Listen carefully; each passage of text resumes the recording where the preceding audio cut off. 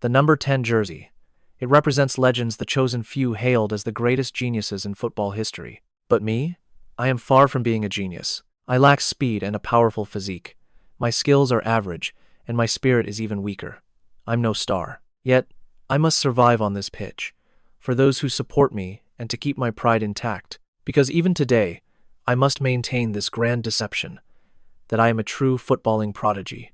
My story began 1 year ago, within the ranks of the AC Fiorentina U17 squad. But wait, let's rewind one day, because every bit of this trouble started with a single lie. I've realized that lies are like snowballs. The further they roll, the more massive they become. A harmless bluff at first requires 1,000 more to cover it until you're trapped in the web. Eventually, that snowball grows beyond your control. If I hadn't boasted to Jew, things wouldn't be this desperate. Actually, over here, I'm considered a total football genius. That's me, Lian, gaming while bluffing to my best friend. I even claimed I scored a hat trick today. In reality, I did absolutely nothing. My name is Lian, a total nobody. I once attended the prestigious Juventus academy, but I failed. Fiorentina was my desperate escape. I'm still just a benchwarmer here. At least the bullying isn't as brutal as it was at Juve. It's not luck, though. No one bothers to bully a player who lacks the talent to even compete. Hey, Lian, are you listening? Yeah, I'm listening, I muttered. I sighed, staring at another game over screen. That loud voice belongs to Kim Ju, my only friend. Back in Korea, she always looked after me like a protective older sister. She's incredibly annoying, but she's the only person I'm truly close to.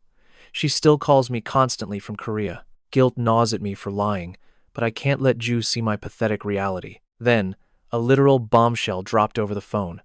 Ju announced she was coming to Italy. I nearly screamed. Ju got into a culinary school as an exchange student right here in Florence. By the way, she added, I can't wait to see our genius Lian dominate on the field. 2 weeks. In 14 days, she'll realize I'm just a permanent bench warmer. I'm absolutely doomed. Get ready for the practice match, a teammate called out, snapping me back to reality. I'm the shadow striker. The coach's only instruction? Just play however you want. They think a sub like me doesn't even need a plan. That is my true status in this team. Even if I claw my way out of this reserve group, making the 20-man roster is nearly impossible. Only 11 start. Out of the 9 subs, only 4 or 5 ever set foot on the grass. If I want Ju to see me actually playing in an official match, I must break into the 18-man squad, no exceptions. Usually, I don't care about starting because I know my limits, but now, everything has changed. I refuse to be humiliated in front of Ju. I have to find a way. To impress the coaches within 2 weeks, I must escape this amateur tier rotation immediately. Fine, I'll give everything in this practice match. Maybe I can finally exceed my own pathetic limits. I'm the shadow striker. To make an impact, I need to hunt for attacking points. The whistle blows. In this tight space, the intensity is suffocating and the pace is lethal. You have to think 3 steps ahead. Suddenly, a perfect pass finds me. Only one defender left. I feint left, then explode to the right with a sharp, deceptive body flicker. What? The defender is stunned. I'm past him, but the wall of defense is closing in fast. Take this. I fire the ball toward our center forward. As every eye follows the ball, I vanish. I become a ghost on the pitch. I slip into the blind spot, stalking behind the striker. This is my role, the phantom of the field. A header sends the ball back. Lian is clear. I finally slip past the final line. Damn it, we lost him, the defender screamed. Blinded by the striker, he completely blew the offside trap. He shoots. Incredible. The ball tears into the net. Phew. Talk about luck. The defense moved exactly as I predicted, but this scoring high is pure adrenaline. One more try. Half-time, 6-4. We're leading, and I've already scored 2. I'll carry this fire into the next halves. Suddenly, Luca, the under-17 coach, calls my name. Take off your bib. Swap teams now? But I'm on a roll. Can I even sync with them? Before I can think, he barks. Jan, where are you going? To the other team, sir. No. Off the pitch. Wait. What? Booted? Right when I'm peaking? This day is just one shock after another. Nothing is going to plan. 1 second I'm sidelined, the next. I'm in the starting lineup. My heart is hammering against my ribs like a trapped bird. When Luca called me with that terrifying look, I thought I was dead. Instead, he promoted me. It's all too fast. Then, another voice calls out. I spin around, startled. It's Coach Tony, the under-17 head. He approaches with a calm, commanding presence. "Relax, kid. Sorry for the sudden call," I stammered back. "Oh, it's fine, sir. Can you play shadow striker for the first team? Starting? For the main squad? Impossible. Good. Go warm up." "Yes, sir. Right away." I bolted off, fueled by raw energy. He watched me go, muttering, "Why does he run so weirdly? Whatever. He'll do." Let's rewind to see what the coaches were actually plotting. In the strategy room, Luca reports to Tony. "January. He's different today. He's actually trying." "Jan? Is he finally opening his heart?" I hope that's the reason. The secret behind the fallen prodigy was finally beginning to surface. "Keep at it, Luca, but don't push too hard." "Got it. I'll watch from the shadows." Luca smirked. 3 years ago, this kid was the talent every elite club craved. He joined Juventus, but the dream shattered. He couldn't adapt. His contract was scrapped. Tony reached out immediately. He knew even simple encouragement would crush Jan under immense pressure. Jan had spiraled into a state where he simply couldn't step onto the pitch. Still, Tony brought him in, choosing to wait silently until Jan found his own way back. Through 2 years of stagnation, Tony's faith in Jan's genius never wavered once. A football genius who doesn't recognize his own worth. Classic trope, right? Now, January, it's your turn. Shatter that door and unleash your true power. Back to reality. I'm a nervous wreck. Gino, the main striker, is struggling hard out there. The coach isn't subbing me in because of my skill, he's just filling a gap. To put it simply, Gino is running on empty. He's completely gassed. When is my turn? I'm ready. Fine. Just getting on the field is a win. Stop obsessing over the timing. Focus. Think about what you'll do the second you step in. The pressure is suffocating. Even without the ball, they're stuck to me like glue. The moment the ball arrives, 2 defenders swarm. Our strikers are isolated and losing possession. If I were in there. Gino's style is too similar to mine. If I play like him, I'll be swallowed up too. I need to widen the pitch. Drag the markers wide or drop deep. Create the gaps my teammates need to strike. But if Gino, who's better than me, can't do it, can I really pull this off? Can I? No, I must. Mistakes aren't an option. I have to succeed at any cost. I feel like I'm gonna puke. Why am I remembering those hellish training sessions now? Tony watched him. The trauma still haunts him. Rumor says his mother's obsession broke him. My duty as a coach is simple. Trust Jan, wait, and let his hidden talent explode on the pitch. I gasped, suddenly snapped back to reality. He said, "If you're just filling in for Gino, don't sweat it. Just play your way. Got it? So, that's it. I'm just a tactical substitute to balance the team." The heavy pressure finally lifted. "Understood," I replied, while Tony wondered if this psychological gamble would actually pay off. "It'll ease his mind. Step by step, open up, January." He gave me a firm nudge toward the field. Gino's time was up. The exhausted star subbed out, and I stepped into the light at last. This isn't just a scrimmage, it's the first team. I must lock in and execute my game perfectly. I have to seize this chance or face humiliation before Ju arrives. But the situation remains grim. Dead-end passes everywhere. If this rhythm continues, my presence on the pitch won't change a thing. I entered with a set strategy, but the execution? It's proving way harder than I ever imagined. Markers don't dance to my tune. Suddenly, a green-haired defender closed in and hissed in my ear. He sneered. I expected a secret weapon for Gino, not some nameless kid without a jersey number. "A ball boy?" he mocked. "No, block out the noise. Stay sharp. Execute the plan. Focus." Abandoning the attack to defend? Tony watched from the sidelines, his eyes gleaming with intense curiosity, dropping back from the front line. "Jan, are you trying to dismantle their entire defense from within?" "Perfect." I lured a defender away, tearing a hole in their line. Now, someone must exploit that void. "Space!" the captain roared, charging in. "That's the elite squad for you," Tony nodded, visibly impressed. Jan's movement carved that opening. To stop the assault, their defense is forced into a desperate, shifting cover. That shift births a new gap. And like clockwork, my teammate surges forward to seize the moment. Keep this chain moving, and their downfall is inevitable. They say fate smiles upon those who wait. A visionary play. A true genius. Who'd believe a player stuck for 2 years could dominate like this? The stagnant game finally burst into life, and Jan was the spark that ignited the entire field. Elite vision dictates every move toward victory. One perfect pass now, and the opportunity is absolute. This is peak footballing IQ. I was wrong. If this talent awakens, he'll transcend the limits of Fiorentina. He's evolving. Soon, he will become a monster capable of devouring the entire world of football. Meanwhile, at the airport, I've landed. Find us a restaurant. Me? You're joking, Dion. Just get here. The departure day finally arrived. She smirked. Let's see what you're made of, January. Just you wait. Lian, wake up. How can you sleep? We have a date to plan. Football genius. I bolted upright. Outside, the morning chorus announced the arrival of a brand new day. So noisy. Even in my dreams, she haunts me. My body feels like lead after yesterday's session. Training with the first team is a different beast entirely. The intensity is on another level. Yet, one assist sparked hope. Just one play, but could it actually lead to something more? Will Lian make the starting lineup? Reality, however, is a cruel master. I failed. Staring at the notice board, I found only a cold, empty void where my name should be. Not even on the bench. My name was missing entirely.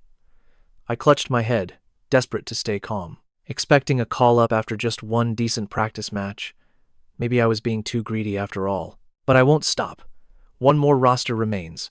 I pushed my body to the breaking point all week. I envisioned the perfect trio. Gino, Andrea, and then Lian. The dream kept me moving. That vision played on a loop, fueling my every move and driving my ambition forward. But dreams and reality rarely align. He's playing exceptionally well, the coach noted. Latha watched closely. My ball progression and finishing skills were finally rivaling the team's top stars. Behind closed doors, a scheme emerged. Keeping him off the roster now might be our secret advantage. Head coach Tony spoke, his voice laced with cold, tactical calculation. We build his confidence slowly, shielding him. Luca laughed.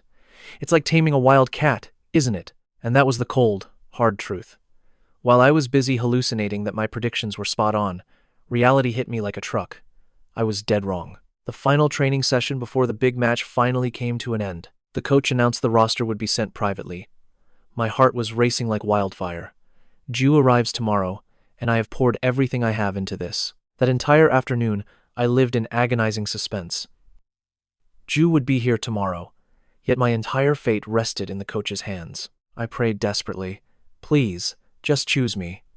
And then, the fateful Friday finally dawned. Suddenly, the phone on the table buzzed violently. It was a storm of messages from Ju, tracking her entire journey from the airport to her homestay. Then came the decisive message. See you in 1 hour. I scrambled around my room in a panic. Everything I owned was just sportswear. I should have bought some decent clothes a long time ago. What was I thinking? Standing before the mirror in my jersey, I tried to convince myself this was not a date. We were just best friends grabbing a bite. But my father was not buying it. He blocked my path, handing me a much sharper outfit. Do your best, son, he said. It felt like I was meeting my future in-laws, even though I kept insisting it was not like that. I arrived early at our meeting spot, standing alone in the middle of the ancient, historic square. Using this much cologne felt like overkill. A sudden doubt flickered in my mind. Ju. She could not possibly still be the same tomboy I remembered, right? Hey, Lian! The person before me was not the short-haired girl in athletic shorts I remembered. This was someone else entirely. Her long, silky hair danced in the wind. That pure white dress perfectly accentuated her slender frame and that breathtaking, radiant smile. She stepped closer, her voice tinged with a hint of guilt. Sorry, am I late? But my mind had gone completely blank. Every word was trapped in my throat as I stood there, utterly mesmerized. Was this really Ju? This stunning girl was my Ju? Ha ha, she laughed. What's with that look? Are you happy to see me or what? I stammered, desperately searching for my voice. What? Not happy to see me? She asked, tilting her head playfully as she took another step closer. My world began to spin as a soft, sweet fragrance drifted past. It was the scent of her skin lotion. It was worlds away from the smell of sweat on the pitch I was used to. Hey, where are you looking? Ju asked reproachfully. Snap out of it. Lian, what is wrong with you? I tried to find any topic to break the crushing awkwardness. What are you wearing? You have never worn a dress before. The words just tumbled out. So what? Ju replied, spinning around gracefully. I'm in a foreign country. I have to dress up a bit. It looks good, right? She paused, looking directly into my eyes, waiting for a compliment. I could only nod like a broken toy.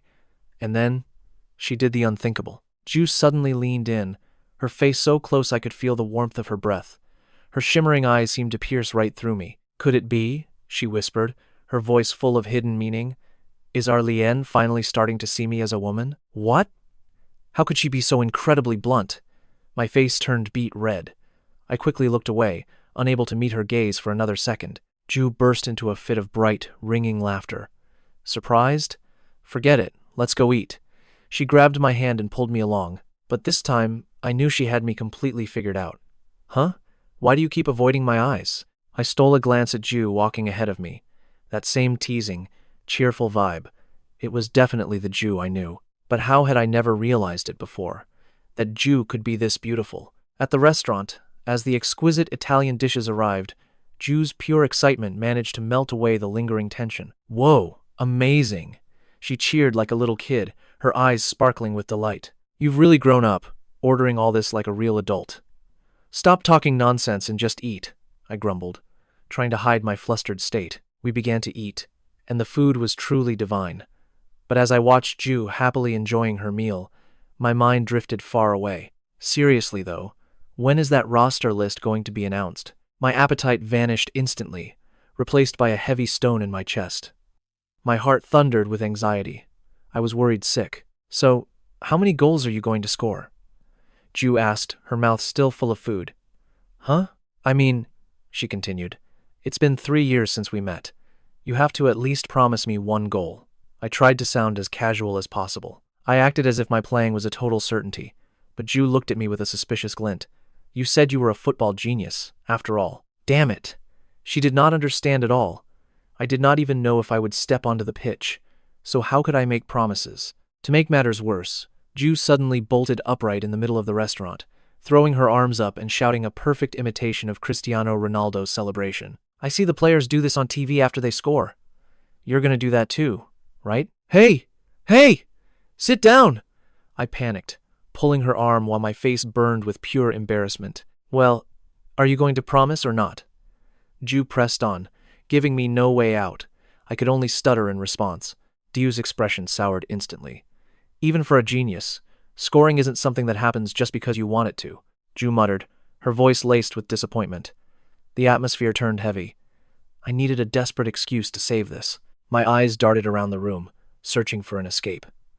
My mind was a total blank. Right then, my phone buzzed on the table. The screen's glow illuminated, my panicked face in the dark. A single name flashed across the screen, one that changed everything. Coach Tony. This was it. The moment of truth. After dinner, I walked Ju home. She turned to me with a playful smirk. Can our little Jan really make it back alone? Should I walk you home instead? Her eyes sparkled with concern. I waved her off quickly. What are you saying? Just get inside. She pouted, then suddenly patted my head, like an older sister would. Our Jan is all grown up, walking home all by himself. Go on then, she said, her voice softening. Get home safe. See you Sunday. Yeah, I'm off, I replied, turning away to hide my flustered face. The air was biting cold. My footsteps echoed against the silent stone streets. I pulled out my phone. There was a new notification from Coach Tony. The roster for Sunday's 12:00 practice was out. I was on it. Even if I didn't play, I could at least fake an excuse now. Wait, this is huge. But how many goals would be enough to satisfy her? Oh no, the goal promise. I completely forgot. I don't even know if I'll set foot on the pitch. What was I thinking, making such a reckless vow? My big mouth is going to be the death of me. Then a thought struck. Wait, maybe not playing is better? Sitting on the bench is less embarrassing than failing in front of everyone. Ugh, whatever. The lies are piling up like a mountain.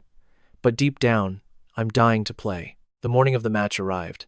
I was wide awake, way before my alarm even had a chance to ring. Was my body reacting on its own? Is it because this is my first real match in such a long time? The world looked the same as any other morning, but everything felt electrified. There was still no guarantee I'd even play, and if I did, today could be the day all my lies are finally exposed. Yet, this didn't feel like a normal day. This fluttering in my chest wasn't bad. I just wanted the game to start right now. Why did she suddenly pop into my head? Stop overthinking. January. It's time to move. Morning. You're up early, Dad called from the kitchen. I made sandwiches. Take some for the road. Oh, thanks. Dad's cooking? Well, it's just a sandwich. How bad could it be? Is that mint chocolate and mackerel? Dad peeked out. Is it not good? It's unique. I choked it down. I'll eat the rest on the way. I should head out early. Be careful. I knew it. It was absolutely terrible. Poor me. The tension in the air was thick enough to cut. Finally, it's time. Let the day begin. In the hallway, my teammates were whispering. Suddenly, someone called out, "Hey, Duan, you okay?" A teammate clapped my shoulder. I jumped nearly a foot in the air. Huh? What? Whoa, look at those dark circles, he exclaimed. Oh, it's nothing. Damn it. All that confidence I had at home vanished in a heartbeat. I'm terrified.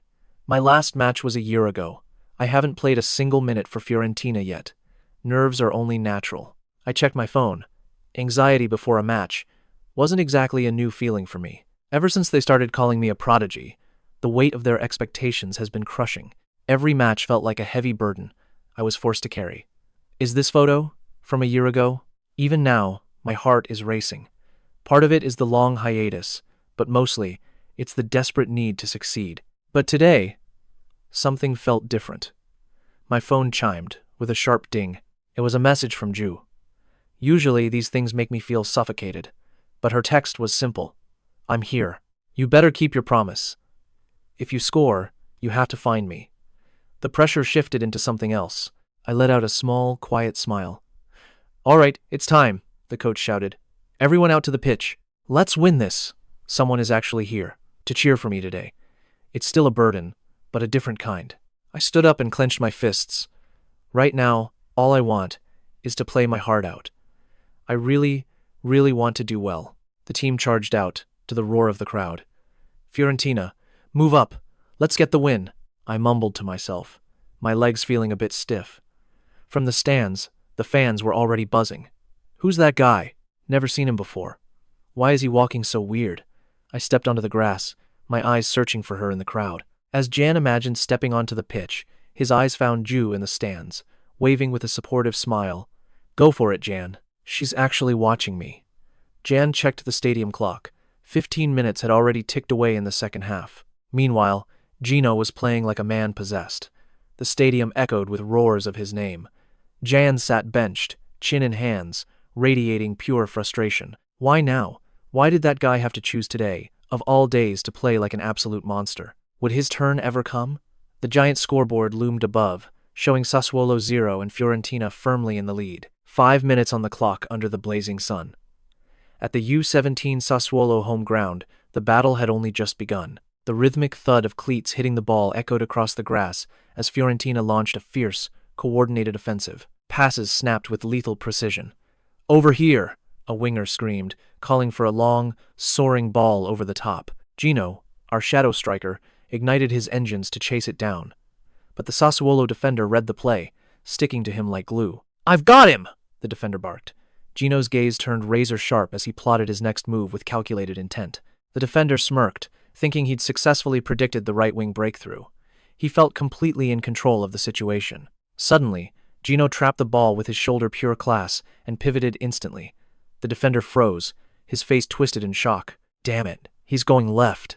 He'd been completely dismantled and turned inside out by Gino's brilliant, unexpected feint. Breaking free, Gino charged forward with the ball.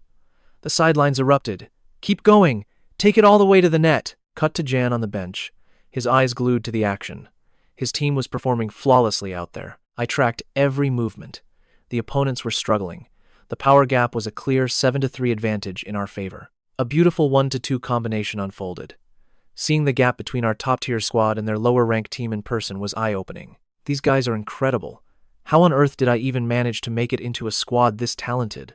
And standing at the center of it all was Gino, the undisputed star of the show. With the defense stretched far too thin, the second striker's zone was wide open.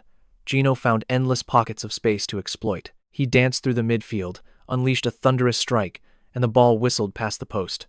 The crowd let out a collective gasp. So close! The bench cheered. Keep firing, Gino!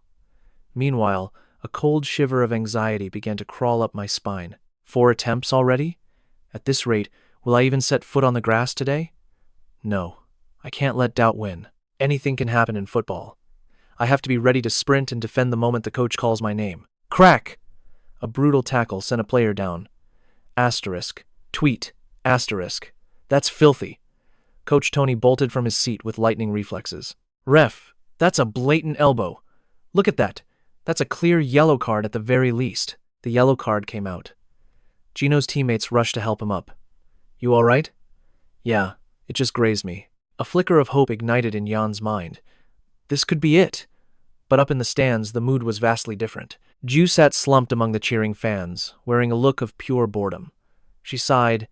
Is this supposed to be fun? The scoreboard was still empty, yet the people around her were screaming like their lives depended on every play. She just didn't get it. But more importantly, she recalled Jan's words. If they're too weak, I might stay benched. Because, I'm the secret weapon. Thinking of his boast made Ju's eyes flare with sudden, intense worry. No way. Her fists tightened. They wouldn't actually leave him out there in the cold all day, would they? Boom! 17 minutes in, the stadium erupted. The score flickered to 1, and of course, the hero was Gino. Ju blinked in shock. Jan's team scored? Panic set in. This was bad. They were already dominating the game. With every goal they scored, the chances of their secret weapon Jan getting playtime vanished into thin air. While Ju spiraled into despair, Jan was beaming. 2 souls, 2 completely different reactions. Yes, we got it, I cheered. An early lead. This was the exact perfect scenario I'd been dreaming of for our team all week. If we secure a massive lead early on, the coach will finally rotate the players. This is my golden ticket. Way to go, Gino, I whispered, thanking my rival. Just 1 more goal. Come on, keep it up. A teammate nudged me. Jan, you're mumbling so low I can't even hear you, and I'm sitting right next to you. Oh, sorry, I stammered. Don't apologize to me, kid. Coach Tony smirked confidently from the sidelines. The whistle blew for halftime with the score at 3-0. The locker room was absolutely electric with pure excitement. That was total domination. A perfect 3-goal lead. Listen up, everyone, the coach called out, silencing the room. Incredible work out there. Now, let's keep this same crushing intensity for the entire second half. Yes, sir. Jan was restless, his heart pounding with every passing second. Finally, he gathered his courage and approached the head coach. Excuse me, coach, he began, trying to sound both humble and strategically focused. To be honest, sir, don't you think it's finally time for me to step onto the field? The victory is practically secured, and more importantly, Gino is our ace. Shouldn't we let him rest? He looks completely drained. Coach Tony turned, giving Jan a look of pure confusion. What's going on with you, Jan? He asked. Are you feeling sick? No, sir. Actually, can I just use the restroom for a moment? Asterisk. What on earth am I saying? Asterisk. Asterisk. Why did those words even come out of my mouth? Asterisk, Tony sighed, looking at his troublesome student. Just go. Unbelievable, he muttered as I bolted away. In the restroom, Jan splashed cold water on his face, wondering why he'd run off for no reason. You're really doing the most today, January. Normally this would be humiliating, but right now, shame was the last thing on his mind. The truth was, I was desperate to play, no matter what. Maybe it was because of what Ju told me that I could actually do this. Suddenly, the whistle signaled the start of the second half. Jan returned to the bench, and his silent prayers were about to be answered. The clock hit the 60-minute mark. Coach Tony checked his watch and finally began calling the names of the substitutes. Andrea, Fabian, and January. Jan flinched. Go warm up. Asterisk. Did he just call my name? This is it, my only chance. Asterisk. Yes, sir. I scrambled to my feet, rushing toward the sidelines. I knelt down, clumsily pretending to tighten my laces just to prove I was ready. Ha, see? My laces are tight and ready to go. The coach only sighed. Just get out there and warm up. Yes, sir. Jan ran out to warm up with the others. He was doing everything for a bit of attention, but honestly, the situation looked grim. Andrea, warming up right beside me, was Gino's designated successor and was already destined for the starting lineup. Word on the street was that his ball-handling skills were nothing short of extraordinary. The way the team looked at him compared to me, a forgotten benchwarmer, was like night and day. After all, I'd been a useless ghost on the payroll for months. Would they really give me a shot just to test the waters? Time to get to work. January. I was ready to ignite the pitch. 15 minutes later, the substitution board finally went up. Asterisk. There. That's the signal. Asterisk. The fourth official was walking over. Yes, those numbers were unmistakable. A change was coming. Who would it be? Would it be Andrea, as everyone expected, or Fabian, the defender brought in to park the bus? In the stands, Ju was just as anxious. Look, a substitution. With a 3-goal lead, resting Gino was the only logical move. But would it be Andrea? Wait, no, it was number 20. Ju jumped up, her eyes wide. Who is number 20? Who could it be? Then, he stepped out. The hidden genius. The board flashed. Number 10, Gino, out. Number 20, Jan, in. He stood on the edge of the grass, sweat pouring down his face.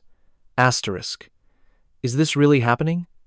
Asterisk. Suddenly, a heavy hand slammed onto Jan's shoulder, snapping him out of his daze. It was Coach Luca. Jan jumped in surprise. Are you even listening to me? Ah, yes. I'm going in now, right? The coach stared straight into my eyes, his voice steady. Play exactly how you want to. No pressure. Understand? Luca gave my chest a firm pat, a silent vote of confidence. I felt the nerves crawling, but I was ready. 10, red, 20, green. It was time. Usually, I'd be shaking like a leaf, but strangely, all I wanted was to sprint onto that field. Jan high-fived Gino and crossed the touchline. I had a promise to keep for Ju, a promise to find the back of the net. Of course, keeping that promise meant my little lie would be exposed. Jan sprinted to his position, his heart racing. But no matter the cost, I had to do it. The referee's whistle shrieked. The battle resumed. Up in the stands, Ju was losing her cool. Seriously, pass the ball to Jan already, she screamed, startling everyone nearby. Just pass it to him. You've had enough shots. Her heart was pounding against her ribs. It felt like she was about to explode. Everything had been so dull until the moment Jan stepped onto the pitch. Asterisk. I'm not even the one playing. So why am I this nervous? Asterisk. Back on the grass. The atmosphere was suffocating. From the outside, you'd never know. But on this field, it was a goddamn jungle. Simple passes felt like ticking time bombs, and the opponents moved like predators, closing in for the kill. Unless you were a true genius, 1 second of hesitation was enough to get swallowed whole. Asterisk. Focus. Asterisk. The pitch is wild, but so am I. Suddenly, Jan exploded with speed, tearing past a defender. Ju stood up, her eyes nearly popping out of her head. Look! Number 20! He was slicing right through the gap between the defense and the midfield. Domenico was moving into the same space. Would they collide? 2 players and their markers were all converging on the danger zone. Are they getting complacent because they're in the lead? A massive long ball arcs across the sky. A long pass in this situation? Is it for number 19 or number 5? Who is the target? Jan and Domenico cross paths, completely shattering the defense. Number 5 was just a decoy. The defensive line is collapsing. A sharp, low pass slices through the chaos. Wait, what? The defenders are frozen in shock. Gia seizes the ball and bursts forward. He's too fast. Ju gasps. From the sidelines, Coach 𝐏𝐫𝐄𝐃's gaze turns razor sharp. This is a calculated set piece, specifically engineered to dismantle their man-marking system. The opponents, who usually leave gaps, have suddenly choked off every inch of space behind the midfield. Show them what you've got, Jan. He charges straight toward the goal like a runaway train. This is your moment. The vast green field opens up before him like an ocean. If I slow the tempo now and shift my gaze as if looking for an outlet, he's looking for a pass, the defender thinks. He takes a desperate step back, biting on the bait to block the passing lane. You idiot! What are you doing? A teammate screams. It's right outside the box. Oh no. Before he even realizes, Jan winds up his leg as time slows to a crawl. A confident smirk plays on Coach Tony's lips. It's over. No more goals for you. Jan unleashes a thunderous long-range strike. The ball screams through the air as the entire stadium holds its breath. From the stands, Ju's eyes are glued to the ball's trajectory. If they can't stop this, it's game over. The keeper lunges with everything he has. His fingertips graze the leather, but it's not enough. Goal. An unstoppable rocket. The simulation I ran in my head for 80 minutes has finally become reality. Jan stands tall, fists clenched, turning his back to the net. I finally kept my promise to Ju. His teammates swarm him in a frenzy. Just as expected, You really are on another level. What a magnificent strike. Wait, am I a great example? Is it because I'm Korean? Their praise is a bit much. What do they mean by different? I can only stammer back a clumsy, grazie, grazie. Coach Luca can't contain his joy, screaming in Italian from the touchline. I told you! I knew you could do it! No problems at all. How refreshing. Luca turns to Tony with a triumphant grin. See? What did I tell you? Tony simply sighs. Calm down. The kids are watching. Honestly, even Tony thought it was too early to sub me in, but Luca wouldn't budge. It was the first time he'd ever seen Luca argue so passionately for a player. Perhaps Luca understands my situation better than anyone. Coach Tony says, well done. Amidst the celebration, a sudden thought hits January. Oh, I almost forgot. Ju's voice echoes in my head. If you score, you better find me first. Got it? Now, where could she be? Then, a familiar roar erupts from the stands, drowning out the crowd. Jan! Oh my God, that was incredible. There's no mistaking that voice. Okay, I have to do something. Jan hesitates for a second before flashing a confident thumbs up toward Ju. Ju was jumping for joy, but she suddenly freezes. Huh? Was that not it? Jan turns away, his face turning beet red. Damn it, it looks like I've just created another cringeworthy memory to haunt me. Jan and Ju stroll through the ancient streets of Florence after the match. After the game, Ju and I walk together. The afternoon sun bathes the city in a stunning golden hue. Ju finally breaks the silence. Well, at least that wasn't a lie, right? What do you mean? I ask, confused. She giggles playfully. I thought you were just acting cool, claiming to be some kind of football genius. My face burns with heat. Why would I lie just to look cool in front of you? Is that so? Ha-ha! Ju covers her mouth, her laugh only making me more flustered. What's so funny? Anyway, she says, changing the subject, you'll be starting the next match from the beginning, right? Jan's heart skips a beat as his expression pales. What? Ju continues, completely oblivious to my internal panic. The next match is against a powerhouse team, isn't it? I remember you saying today's opponents were weak, so you might not play. Jan gulps hard, a cold sweat breaking out. His own lie is coming back to haunt him. Did I really say that? Why did I dig this hole for myself? So, since the next team is strong, you have to be a starter, right? Ju concludes with flawless logic. Yeah. I guess so, I mumble. I barely escaped one disaster only to walk straight into another trap.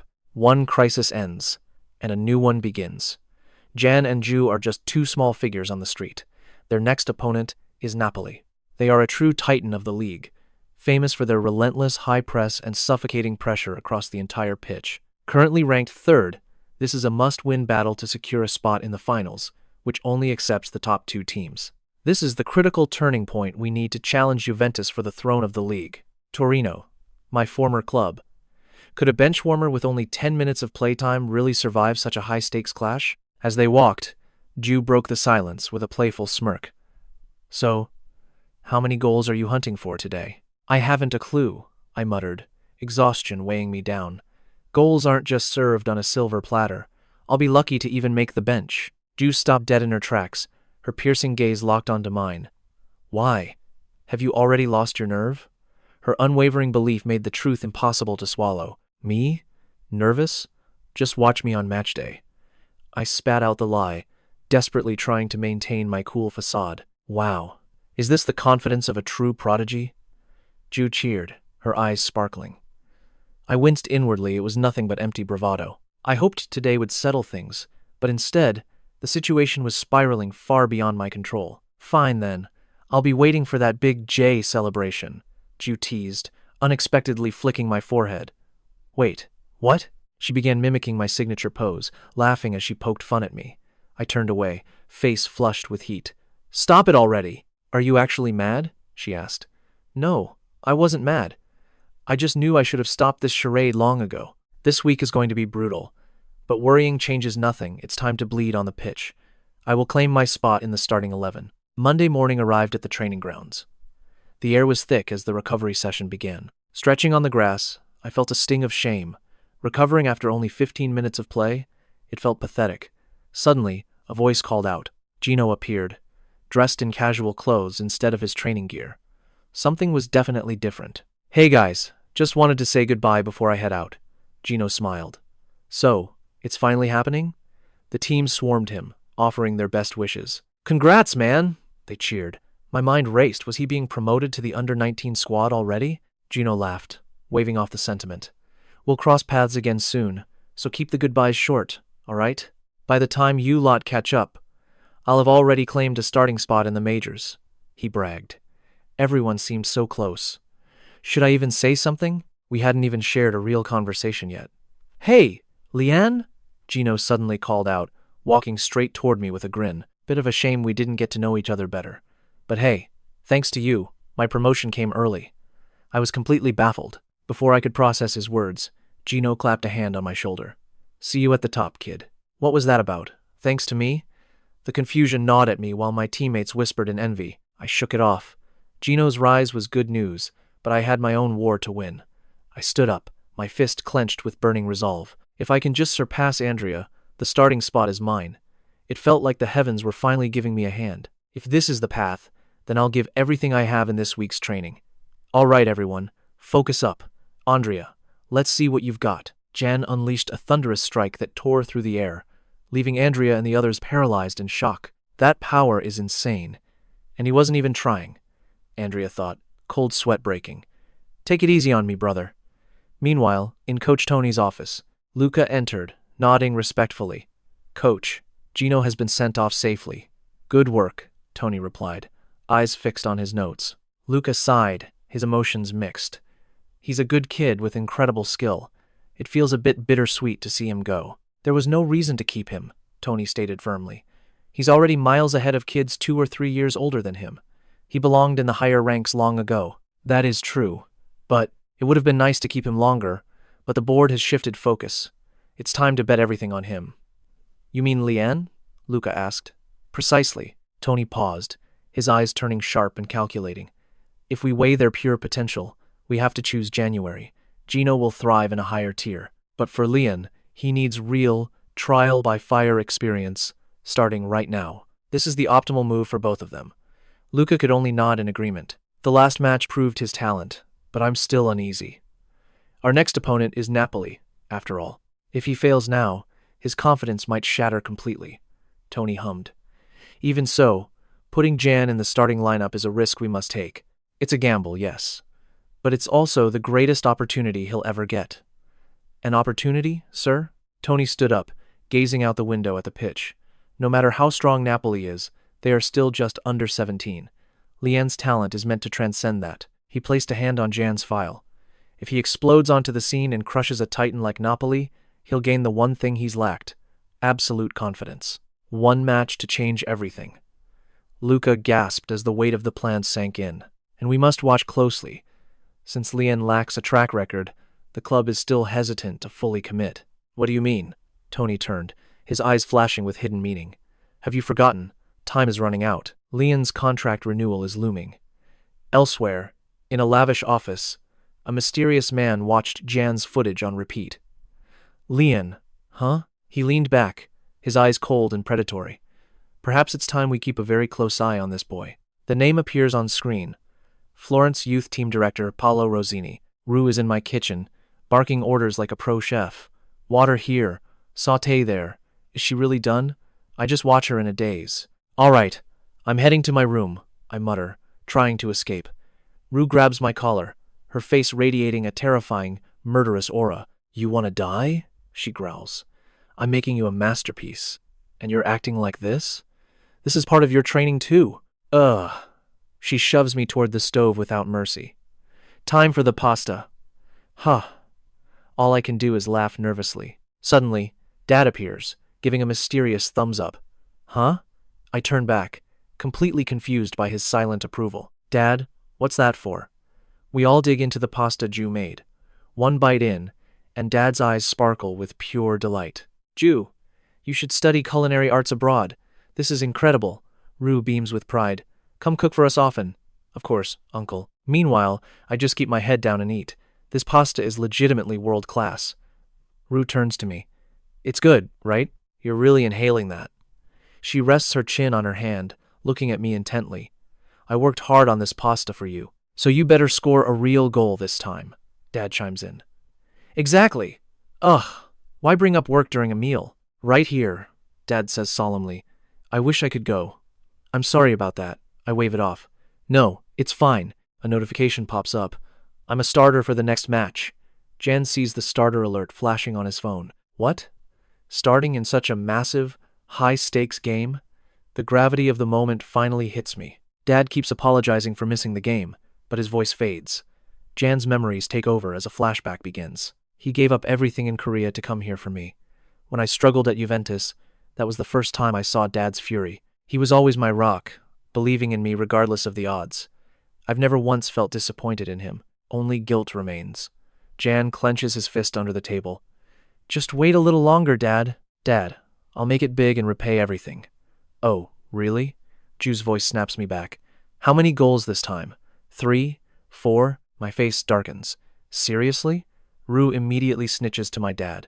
Hey, uncle, guess what Jan did after his last goal? Stop! Stop! I beg. Dad just laughs. Dad, she talks too much. But I like the energy. He chuckles. See, uncle? Let me do the dishes. They start bickering over chores. I just sigh. Regardless, match day is finally here. The team huddles up. Honestly, I don't know where this confidence is coming from, but let's give it our all. Let's go. Viola. The captain roars. Fiorentina versus Napoli. I know I can make an impact today. Kick off. From the first second, the atmosphere is suffocating. Stay calm. Move slowly and find the rhythm. Pass it back, the captain shouts. Remember the drills? They're going to press hard immediately. What is this pressure? I knew they'd press, but this is worse than I imagined.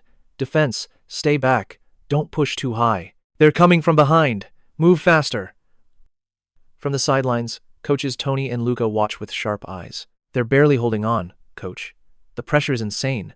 We're struggling just to keep the ball, let alone build an attack. If this keeps up, our only option will be risky long balls.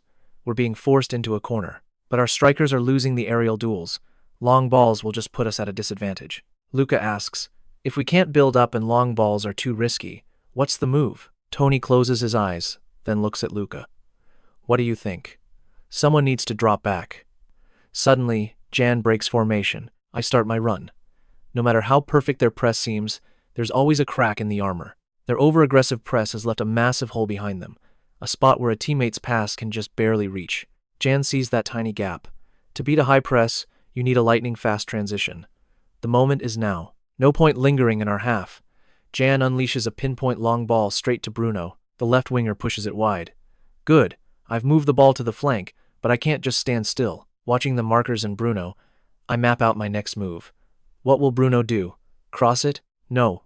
Knowing Bruno, he'll cut inside and fire. In that case, I'll decoy as if I'm charging the box. Number 20. Entering the box. Mark him. I drag a defender deep into the danger zone. Perfect. Now Bruno has a clear shooting lane. Nice work, Jan, Bruno thinks. The angle is wide open. Bruno fires a wicked, curling strike. Jan, my bad, Bruno yells as the ball shaves the post. So close. Great run, January. You too. I give a thumbs up. All right, back to positions. Napoli counters instantly. Funny, a Napoli player sneers.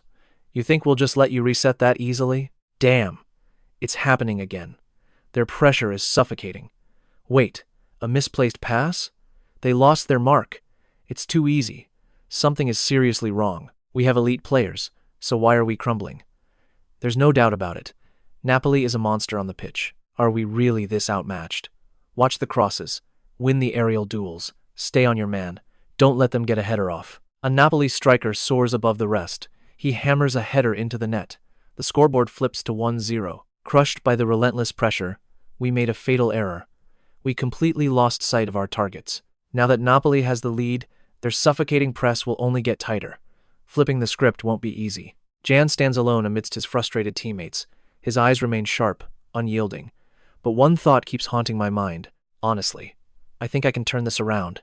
The scoreboard looms, Fiorentina 0, Napoli 1. After conceding that first goal, the uphill battle became 10 times harder. On the pitch, Fiorentina is getting hunted. Every touch is smothered. The air is filled with desperate shouts and bone-chilling collisions. We're losing the tactical war. We can't even move the ball forward. With the lead in hand, Napoli is closing the iron trap. A teammate prepares for a throw-in, looking around in pure desperation. There's nowhere to pass. Everyone is marked. By any means necessary, we have to get that ball up the pitch. We need a miracle. If this continues, we'll be trapped in this nightmare forever. Ah, a bad touch. We've lost possession again. The ball rolls out of bounds. Number 4 tries a desperate diving header but fails. Captain, it's out. Throw in for Fiorentina. Our captain slams his fist against the turf and roars, trying to ignite the team's dying spirit. Pull yourselves together. Stick to the plan and our chance will come. Don't you dare give up now. All right, let's make a move. One step at a time. From the sidelines, Coach Tony watches, his eyes deep in tactical thought, sacrificing his body to fire up the team. That's the true weight of a captain's leadership. Yeah, the captain is right. This isn't the time for despair. The chance, it's finally here. Jan receives the ball. We've finally pierced through their suffocating press. Push forward! The coach screams. Jan takes the ball and charges. But the defense ahead is a solid wall. If that's the case, I won't go solo this time. I'll use my teammates to tear them apart. Jan fires a surgical through ball, slicing Napoli's defense wide open. Perfect. The press is broken. Time to dominate the midfield with link-up play. Jan passes and moves, but then something strange happens. No one is making the run. Huh? What's going on? My teammates should be right here. But they're nowhere to be found. Coach Tony clicks his tongue. Jan hasn't realized it yet, but there's a massive gap in class within his own team. The others simply can't keep up with Jan's vision. If I wait for them, this golden opportunity will vanish into thin air. The clock ticks down to the final seconds of the first half. What's the move now? It looks like he lost his chance. But suddenly, Jan looks up, his eyes blazing with resolve. Is he charging into the gap alone? No way. He'll eventually slow down and wait for backup like always. Right? Widen the formation. Claim the space. Let's see if this works. Out of nowhere, Jan pulls off a dazzling feint, leaving the defender in the dust. What? Is he really going for a solo show? You think we'll just let you walk past? It won't be easy, but this is the only path to victory right now. Jan keeps driving. He blazes past another defender. He's through. The Napoli captain is absolutely stunned. Damn it, I misread him. He's not looking for a pass. He's going all the way. Close him down now. Don't let him enter the box. The gateway to the goal is closing as the defenders form a human fortress. Can I break through? It's not about can or cannot.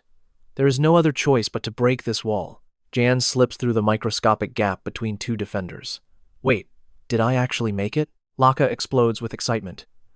Coach, did you see that? Jan is absolutely possessed today. Quiet! We're almost there! Jan faces the keeper. It's not over yet. A one-on-one showdown. Close the angle. Think you can score? Just try it. The near post is blocked. But suddenly, Jan unleashes an outside foot strike, curling the ball toward the far corner. A legendary trivela. Jan collapses to the turf from the impact. He fights to stay up. I can't fall here. The ball is still in the air. My teammates. What's happening? Look at that trajectory. The ball rips into the net, leaving the entire stadium in shock. Pure madness. I actually did it. Jan drops to his knees, face in hands. 40th minute. Jan's Fiorentina masterpiece ties it 1-1 against Napoli. On the sidelines, Luca, the assistant coach, is losing his mind with pure excitement. Mamma mia! Luca screams, eyes wide in disbelief. He grabs head coach Tony's shoulders. Did you see that? Did you see that? Tony stays calm, but even he is shaken by that brilliance. He mutters under his breath. Just how far did he run? 40, maybe 50 meters alone? Pure madness! Luca beams with pride. A lightning-fast 1-2, then a daring solo sprint fueled by raw speed. As the keeper closed the near post, he coolly slotted it into the far corner. A solo masterpiece from his own half. Teammates swarm him. Amazing work, Lian. You're a beast. Grazie, Tony says, glancing at the Napoli bench. This goal changed everything. Just look at their faces. They're in total shock. Nobody saw this coming. Who is this number 20, they wonder. Napoli's coach scrambles through his notes, nothing. Tony smirks. Of course they don't know him yet. Luca adds, I thought he'd be nervous for his first start, but he's flying out there. It's expected, Tony replies.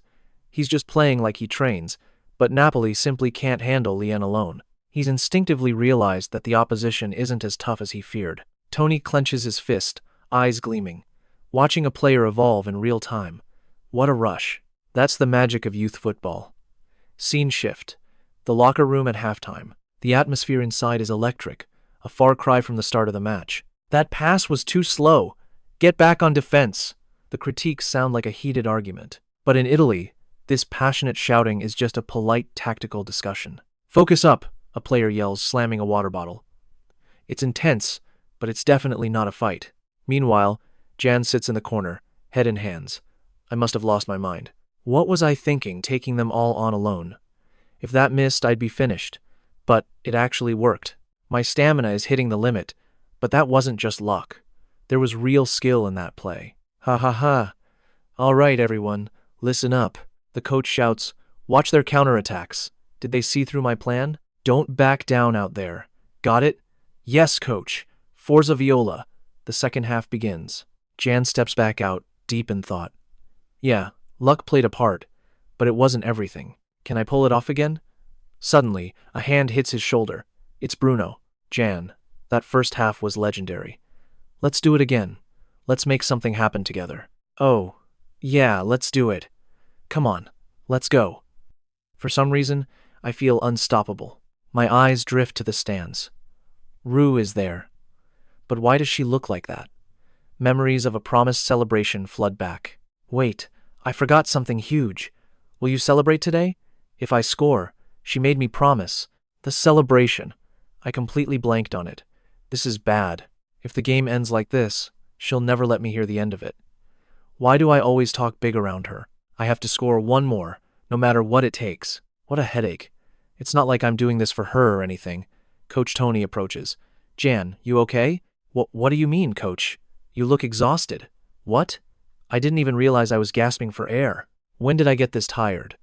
Was the pressure of my first start finally catching up to me? My body feels like lead. Raise your hand if you need a sub, all right? The coach warns. Understood. From his perspective, a substitution is only logical. If that's the case, I need to focus. If I'm getting subbed, I only have 10 minutes left to score. Asterisk, Peo. Asterisk, the whistle blows for the second half. 1-1. Wait, what's with their defense? Their center backs are practically playing on the halfway line. They're desperate for a lead, throwing everything forward. From the touchline, Tony watches Napoli's coach. I see what they're trying to do, but it's a fatal error. By pushing their line so high, they've left their back door wide open. For Jan, a situation like this was the ultimate golden opportunity. Stay one step ahead. The enemy is hyper-focused on the left, leaving the opposite flank wide open. If our defense can steal the ball just once, the far wing is ripe for a counterattack. There, they've intercepted it. The ball found my feet, and I fired a direct pass instantly. Mark number 20. Don't let him breathe. Don't let him turn. Wait. A direct pass from that angle? It's headed straight for the winger, Bruno. Jan's foresight was lethal. He knew they'd target the left and planned to exploit the massive gap on the far side. Tsk. Stay calm. It's the same counterplay they used in the first half. The Napoli captain roared, Mark 20. 11 is covered. Wait, are both 9 and 20 cutting inside? 11 is a predictable inside cutter. You're only moving in to take the shot. I've already read your play. No matter the build-up, it always ends in a shot. Or so they thought. Bruno faked and passed instead. What? He passed? Bruno's style was mocked for being simple. Yet he used that very predictability to shatter their defense. Everything was going to plan. Could he find the net again? Jan trapped the ball and faced the goal. He unleashed a decisive, thunderous strike. The ball screamed toward the Napoli net. The shot was perfect. Jan collapsed, his gaze locked on its flight. The keeper leaped in desperation, but it was futile. The ball tore through the back of the net. For a second, I wondered if I'd pushed too hard. Then, a wave of pure euphoria hit me. This was perfect. Jan pushed himself up, staring at the prize. I couldn't forget why I had to score it was for that promise. I rose to my feet and sprinted toward the stands. My eyes searched the crowd, and there she was. Her voice was lost in the roar, but I saw her Jew, jumping with joy, arms raised high in the stands. As my heart hammered against my ribs, I performed the perfect celebration, the very move she once used to tease me. I raised 2 fingers to my temple in a sharp, mocking salute. I didn't even know why I did it. But suddenly, I found myself longing to walk home with her after the match. The managers met mid-pitch. After the game, Napoli's coach approached Tony, his eyes burning with sharp suspicion. He demanded, "Who is that number 20? Tony just shrugged casually. "Oh, him? Just a backup for Gino." That dismissive answer only fueled the opposing coach's growing frustration. He snapped, accusing them of hiding a monster. A talent like that isn't just some benchwarmer. Tony claimed he scouted him from Juventus.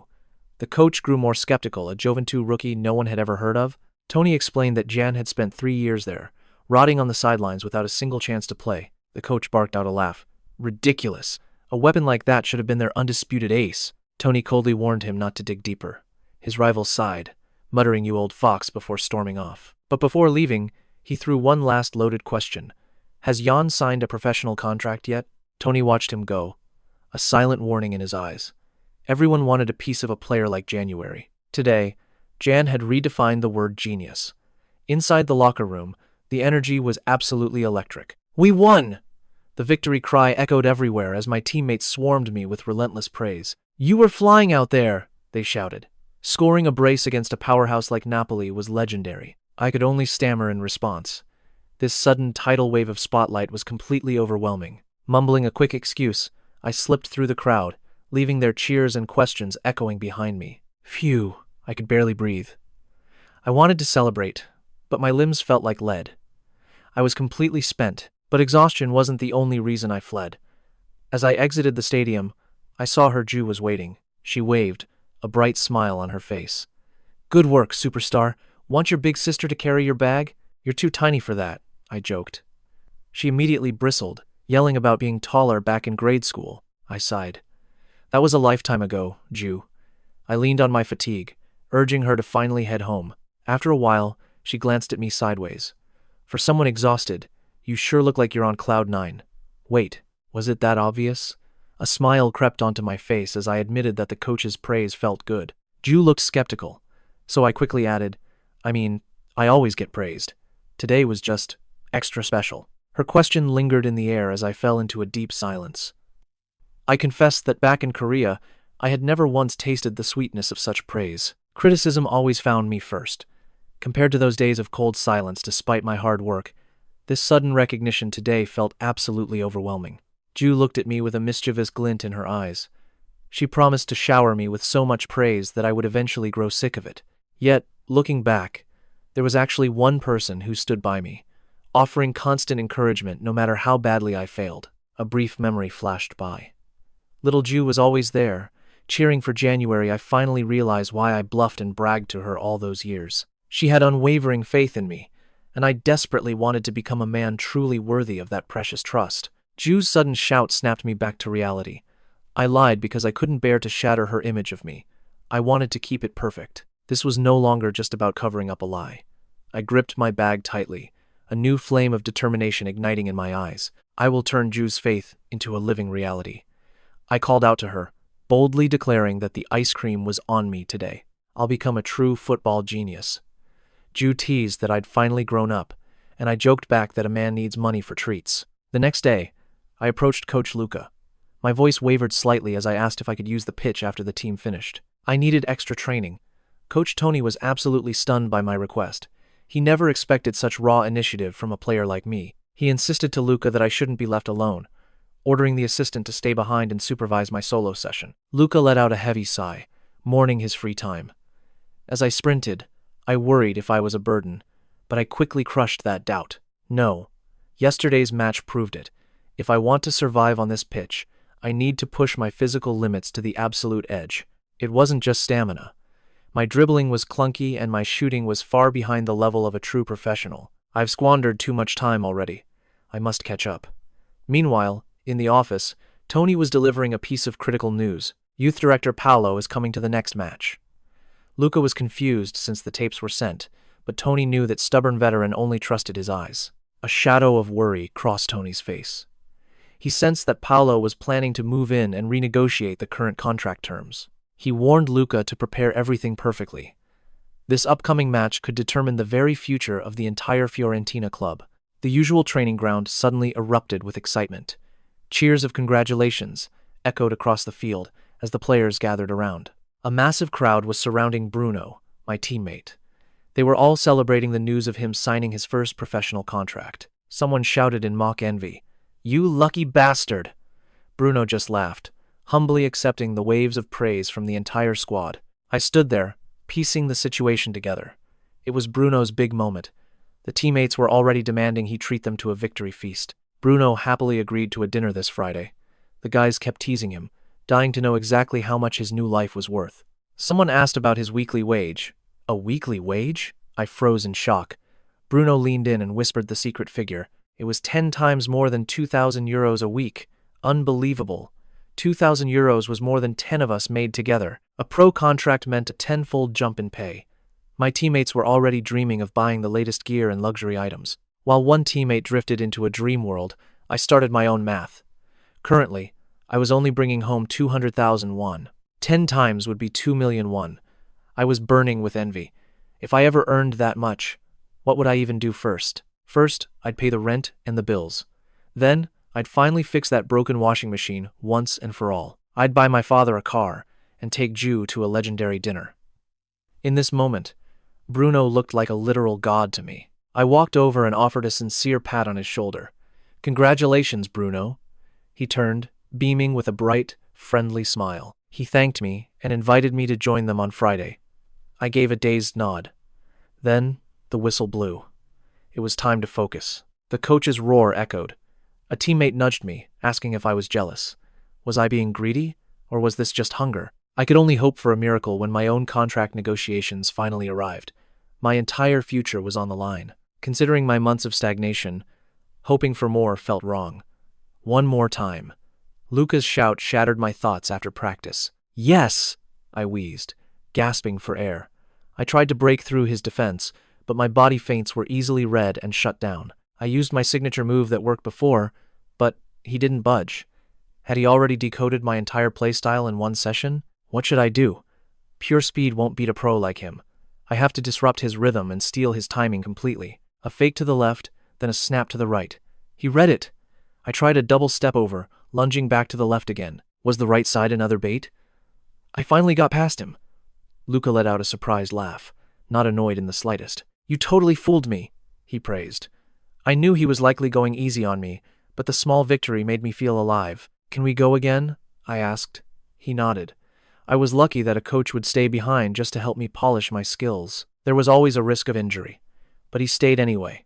He was investing his time in me, and I wouldn't waste it. He's essentially become my personal coach for every position, tailoring every drill to my needs. Run until you collapse. My stamina is surging. At first, it felt overwhelming. His dedication fuels me. I must prove my worth. These brutal sessions drain every ounce of my strength. "Drink up!" Luca startles me.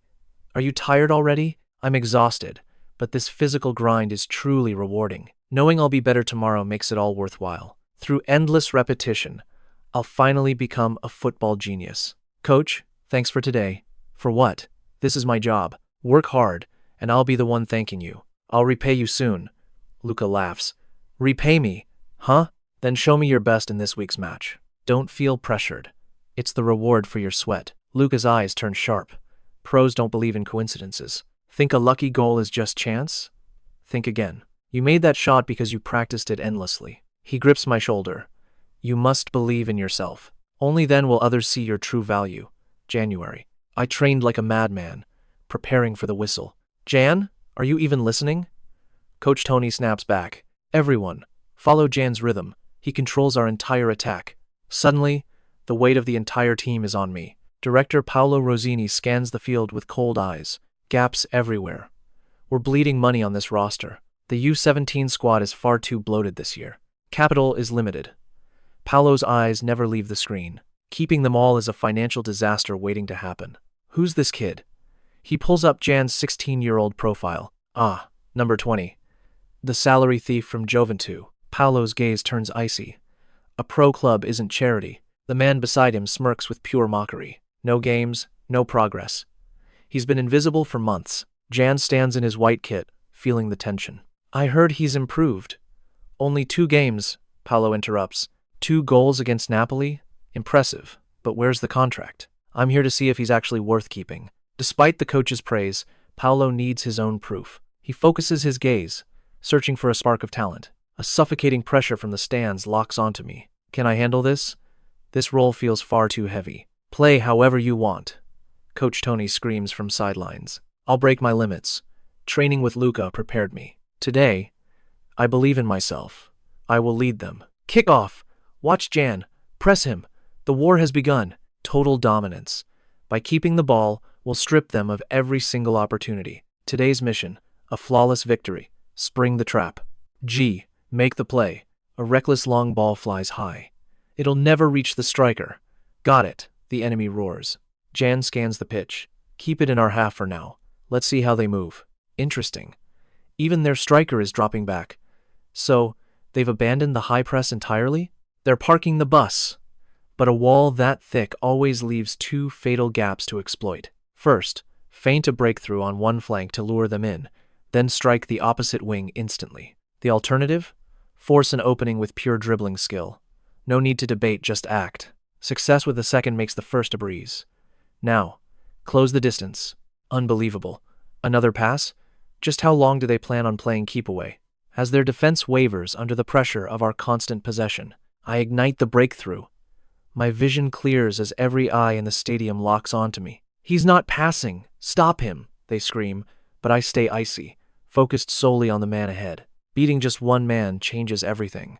An upper body feint. Wait, he's going right? Every time they scramble to plug a hole, they leave a new one wide open, one-on-one with the wingback. This isn't over. Is he passing back? Ugh, a direct cross. Think you can block this? A lightning wall pass. What? Am I training a puppy here? Another duel. A step over. He's nothing compared to the coach. I've breached the penalty box. Shoot or cross? No. This play ends with me. I'm finishing this. Jan unleashes a thunderbolt. The net bulges as the crowd freezes. In the VIP box, Rosini stares in disbelief. You're watching, aren't you? Go ahead. I dare you to keep doubting my eye for talent, he mutters. That stubborn old fool. A legendary goal. Fiorentina takes the lead. 1-0. Empoli is falling apart. Their keeper screams in a panic. Stop him! Block the passing lane. They're chasing shadows. His teammates try to track me, but it's utterly futile. Don't let it through. No! The keeper howls. Take him down. Foul him if you have to. He thinks I can't score from here. A shot? The keeper's jaw drops. What the hell is this? How can anyone stop that? He watches, paralyzed, as the ball rips the net. Where did this monster come from? Director Rosini watches in silence. 30 minutes in, and it's already a 3-0 slaughter. The mastermind? Number 20, Lian. A solo masterpiece for the first, and a genius assist for the second. And now, a long-range screamer for the third. His arsenal of skills is simply terrifying. Roberto calls his assistant. Yes, sir. Find the salary logs for 𝐏𝐫𝐄𝐃. Now, 𝐏𝐫𝐃, the youth academy kid? He's thriving at Juventus, isn't he? But why bring him up? Shut up and do it! Paolo snaps, snatching the tablet to hunt for the data himself. The numbers don't lie. Paolo barks the order. Roberto, get the club on the phone. This instant. We'll need a massive budget for this. Paolo lets out a triumphant roar and dials the number. It's Roberto. Tony. You were right. This is the deal of a lifetime. I'm all in. Jan exits the stadium. Jan, over here. Ah, thanks. You've done enough today. But then, Jan! The captain calls out, tossing me an energy drink. Take it. You look exhausted today. Don't sweat the small stuff. He smiles. Incredible work out there. That's our ace striker for you. With a thumbs up, he boards the bus. Our ace. I whisper, the words lingering in the air. A strange warmth spreads through me as I hold the bottle. Juventus never felt like this. Before, the team and the city were just background noise. Nothing more than a workplace. A temporary stop in a long career. But now, Florence is starting to feel like home. Is it because of Jew, or have I finally found my true place on this pitch? Perhaps. Today, even the familiar square on my morning commute feels like it's welcoming me back. Only away for a day, yet it feels like home. Should I squeeze in a run? Jan rushes inside. Dad's not back from work yet. The house is quiet. Collapsing onto the bed, Jan reflects. 70 minutes, 2 goals, 1 clinical assist. I played well today. I truly fulfilled my role on that pitch, didn't I? That stamina training paid off.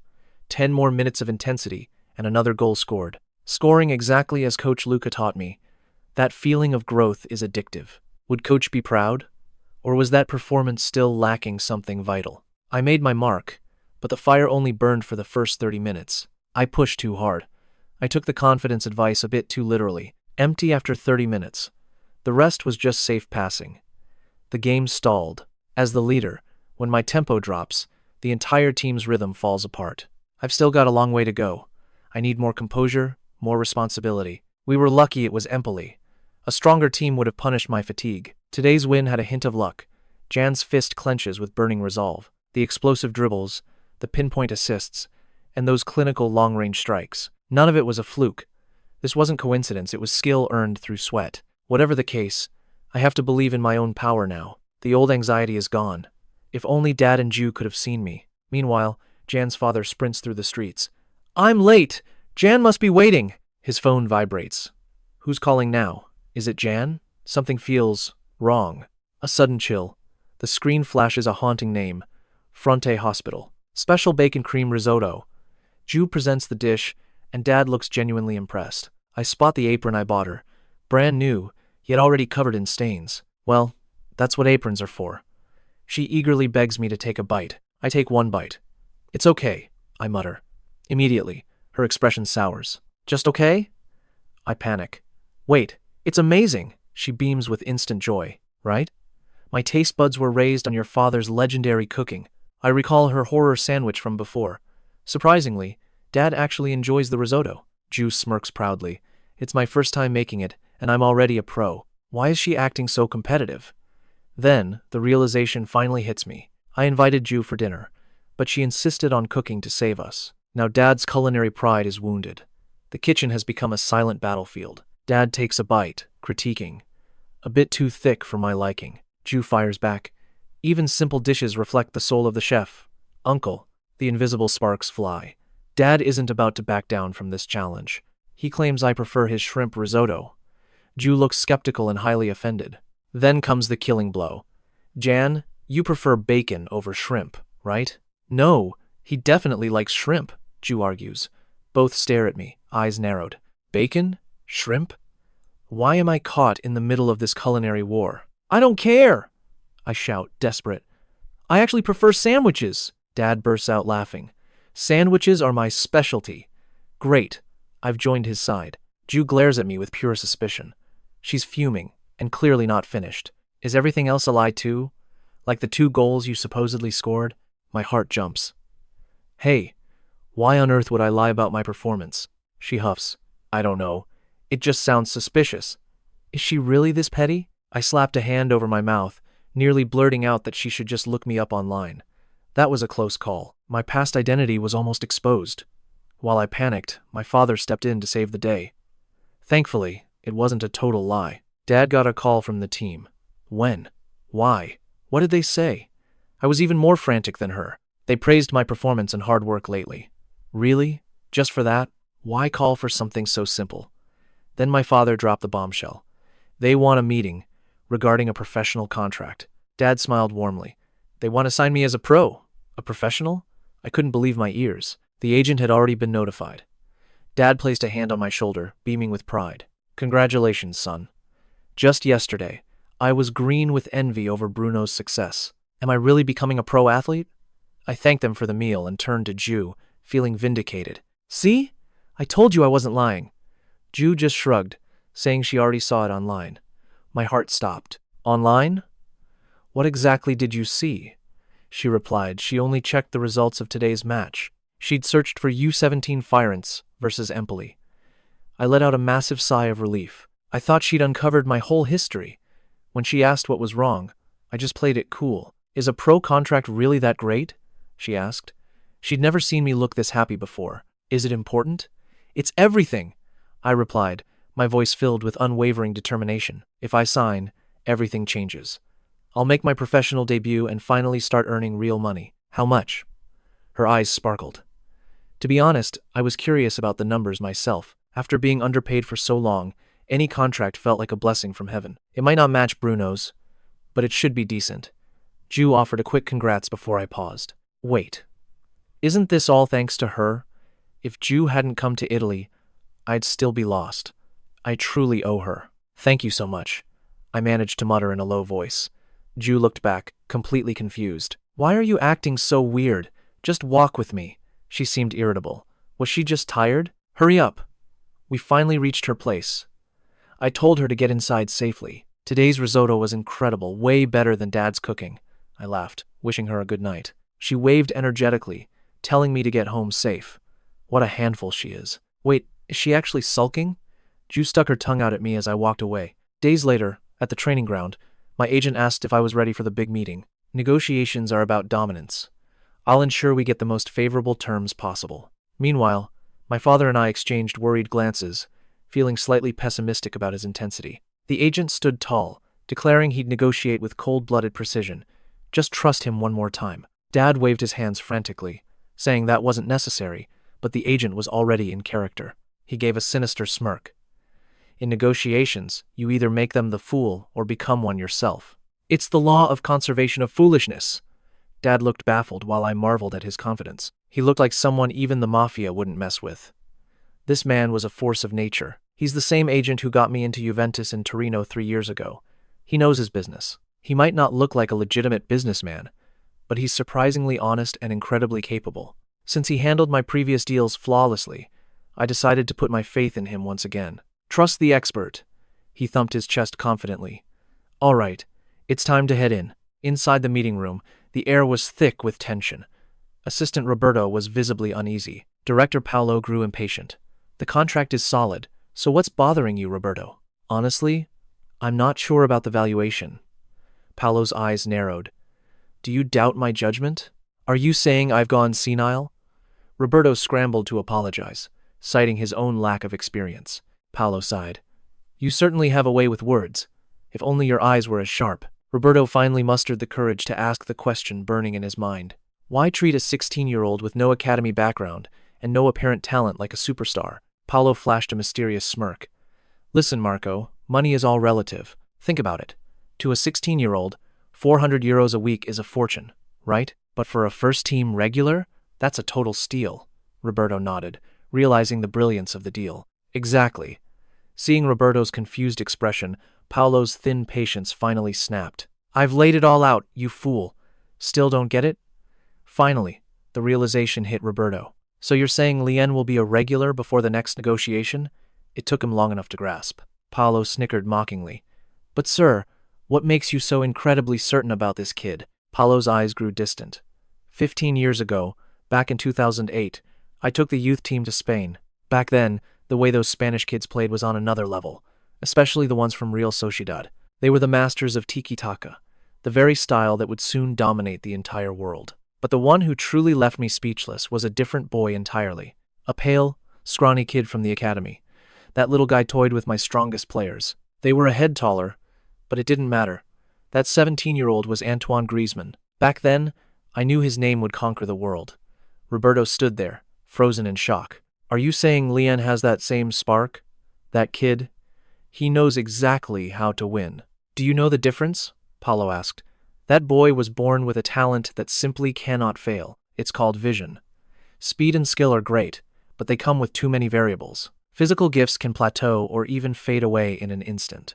But football intelligence and vision? That's different. It's the only reliable trait at the youth level. And Lian has it.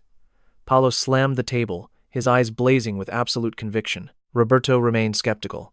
You truly believe that? What? Am I God? Why trust me blindly? Paolo shrugged. I'm no god, but my gut has never been this right before. Just wait a year. We'll see if this contract is overpriced then. Until then, zip it. After the meeting, my agent was practically beaming with joy. He kept saying the club finally recognized my true worth. This was a real team. He entered that room acting like a cold negotiator, but came out soft as a marshmallow today. But the numbers are different than we expected. My agent's eyes nearly popped out of his head. Different? Look at this weekly wage. This is your new annual salary. I stared at the contract he handed me. It was absolutely unbelievable. 4,000 euros a week? Since I only make 200 now, they're increasing my pay 20-fold. I knew pro deals paid more, but this? They were paying me enough for 20 players. My agent explained, with youth deals, other teams can snatch you away for a small fee. That's why this pro contract is a fortress to keep those vultures away. The club was desperate to keep me, even if it meant paying a staggering weekly wage. Simply put, if I refused, I could walk away to another team legally. So they used this money as a golden cage. I understood their intent perfectly. Even Bruno, a regular starter, only got a tenfold bump, but they gave me 20. It means they see your limitless potential, my agent whispered in awe. They saved me when I was almost discarded. Now, they see a greatness I didn't even know existed. I was beyond satisfied. The negotiations concluded in the blink of an eye. I wasn't a kid anymore. I was a professional. Dinner's on me, I told them. They were both stunned. I took a sip of water, trying to act like a cool veteran. A meal is nothing to me now. I'm a god. Wait, scratch that. No more calling myself God. Give me a break. But a few hours later, heading to school, the nerves came crawling back. My palms were sweating like I was back in Napoli. School never gave me any good memories. Specifically, my first school abroad remains a dark memory. No warmth existed there, only scars. My shyness and the language gap made me a lonely ghost among peers. Bullies targeted me. Cruelly, they were my own teammates. Clean my shoes, they'd sneer. The team turned a blind eye. That's why school feels like a battlefield I hate. To graduate, I transferred nearby. Now, I must endure one final year of this academic prison. I kept these shadows hidden from Ju. She didn't need to know. Some secrets stay buried like my trauma and my true potential on the pitch. I'm here. Can I survive this? Please, just let me have one peaceful day. Wait. I'm not that weak, kid. I earn 4,000 euros a week now. The old Jan is dead. No one can touch me. Wait, did they just say Fiorentina? Whoa, is it really him? Nice to meet you. Man, are you in our class? This is Italy where football is a religion. Name's Maximo, he says. Right, Maximo. Unbelievable.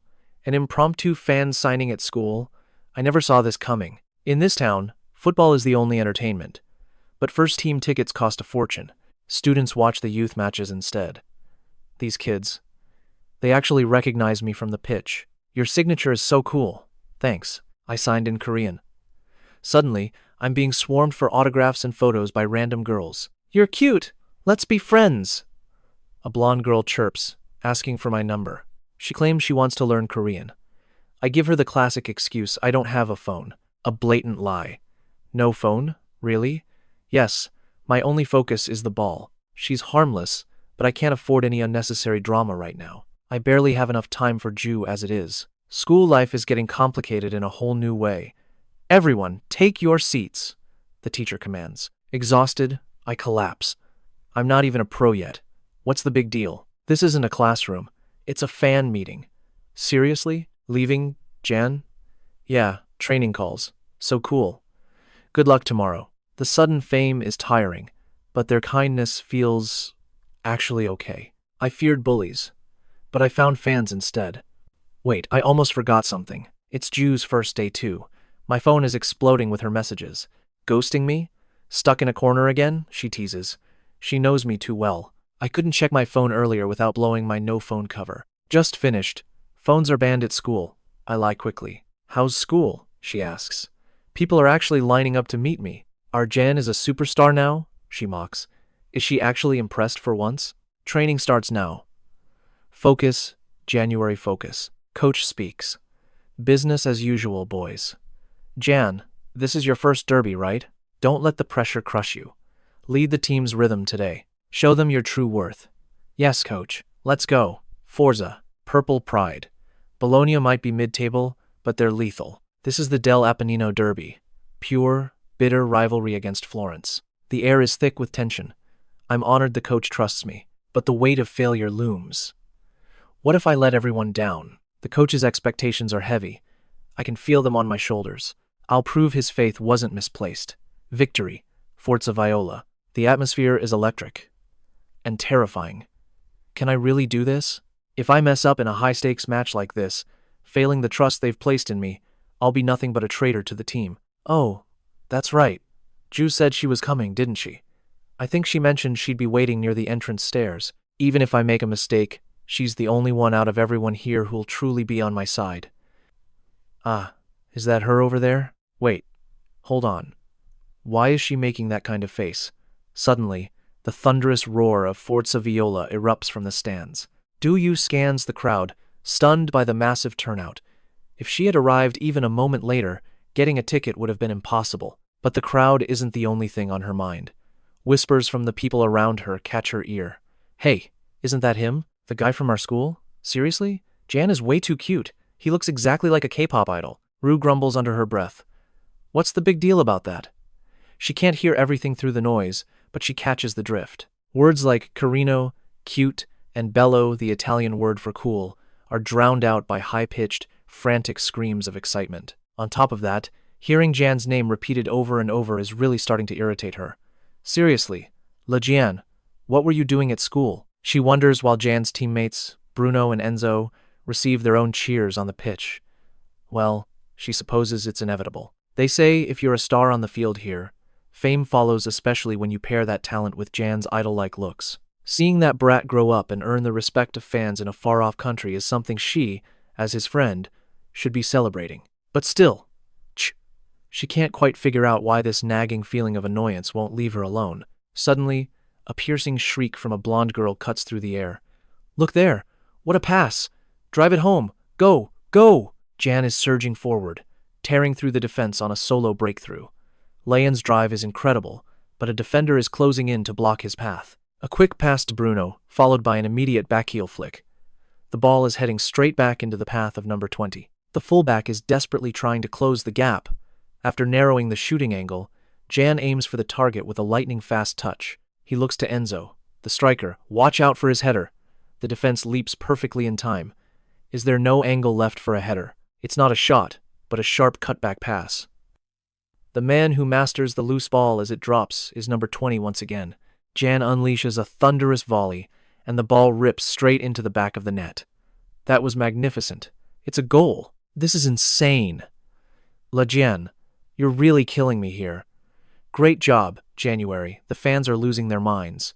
My luck today isn't bad at all. Now, where is Ju? Ah, there she is. Thankfully, she stands out even in a massive crowd. It's a bit awkward with so many strangers around, but I should probably do it, right? Jan repeats his signature celebration, raising 2 fingers to his temple with a confident smirk. Did you see that? He did that celebration for me. What are you talking about? It was clearly for me. No way, it was for me. These people are actually hilarious, Diu thinks to herself. Seriously, why are they getting so worked up over a simple gesture? Don't tell me you've misunderstood and think he did that for you. That celebration was meant for me. Wait, why that face again? Ju stares at Jan with a blank, speechless expression. I don't understand her at all. Anyway, I'm just glad we grabbed an early lead. I was honestly worried about choking since we're playing in front of such a massive audience today. But once the whistle blew, the pressure wasn't as heavy as I feared. Honestly, that celebration earlier feels way more embarrassing now. Constant training with Coach Laka without getting overhyped about the pro contract seems to have really paid off. Oh, I think I just spotted a few more familiar faces from school in the stands as well. They weren't lying when they said they'd come to support me. I can't believe they actually made it all the way to the stadium. I feel like I've changed. Just knowing I'm being cheered on gives me a surge of energy. All right, let's keep this momentum. It's Fiorentina's ball. Wait, what was that just now? Did he do that on purpose, or am I just seeing things? Jan, cycle the ball for a moment to change the tempo. Asterisk. Beep. Asterisk. The referee's whistle blares. What the hell is Jan doing? He kicked a player who didn't even have the ball. It wasn't my imagination. That bastard deliberately collided with me. It has begun, Coach Tony mutters. Jan's opening goal has ignited the fuse. The atmosphere has shifted, and the game is about to get brutal. Now, how will you handle this, Jan? The real battle starts right here, right now. Push up, hold your positions, and don't be intimidated. Damn it, ref. He used his elbow. That was a clear elbow strike. But the referee just waves his hand, ignoring the foul and letting play continue. On the sidelines, the Fiorentina coaches are absolutely livid. What the hell was that? He hit him right in the open. Is the ref blind? Despite the chaos, Coach Tony remains eerily calm. Stop complaining, he orders. The referee is being far too lenient, and the opposition has already figured that out. Tony explains that the referee's tendencies are just another part of the game. They've started playing aggressively because they know they can. There's no choice but to adapt to this rhythm immediately. The match continues with Bologna launching a relentless offensive. Push forward. We need that equalizer now. The pitch is electric, a total shift from the kickoff. The opposition has moved their line up, unleashing a suffocating high press. They're using their massive frames to pin us down, and damn it, their physical game is actually starting to work. Oh no, a turnover. Paralyzed by the intensity, our players are panicking with far too many dangerous back passes. Don't buckle under the pressure. Stop retreating.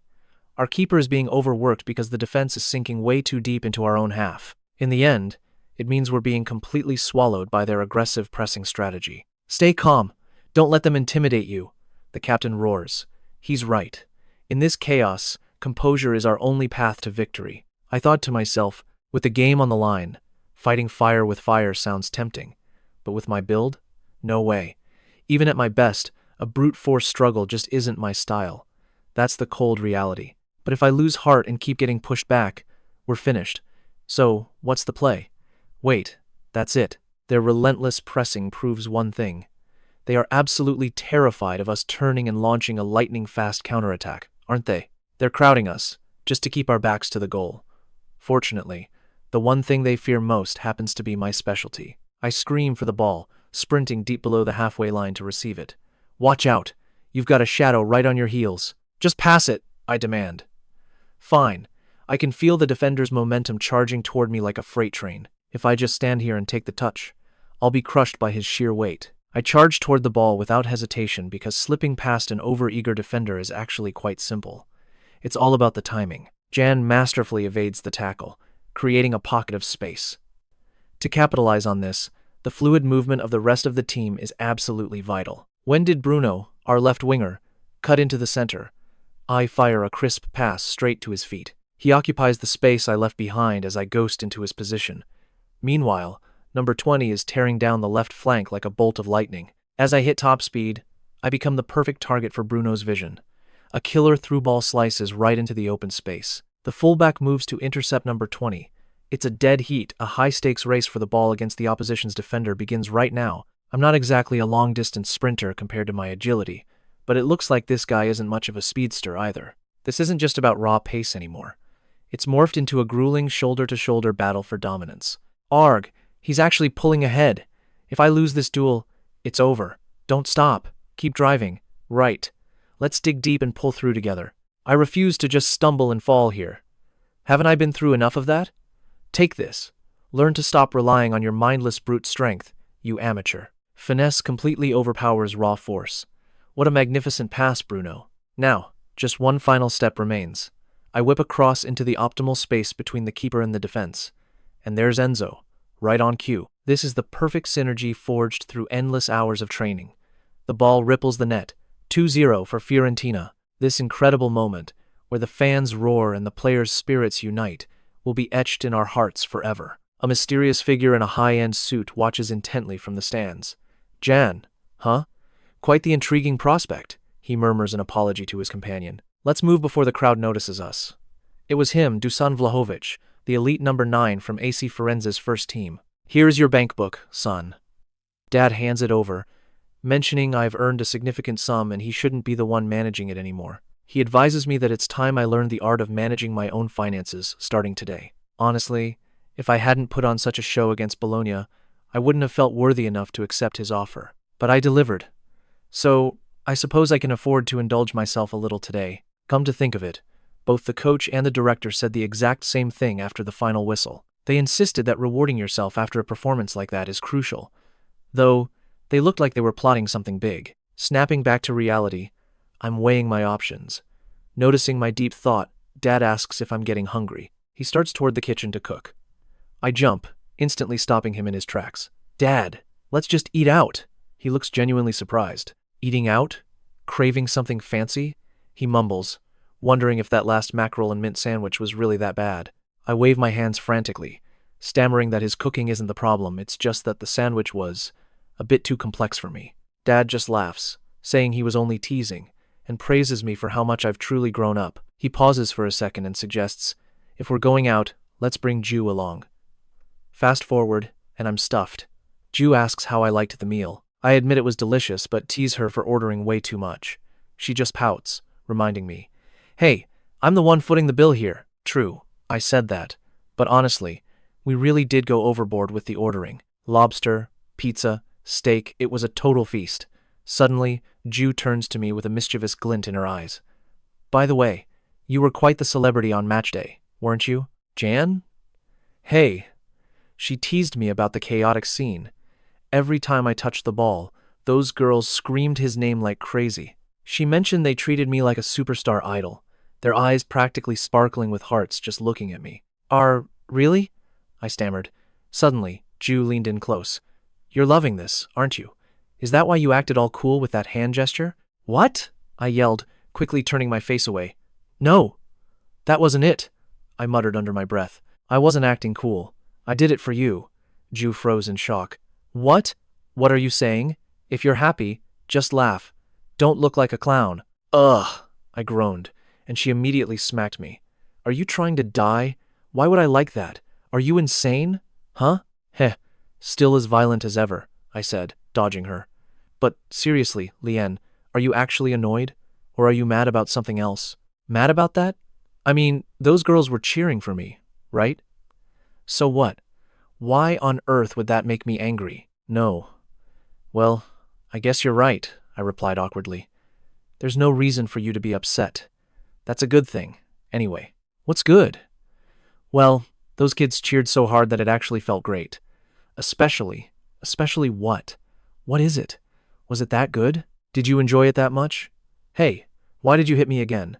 Stop laughing and just focus on the football match, okay?" "All right, I get it. Just stop hitting me." Suddenly, I realized someone was missing. My father was standing before a golf shop, his eyes sparkling. Ju burst out laughing. "Heh, look at him. He's like a little kid in front of a toy store." Well, he is a man after all. My father walked out holding a brand new golf club. "Son, you really didn't have to buy something this expensive for me. I'm sorry I couldn't get the whole set." No, this single club is perfect. "But Dad, we are at a restaurant now. Are you really that happy?" Ju smiled. "Lian, you've truly grown up. Thank you for everything." My father beamed, showing off his new prize. A lavish dinner, new clothes, shoes, and even tiramisu for dessert. Was I overdoing it a little? While I was lost in thought, an elderly gentleman approached our table. "Excuse me, could I possibly get your autograph after your meal?" Me? I was completely caught off guard. The old man smiled. "Yes, I've been a lifelong fan of the club. I often watch the youth matches, and I saw your performance yesterday." "Oh, thank you, sir." He pulled out an old, weathered jersey. "If you don't mind, could you sign this?" The fabric was covered in legendary names from the past. "This is my treasure. I've had it since the 80s. Look closely, you'll see the signatures of Carlo Ancelotti, Gabriel Batistuta, and Roberto Baggio. Those were names even I recognized." Seeing my father's shocked expression, I knew these men were true footballing icons. "This jersey represents my entire life's passion," the old man said. "It is the most precious part of my collection.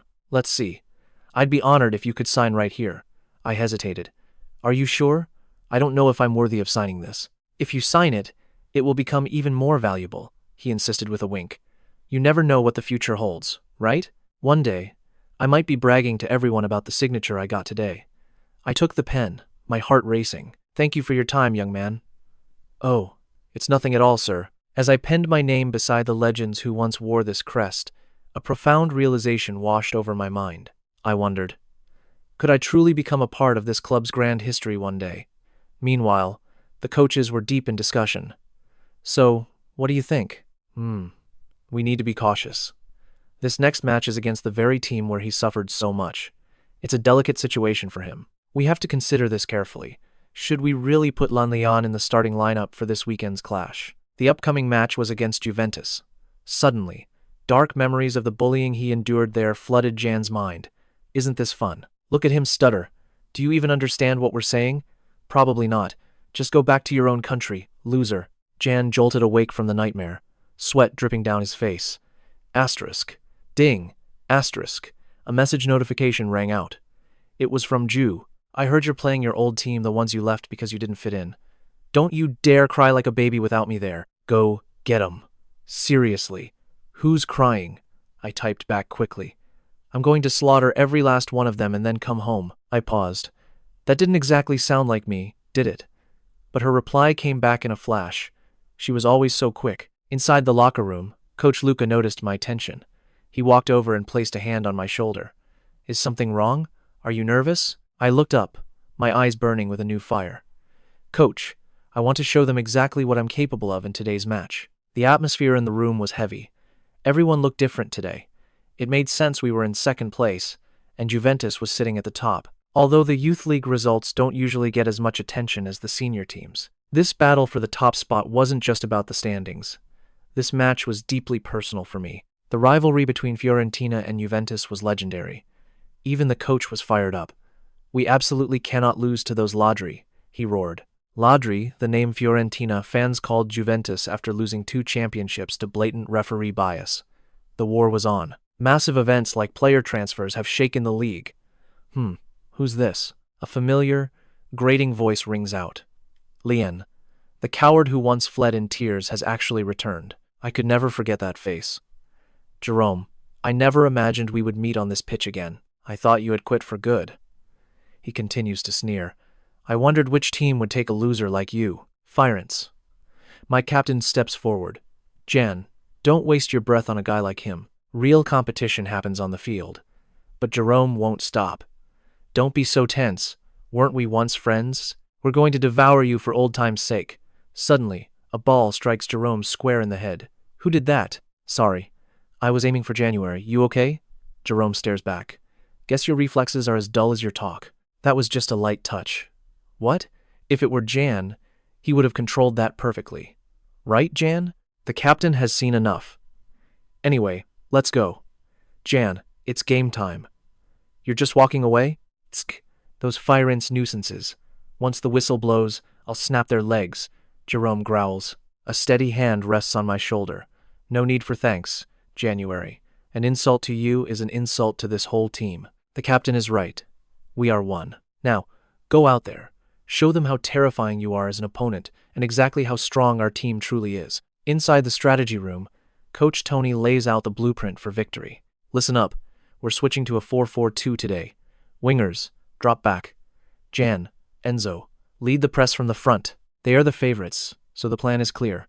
Solid defense, then strike like a viper on the counter. When they hold the ball, we wait for the perfect moment. Kickoff. The opening ball is ours. Wait, what is he doing? Is he attempting a solo breakthrough from the start? Defense is the foundation, but goals win matches. I have prepared a different plan for victory. A surprise strike to catch them off guard. An ambush before they can even settle into the game. The opposition is panicked, but can Jan pull this off alone? No, Jan is never alone. Jan drives forward as the team moves in perfect sync. Jerome freezes. Since when did he play this aggressively? A defender lunges in. With a sharp feint and a shoulder drop, Jan leaves him in the dust. Breaking to the right. I see the openings. My teammates are already moving into position. Enzo carves through the front while Bruno stretches the flank. Juventus' defense is tearing at the seams. A fake pass sells the lie perfectly. They move to cover, but I've already shifted. Another feint. He's dismantled their midfield in 2 touches. Now he's charging into the heart of their defense. Eyes scanning, mind racing. Enzo is hovering just outside the box, ready for the strike. Bruno is causing chaos in the center while Raphael exploits the open space on the right. The defenders are paralyzed by one terrifying question. Where is he going to pass? But passing isn't my only weapon, is it? No way. From that distance, is he really going to shoot? Jan unleashes a thunderous long-range strike. It narrowly misses. What a shot.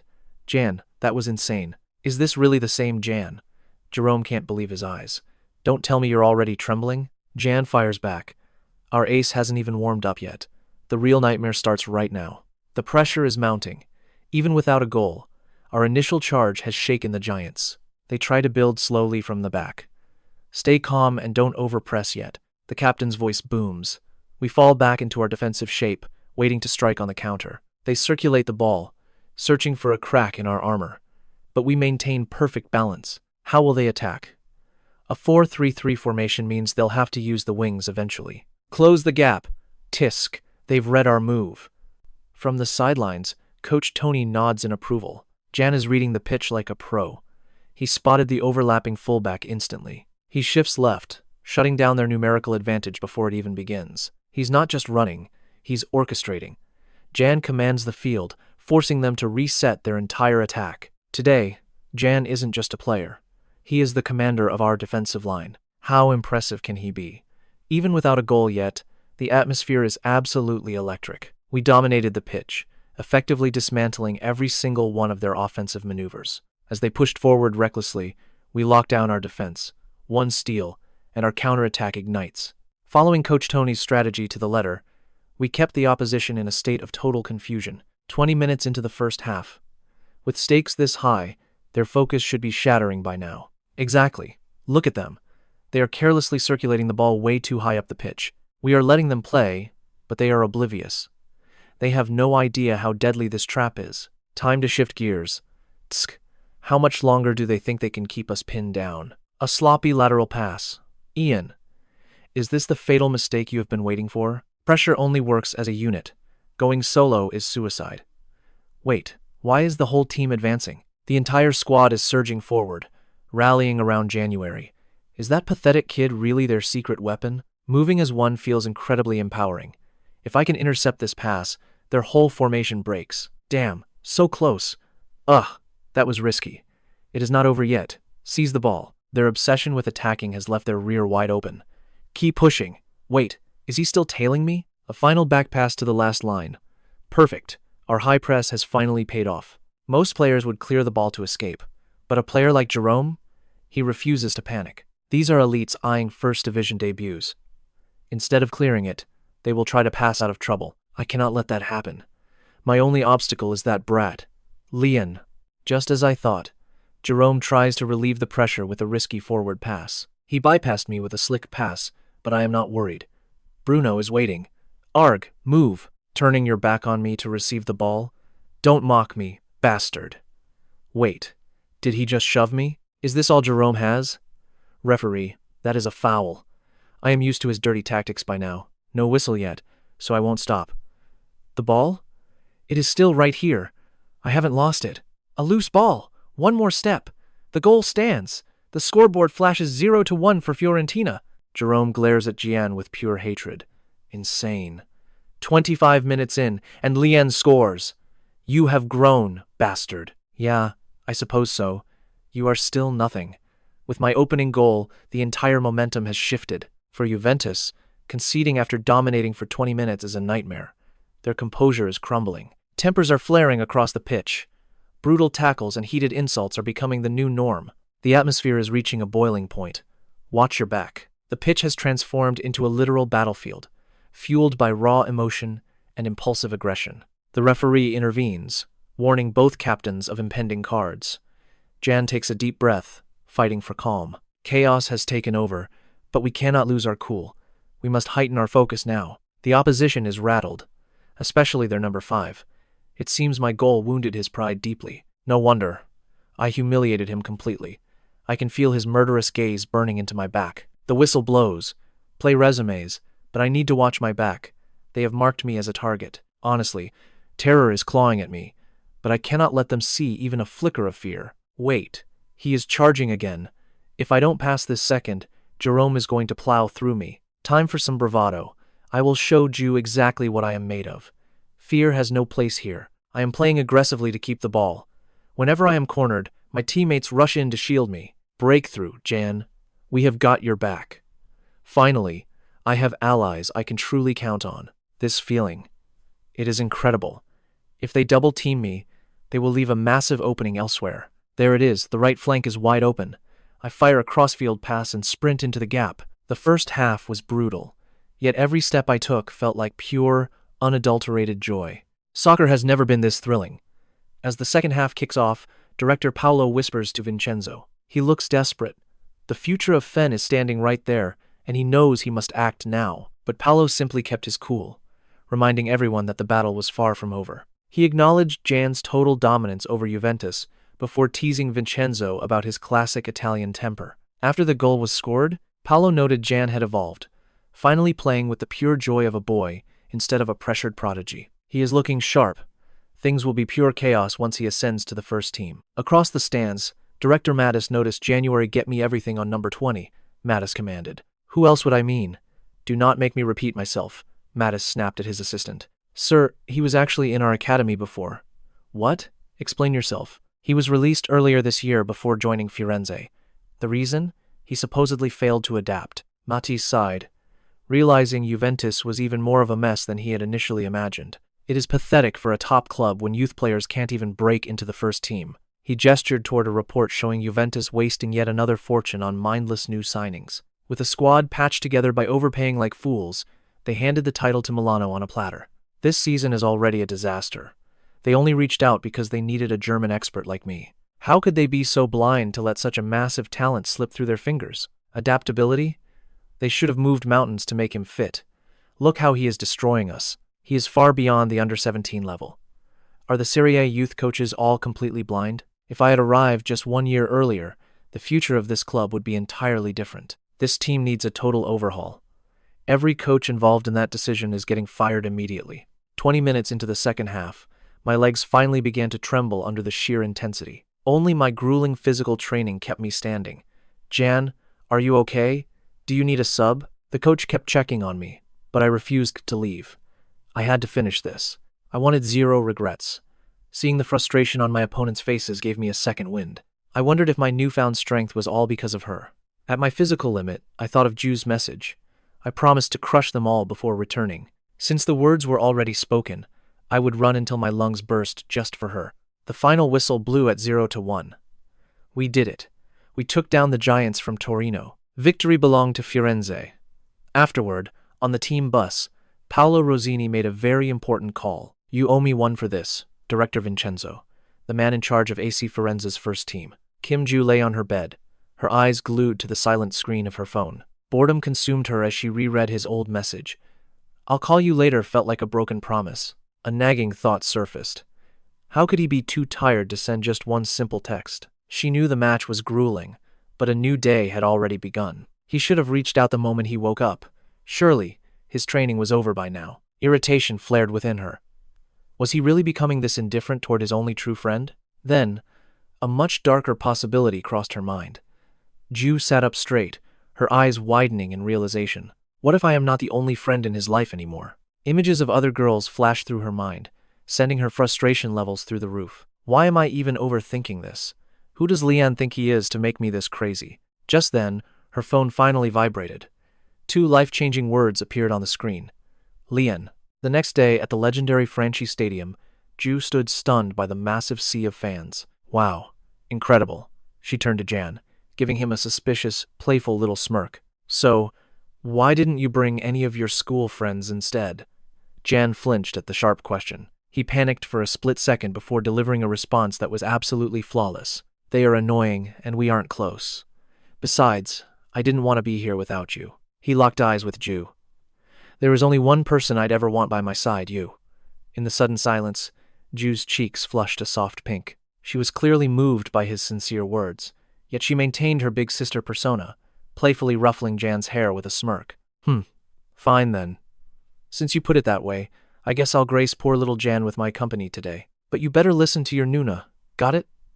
Jan helplessly brushed her hand away with a sigh. Wait, what about team practice? To understand their presence here, we must rewind to Jan's meeting with the head coach yesterday. Following the intense clash against Juventus U17, the head coach called Jan aside for a private talk. Skip tomorrow's training, he ordered.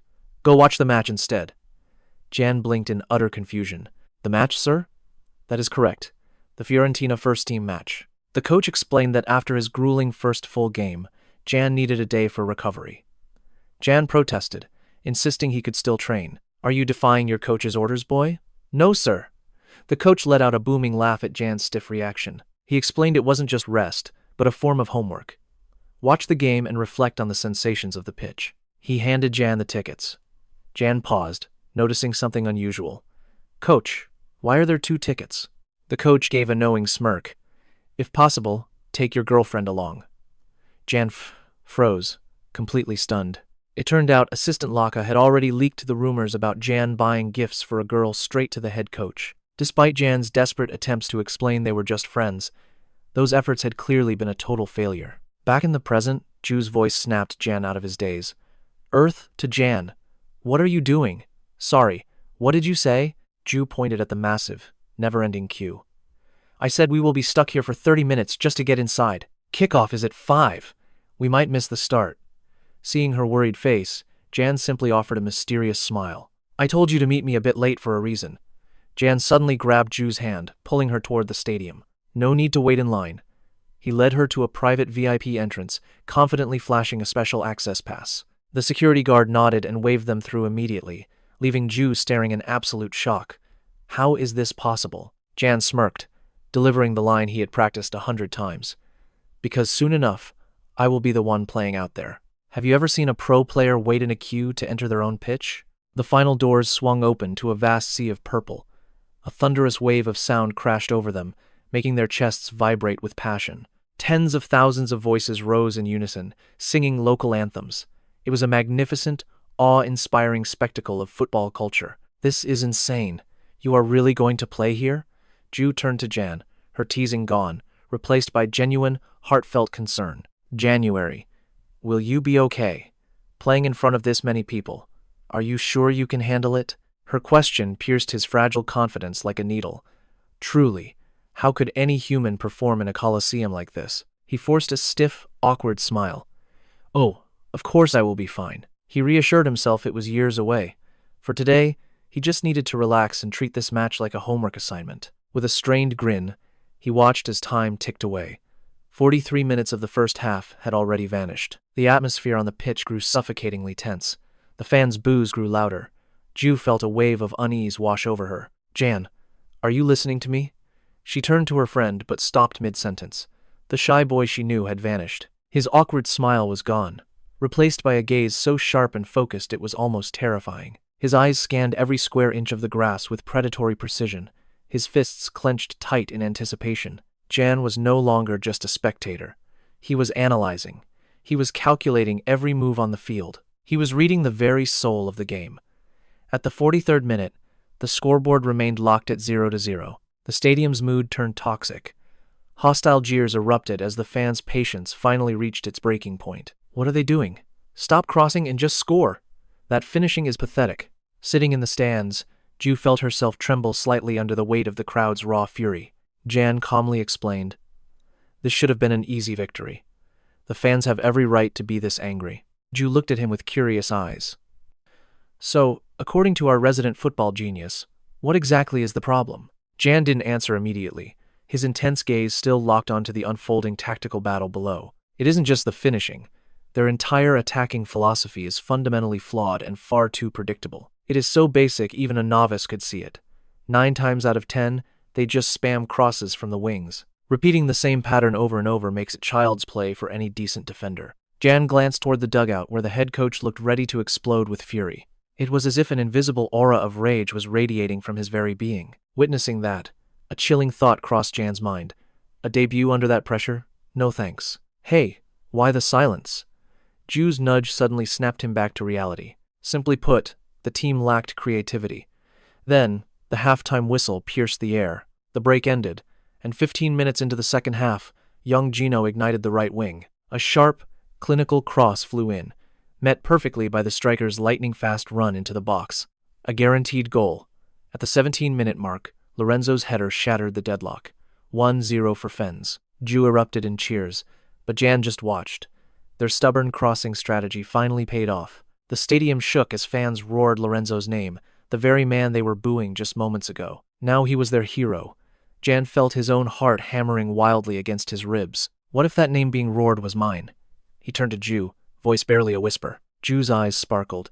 Your name? I'd be ecstatic. After all, I'm the one who raised you. They traded jokes. But in Jan's mind, that vision was becoming crystal clear. A world where Ju watches him and the whole world screams his name. Then a foul. Gino was the one sent tumbling. You know him? Ju asked. Yeah, we trained together recently. Ju gasped. 17 and already in the first team? That guy must be a real monster. He is good. But making the first team in a single month? It was almost unbelievable. The first team squad was thin, forcing them to call up prospects for these cup matches. Even so, this was the professional stage. A completely different world from the youth leagues. Ju's playful voice broke his trance. So, Is that guy some kind of soccer genius too? He's barely a year older and he's out there. Is he a bigger genius than you? Her joke struck a nerve. A sharp, competitive fire suddenly ignited in Jan's eyes. Who knows? Just wait and see where I'll be in exactly 1 year's time. Ju's jaw dropped. Where did this sudden burst of overwhelming confidence come from? So you'll be on that pitch next year? Jan simply gave her a cool shrug. But inside, he was reeling. Was he crazy? The first team in just 1 year? No. I have a professional contract now. It's not just a pipe dream anymore. Gino is out there right now. Jan's doubt vanished, replaced by a cold, hard resolve. Honestly, watching this level of play, I feel like I could hold my own out there. The more he thought about it, the more certain he became. I can do this. Fiorentina secured a 2-0 victory with a late goal. Later, they walked home along familiar paths. That was fun, right? Ju asked. Jan nodded, though his mind was still miles away. The performance was sloppy, but a win's a win. Thanks for walking me home, Jan. As Jan turned to walk away, Ju found herself staring at his retreating silhouette. Why does he look so much more reliable today? Good night, Jan. He smiled. You too. The next day at practice, Coach Tony pulled Jan aside. Well, your thoughts on yesterday? Jan blinked. Sir? The coach's gaze was sharp. The match. Give me your honest take. Jan hesitated. Should he play it safe? He didn't want to come across as arrogant. It was a good experience. But the coach cut him off with a stern look. That soulless, repetitive wing play was a disaster. The fans and media are absolutely furious. I know you saw the flaws, January. Don't hide behind polite lies. Speak your mind. Be as blunt as you were with your girlfriend up in the stands yesterday. Backed into a corner, Jan had to be honest. He took a long, deep breath. Honestly, I felt a bit of regret, he explained hurriedly. I realize watching from the stands is a world away from actually competing. Coach Tony raised a hand, cutting to the chase. So, you're saying our offense lacks a certain creative spark? Jan swallowed hard, nodding. Was he being too bold? Yet, his sharp eyes had pierced right through the team's fatal flaw. The coach sighed heavily. That's exactly what haunts Coach Vincenzo. We both know what's missing on that pitch. Tactics must evolve with the players.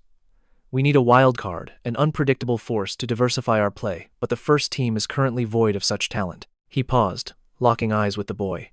You've sensed that void yourself, haven't you? Yes, sir. A heavy silence descended upon the room. Then, do you want to step up and test yourself? Jan froze. The coach's smile was sharp, his voice echoing with absolute conviction. Don't look so shocked. A player who can breathe life into a dead offense. Isn't that exactly who you are? Was this a dream? Faced with a sudden invitation to the first team, Jan felt the world stop spinning. His mind was a chaotic storm. Was this a test, or was the coach mocking his sudden ambition? But Tony's expression was dead serious. Seeing the boy's stunned silence, the coach realized he might have pushed the young prodigy too far. Let me clarify, he added gently. I'm not saying you'll be promoted to the first team this very second. I'm asking if you have the hunger to try. Jan took a deep breath, summoning every ounce of his courage. Sir, if that's the case, I'm not confident I can dominate an entire match just yet. But there was a moment where I truly wanted to be out there. The coach's smile widened. Good. That's all I needed to hear. He gripped Jan's shoulder firmly. I understand. The thought of 10,000 fans screaming your name is enough to paralyze anyone. But you're young. No one expects perfection, only effort. They won't judge a rising star who gives his all. They'll cheer for you. So when fate finally knocks, don't hesitate. Grab that opportunity with both hands. Understood? Never hesitate. The words burned into Jan's soul. Yes, sir. I understand. The moment Jan left, Tony pulled out his phone. Vincenzo? It's me. We need to talk this weekend. Match day arrived for the U17 squad. Against Modena, Jan sat on the bench, his mind still reeling from that conversation. Doubts began to creep in. Had he been too arrogant during that talk with the coach? Truthfully, his desire for the first team was fueled by Ju. He had pictured her watching as 10,000 fans chanted his name. What if the coach mistook his personal motivation for pure, selfless passion for the game? He shook his head, fighting back the internal conflict. No, that wasn't it. Suddenly, Coach Luca approached. Jan, are you ready for today? Luca's voice was steady. Jan looked up, determination blazing in his eyes. I'll give it everything I've got. Through the grueling training sessions, He had learned to turn fear into fire. The thrill of the challenge was becoming addictive. Ju might have lit the spark, but his sweat and blood were real. Whatever, he thought. I have to keep moving forward. But why the sudden mention of the first team?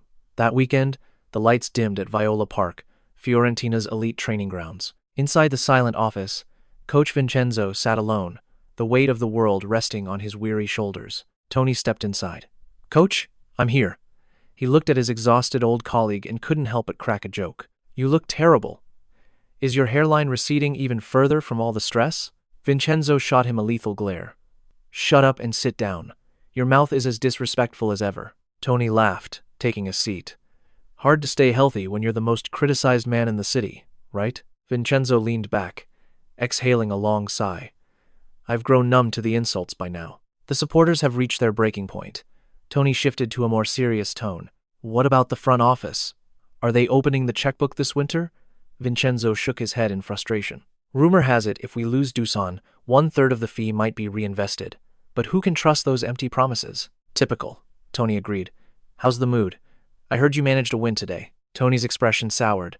"We won, but it wasn't pretty. It was pure, dumb luck." He looked genuinely distressed. "Luck only takes you so far. I see the fans' frustration. Every match is a desperate struggle for air. But my hands are tied. We need creativity. And yet even Dusan is refusing to sign a new contract." Tony analyzed the situation. He's been carrying this entire club since last season. It's only natural for his head to turn when big offers arrive. He's gone. Whether it happens this winter or next summer, his departure is inevitable. Vincenzo fell into a heavy silence. Losing his star striker without any reinforcements meant the entire season was as good as over. Tony poured a glass of water, cutting straight to the heart of the matter with a sharp question. "Do you have a replacement in mind?" "We have names, and the stingy chairman finally promised to invest, so we'll see." A mysterious smirk played on Tony's lips. "Coach, haven't you thought about putting your faith in me just once?" Vincenzo frowned. "Stop joking. You want to play again?" "I'm talking about that kid from your last message." "Exactly." Tony's gaze turned razor sharp. From his game management to pure creativity, the boy is a hidden superstar. He recounted Jan's masterclass against Modena, detailing every brilliant assist and the stunning solo goal he scored himself. He possesses the raw talent to settle the score on his own whenever the team needs a breakthrough. It might be early, but I'm certain Fiorentina's future will revolve around that boy. Vincenzo remained deep in thought.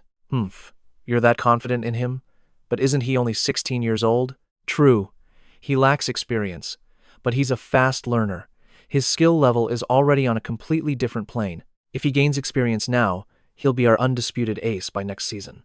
Tony proposed his daring gamble. "So you're saying we should skip a striker, sign a second-tier midfielder, and just try to survive for now?" "Precisely. We save our budget now to fund a total squad revolution this summer and start fresh." Vincenzo hesitated, the weight of the decision pressing down on him. "Look, Tony, you aren't usually impulsive, but betting half a season on a 16-year-old is a massive risk." He paused for a moment. "However, since this is your recommendation, I will give it serious consideration." Tony interrupted. "Did you watch the footage I sent?" Vincenzo looked away awkwardly. "Well, I've been quite busy lately." Tony slammed the table in frustration. "I contacted you specifically so you'd watch it. Still nothing?" Vincenzo finally sighed in defeat. Fine. Since we're out of options, I'll watch it." "No, wait." Vincenzo's voice suddenly turned decisive. "If we're doing this, let's do it right. Set everything up for next Monday." Monday arrived, the recovery day for the under-17 squad. Coach Luca stood waiting at the edge of the pitch. Seeing the boy, he beckoned him over. "You, Jan, come with me. We're going somewhere special today." Jan was stunned. "What about today's practice, coach?" Luca offered a cryptic smile. "Don't worry, you'll be training elsewhere today." I never imagined that just hours later, I'd be stepping onto the elite turf of Viola Park, training with the first team. The professional stars were already warming up, and the intensity in the air was unlike anything I'd ever felt. Jan stood frozen, his eyes wide. Whoa. These are the legends I've only ever seen on a screen. Even Dusan is here. Coach Luca gave him a gentle nudge. "Go on, January, go, introduce yourself." Standing there was Vincenzo himself. Jan bowed nervously. "Hello, coach. It's an honor to meet you." The head coach turned, his presence commanding and heavy. "Right. I've heard quite a lot about you, kid. Don't feel pressured by the first team. Just treat this as a short observation. Understood? Yes, sir. Jan nodded, but he quickly realized this was no simple observation. It was a full-blown session with the pros. Despite his fierce reputation, Coach Vincenzo actually seemed surprisingly gentle at first glance. Suddenly, a thunderous roar shattered the peace of the training ground. Too slow! Vincenzo screamed at a player. How many times must I say it? You're lagging. Think and move before the ball even arrives. Move! I was dead wrong. This man is terrifying. He said don't feel pressured, but I need to stay on high alert. I'm representing the under-17 squad today. I won't let coaches Tony and Luca look bad because of me. After the warm-up, Vincenzo called Jan over to deliver his specific instructions for the drill. As he began explaining, Jan, fueled by nerves and a desire to look sharp, accidentally cut him off. Yes, I understand, Vincenzo blinked. You understand already? Your spirit is good, but I haven't even finished yet. This isn't a simple drill. Does this kid actually grasp the complexity? His aura is becoming truly intimidating. He seems like a man with zero patience. I need to answer him perfectly.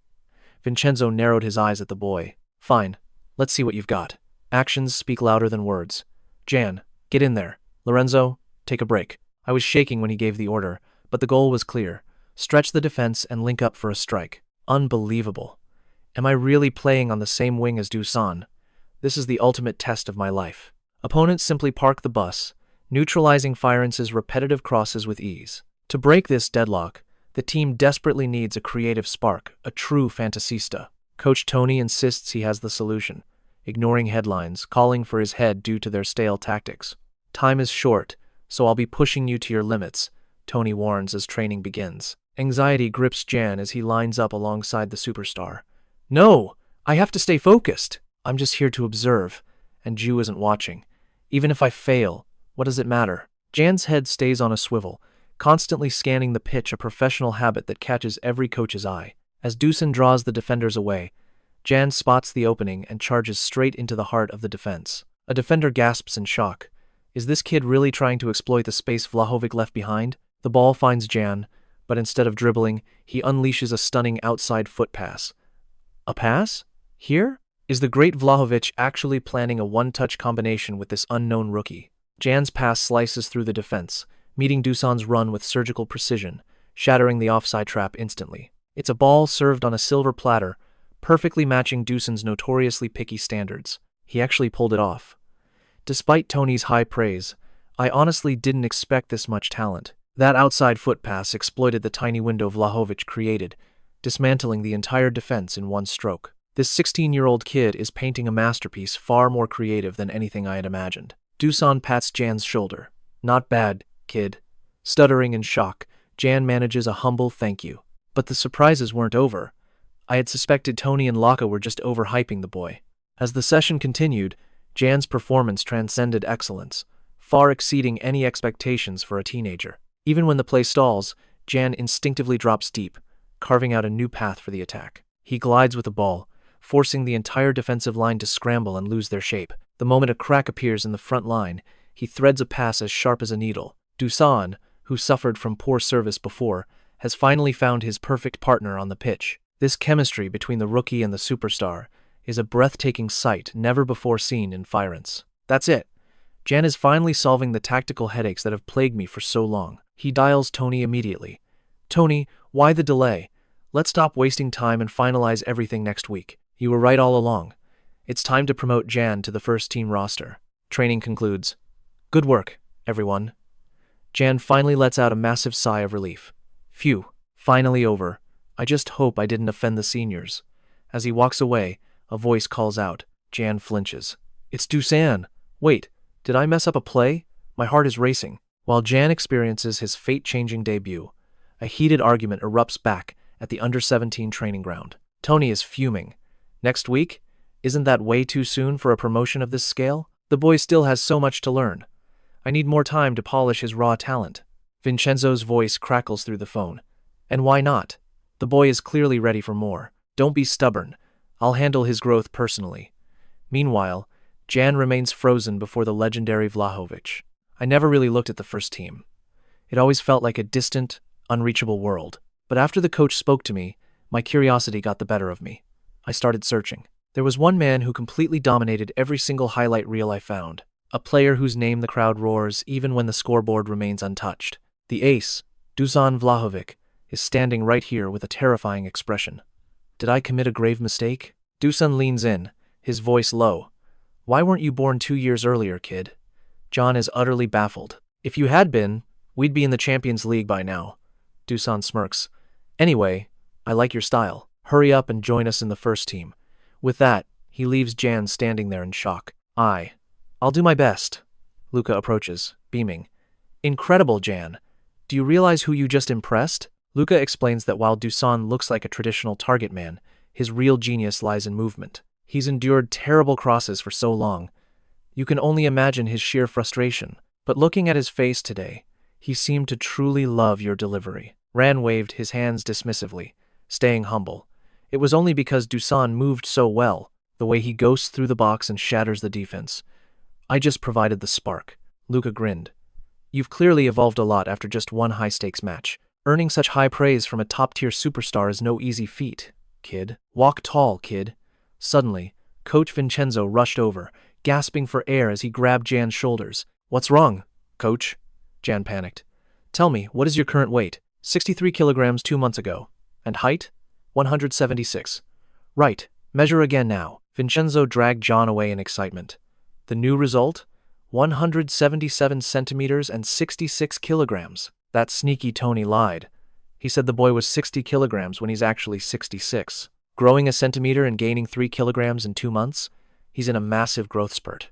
Overplaying a young athlete during such a critical growth phase is incredibly dangerous. It can stunt their development or, worse, lead to a catastrophic, career-ending injury. Coach Vincenzo looked at the dazed Jan, a subtle, proud smile finally touching his lips. I never thought I'd argue with the youth coach over one kid. He waved Jan over. Come here. Vincenzo sized him up. You've taken excellent care of your body so far. Are you doing extra physical training? Jan nodded. Yes, with my coach. Excellent work. Vincenzo nodded. Daily meal count? 3, sir. Good, but you need a specialized diet now. He began giving precise advice. Prioritize steamed white fish over heavy, fried, or grilled meats. That advice suddenly made me miss the special fish stew my father used to make. I'll try that today, sir, Vincenzo added. Proper nutrition at your age triggers explosive growth. Thank you for the guidance, sir. I've only been here a day. Why is he so invested? Judging people by their appearance really is a mistake. Vincenzo finally wrapped up the talk. Expect a transformation by next week. Don't be shocked after eating. Wait, next week, sir? I forgot to mention, Vincenzo smirked. You're now splitting time between the U17 and the first team. Perform well, and you might even debut in pro matches. Keep yourself in top shape. Now, pack your things. I'll drive you home. Jan could no longer hide his beaming joy. As Vincenzo spoke with Luka, Jan's heart swelled. He was exactly the talent this team lacked. What a find. Where was this hidden gem? Jan's mind was already racing. White fish? I understand. A first-team debut might actually happen. I finally have great news for Ju. The scene shifts to Tony's office. He just finished a tense call with Vincenzo. He set strict terms. 1 match monthly, limited minutes, no aerial duels, and 0 pressure. He sighed deeply, staring out at the training grounds with a complicated expression. It's good news, but why do I feel like a father giving away his daughter? Suddenly, Jan called Ju, his voice frantic. Ju, something huge just happened, he screamed. It's a disaster. Everything's ruined. Meanwhile, a perfectly arranged, colorful lunchbox sat nearby. At the Viola Park training grounds, Jan held the masterpiece. Vincenzo walked by and stopped. Oh, that looks impressive, he approached. Jan jumped, startled by the sudden presence. Vincenzo eyed the perfect lunch, a meticulously prepared meal. Did your girlfriend make this? Jan's face turned bright red as he waved his hands. No, it's not like that. Coach Tony already told me everything. Jan groaned. Not again. Why is it always Coach Tony? She's just a friend, sir. Vincenzo gave him a knowing, playful pat on the shoulder. Right, just a friend who makes such beautiful lunches. Go on, eat up. I've officially given up. This whole lunchbox saga started with one catastrophic misunderstanding. Following Jan's panicked phone call the night before, Ju raced to his house like the wind. Ju burst inside, screaming, Are you okay? Where is the fire? I can still smell smoke. Jan looked guilty, pointing toward the kitchen at a charred, unidentifiable black object. Ju stood frozen as a vein popped on his forehead. Are you seriously trying to die? You said there was a fire. Jan pouted. I just said everything was burnt to a crisp. Ju realized he had rushed out without his phone and missed all the return calls. He let out a long sigh of relief. Phew. I truly thought a disaster had occurred. Then he noticed her bare feet. She had rushed over without even putting on socks. What even is this? Did you grill your cleats? Is this supposed to be food? Ju screamed upon learning it was fish. The coach had ordered a strict weight gain diet. Ru grinned smugly. Now do you see how amazing your big sister is? Come on, say it. Fine, sister. Please just go. After some teasing, Jan finally muttered the words. Yes, good boy. Strangely, he never lost to anyone outside. But he couldn't beat her, Ru asked suddenly. Wait, why do you need to bulk up all of a sudden? Time to flex. Jan cleared his throat. Well, I've started competing with the senior players. I made the first team. Coach says I am beyond the level of my own age group. That is insane. You are amazing, Ju shouted, staring at the burnt food on the table. I am taking over your meals. And so, Ju began preparing every single lunchbox. Jan felt guilty yet grateful. But as he ate, he suddenly started to choke. Water! Water! Just then, his phone rang. It was Coach Tony calling for him. Go ahead, Vincenzo said. But as Tony spoke, Vincenzo suddenly snatched the phone away. Why are you bothering him? He barked. Jan is eating, so I am hanging up. Bip. He hung up ruthlessly, leaving Tony fuming as Jan's professional schedule became a whirlwind. Training with the elites, then the under-17 team, followed by the match against Faruma. Jan's role was vital, yet strangely, he felt zero pressure standing on that pitch. Honestly, he could not believe how incredibly loose and full of holes their defense was. From the sidelines, the coaches watched as the young prodigy dominated the entire field. After facing first-team defenders, Jan saw the under-17 level as mere child's play. With that superior vision, Jan delivered a performance that defied all logical explanation. 1 goal, then 2. A first-half hat-trick. Football felt impossibly easy for him today. After the first half, Coach Tony subbed him out. Jan, you have done more than enough. Then, with a dead serious expression, he said, I have something important to tell you. Vincenzo held the roster for the upcoming first-team clash against the Giants, Genoa. There, at number 20, was Lian. October 24th, 2021. Inside the Fiorentina locker room, Lian's heart hammered against his ribs like a drum. He had finally made the first-team roster. He was actually standing in the stadium. He was not starting, but the adrenaline was so intense he could not hear the instructions. Just soak in the atmosphere, they said. But the young prodigy could not stop shaking. Once he stepped through those doors, a sea of roaring fans would be waiting. If the chance came, would he truly be able to step out and compete? No, what am I worried about? I probably will not even get subbed in. As Lian's nerves spiraled, a deep, commanding voice suddenly cut through his thoughts. It was Captain Baraghi. Stop mumbling and get out there, kid. Lian jumped, startled. Clear the mind. Serie A, Round 9, Fiorentina versus Genoa was about to begin. Stepping out of the tunnel, a massive wall of sound and people hit them. The atmosphere of a first-team match is truly on another level. The roar of the crowd is absolutely electric. High in the stands, Ju and Jan's father watch with bated breath. Jan's father smiles, his voice thick with emotion. To see his son on a stage like this, it is truly a magnificent sight. Honestly, it feels like a dream. He never imagined his stoic son would ever invite him to witness a match like this. His schedule for the entire weekend had been packed tight with work. But what is work compared to a moment like this? He knows he will never forget this day for as long as he lives. Ju turns eagerly. Sir, do you think Jan will actually get to play today? The father hesitates. I'm not so sure. Just making the first-team squad at 16 is a miracle in itself. Actually stepping onto the pitch might be asking too much, too soon. But Ju is brimming with confidence. I have a feeling he will. After all, Jan is a true football genius. The whistle blows and the match begins. Jan sits on the bench, his gaze sharp and focused. At least watching from here beats the suffocating tension of the locker room. He analyzes the field. The opponent, Genoa, is at the bottom of the table, so Fyron dominates easily. Yet, the opening goal remains elusive. The coach's growing frustration is visible from the sidelines. It is the same old problem. The attack is far too predictable, and the defense is a fortress. 15 minutes pass and the fans' patience finally snaps. Insults begin to echo through the home stadium. Suddenly, Dusan strikes. 1-0. Jan is in awe. Wow. As expected of a veteran like Dusan, he expects the crowd to cheer, but he is dead wrong.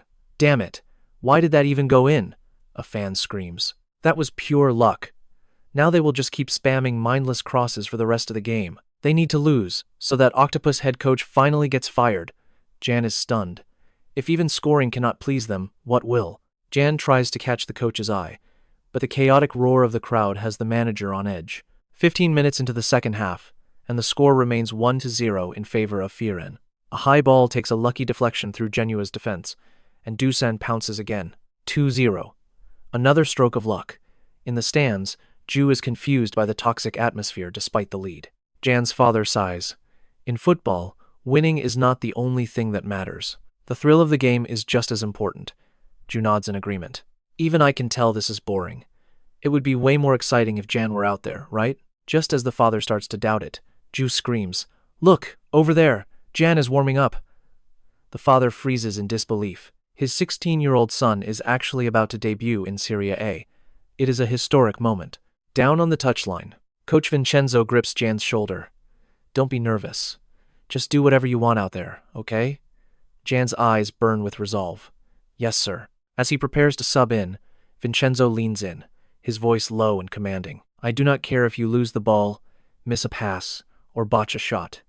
I will not say a single word. But," he warns, "if you play it safe and passive, I will be furious. Don't just follow the seniors. Be the master of the pitch."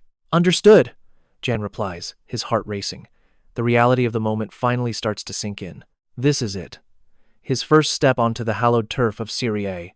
He signals his entry with a confident gesture. "No time for nerves," he tells himself, instantly scanning the field. The formation shifts from a 4-3-3 to a 4-2-3-1. He is now the playmaker, sitting right behind Vlahovic. The opposition is still parked in a bus, but that does not matter. He has already simulated 1,000 ways to tear this defense apart while sitting on the bench. They are not even pressing the midfield. This is his chance. The ball is zipped toward him. As the fresh sub, the play begins to revolve around him immediately. Will the seniors be annoyed if I keep the ball? Whatever. The coach told me to go wild. They are baiting a cross, but Jan is not falling for the trap. He has a much bolder plan. He charges straight into the heart of the defense. Wait, who does this kid think he is? You can't just walk through a wall of defenders, an opponent bellows. Normally, they would be right. But today, Jan feels absolutely unstoppable. Compared to the intense first-team drills, this feels like child's play.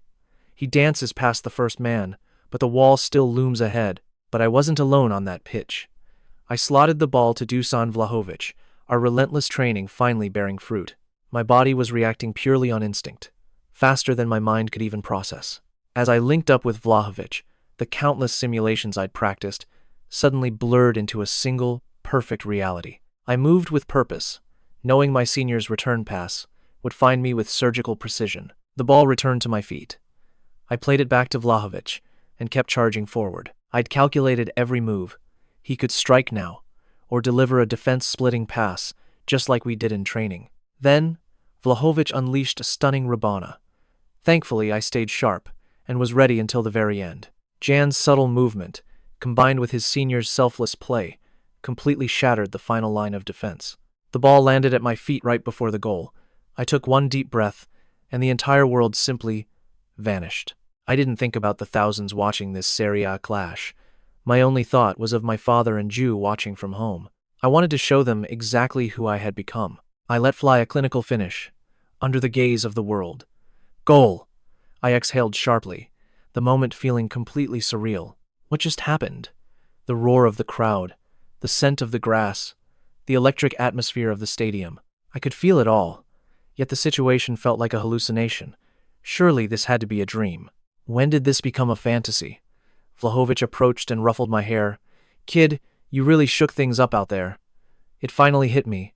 This is insane. It's not a dream. I actually scored a goal in my very first appearance for the first team. The veterans swarmed me, teasing and celebrating with wild intensity.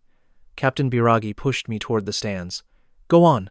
The stadium erupted in chants as the club's anthem echoed through the air. Dad and Ju must be watching me from somewhere, right? I always wanted to show them how much their support meant to me. Having achieved that today felt absolutely magnificent. The thunderous cheers of the stadium only grew louder and louder. Firenze! Firenze! Firenze! A senior leaned in. Jan, you'd better brace yourself for today. Jan was left completely bewildered. Why did you have to score a goal like that in your debut? A goal like that? Jan remained utterly lost. His teammate grinned. You'll find out soon enough, he said, waving as he walked away. Jan had no idea what was coming. Wait, please tell me now. I felt like I was missing something vital. It wasn't just Dad and Ju watching today. The match ended, and Jan sat alone in the locker room, letting out a long sigh of relief. He slowly packed his gear into his sports bag. Even with the game over, the adrenaline kept me trembling. I threw the bag over my shoulder, ready to head out. I planned to grab a great meal with Ju and Dad before heading home to rest. But the moment Jan stepped out, he was blocked. It was Captain 𝐏𝐫𝐸𝐵 and several other senior players. Hey, kid, 𝐏𝐵𝐸𝐵 said, his expression deadly serious. What were you thinking, doing something like that? Jan was paralyzed with confusion. Pardon? Another senior cut in. Exactly. If I were you, I would have snuck out the back door long ago. Jan panicked. 𝐏𝐵𝐸𝐵 crossed his arms. Prepare yourself. Because you scored that goal before your debut was even over, you're going to pay the price. They'd all been saying the same thing. Cold sweat broke out as Jan turned pale. Is there some secret rule that rookies aren't allowed to score? Or were the veterans about to haze him? 𝐏𝐵𝐸𝐵 led him toward the exit. Look at this. This is the price you have to pay. The doors swung open to a literal sea of fans. They roared the moment they saw him. Jan! Jan! Jan! He stood there, completely stunned. Even his under-17 teammates were there. They were shouting with pure excitement. Hey! Where have you been hiding? 10 goals and 2 assists in just 6 youth games. We rushed here just to find you. You're from that fish-stealing team, right? I was always angry they took everything. But seeing you, I like you even more. Fans began thrusting jerseys and pens forward. Sign this, please. 𝐏𝐵𝐸𝐵 leaned in and whispered, I told you to be ready. Jan could only stammer. I don't think I can do this. Captain 𝐏𝐵𝐸𝐵 grabbed him. You have to take responsibility. Responsibility for what? You have 2 choices, the senior continued. 1, die of exhaustion and crawl onto the bus. Or 2, take photos and sign autographs with a grateful heart. The choice is yours. What kind of choice was that? Thank you, Jan whispered, and began to sign. In the end, I had to endure the shy trembling as I signed for every single person there. Seeing the crowd's growing fervor, Captain 𝐏𝐵𝐸𝐵 finally stepped in. That's enough for today, everyone. Remember, he's only 16, he joked. I'll sign for everyone. Buzz off, old man. We don't want your autograph. The crowd roared in defiance. Jan finally boarded the team bus. The veterans were already waiting. Well, thanks for the wait, rookie. You're the reason we're heading home late. Is this how you treat your seniors? I'm so sorry. 𝐏𝐵𝐸𝐵 is at it again. Don't push him too far. You'll actually make the kid cry. Just kidding, rookie. Good job, kid. Thanks to you, we escaped a scolding. Let's make a great team from now on, rookie. Lian exhaled in relief. Yes, sir. He collapsed into his seat, utterly drained. Being a pro is no joke. He peered through the glass. The fans were still there, cheering. I still can't believe this is real. I'm really nothing special. Flashbulbs ignited the night. He raised his phone, capturing the sea of supporters. The fans erupted. Look, he's taking a photo. He actually finds us interesting. I have to show Ju. He sent a quick text, smiling. Monday morning, U17 training. Why did I brag so much? So what? Ju's voice cut through his thoughts. Do you want a superstar's welcome or something? No, not at all. Jan's father walked over, laughing. Our Lian just wanted a little bit of praise. She's just talking big. She was screaming about how cool you looked. Dad, when did I say that? Ju's face turned beet red. When you were subbed in. When you made that pass. Stop it, Dad, please. So it really happened. Suddenly, a booming voice echoed across the pitch. Well, look who we have here. It was Coach La, beaming with pride. If it isn't our squad's undisputed ace, our rising star, a magnificent goal before your official debut. You're the pride of our team, Lian. Jan wanted the ground to swallow him. Coach, please. Everyone is listening. And? Let them hear the truth. It's the absolute truth, Luca declared proudly. The U17 squad swarmed him, having watched every second. We saw you yesterday. You were incredible, Lian. Jan felt a wave of emotion wash over him. Everyone. He took a deep, steadying breath. I have some important news to share. I've been officially called up to the first team. That means I have to leave the U17 today. He expected sadness, but the team erupted. They rushed forward, hoisting him high into the air. You actually did it, you little genius. Get over here. Their cheers echoed across the training ground. Keep moving forward. We'll be right behind you soon. Thank you. We will definitely meet again. Bruno, his former teammate, stepped forward. Dian, you're a natural genius, aren't you? No, I'm really not. Bruno cut him off. A 16-year-old in the first team? If you're not a genius, what are we? Too much humility is an insult to us. He gripped Jan's shoulder, his expression turning serious. You represent the U17 now. Go show those veterans and managers exactly what you're made of. That way, your success becomes our success too. Isn't that right? Now say it. The face of the U17. A new fire ignited in Dian's eyes. It was time. Dian waved a final goodbye. I'll see you all at the top very soon. Memories flashed as he left the familiar pitch. On the way to the first team, Bruno's words echoed. Yes, the reputation of every U17 kid depends on my performance now. Thank you, Bruno.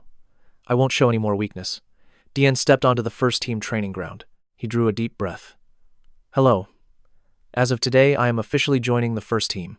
The veterans turned, their gazes sharp and intimidating. Oh? So the rookie has finally arrived?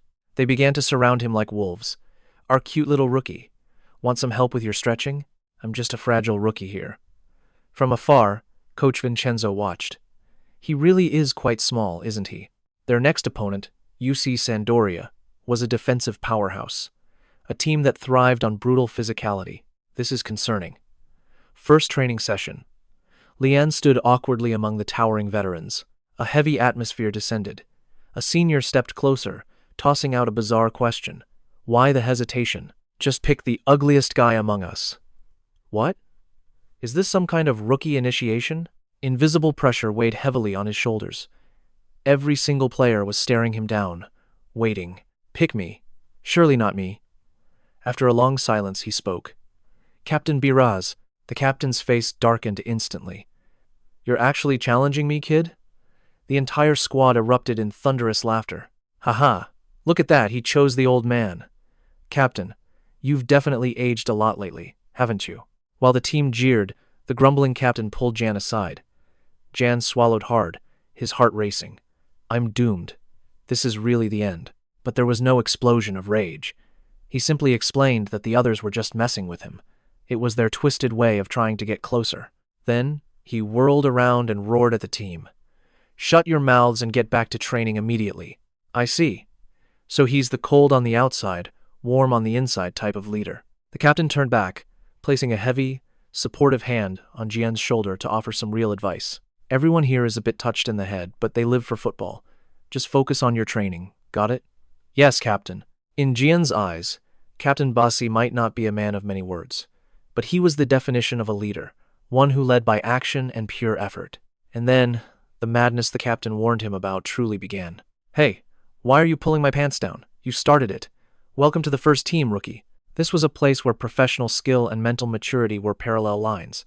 They were destined to never meet. Chaos unfolded right before Jan's eyes as the captain sighed deeply. Be careful, January. Don't let their insanity infect you. Jan nodded politely, but a thought flickered through his mind. But Captain, you don't look any different from them to me. The whistle shrieked, signaling the official start of practice. That's when Jan realized the captain's words were true. The joking atmosphere vanished instantly. On the pitch, no one called him rookie or kid. They were predators focused solely on the ball, moving to shut Jan down. On this grass, they didn't see a child, they saw an opponent, and the brutal reality of the pro world struck him like a freight train. It happened during a fierce one-on-one duel with Ricardo Sahorara, a midfielder with a massive, intimidating physique.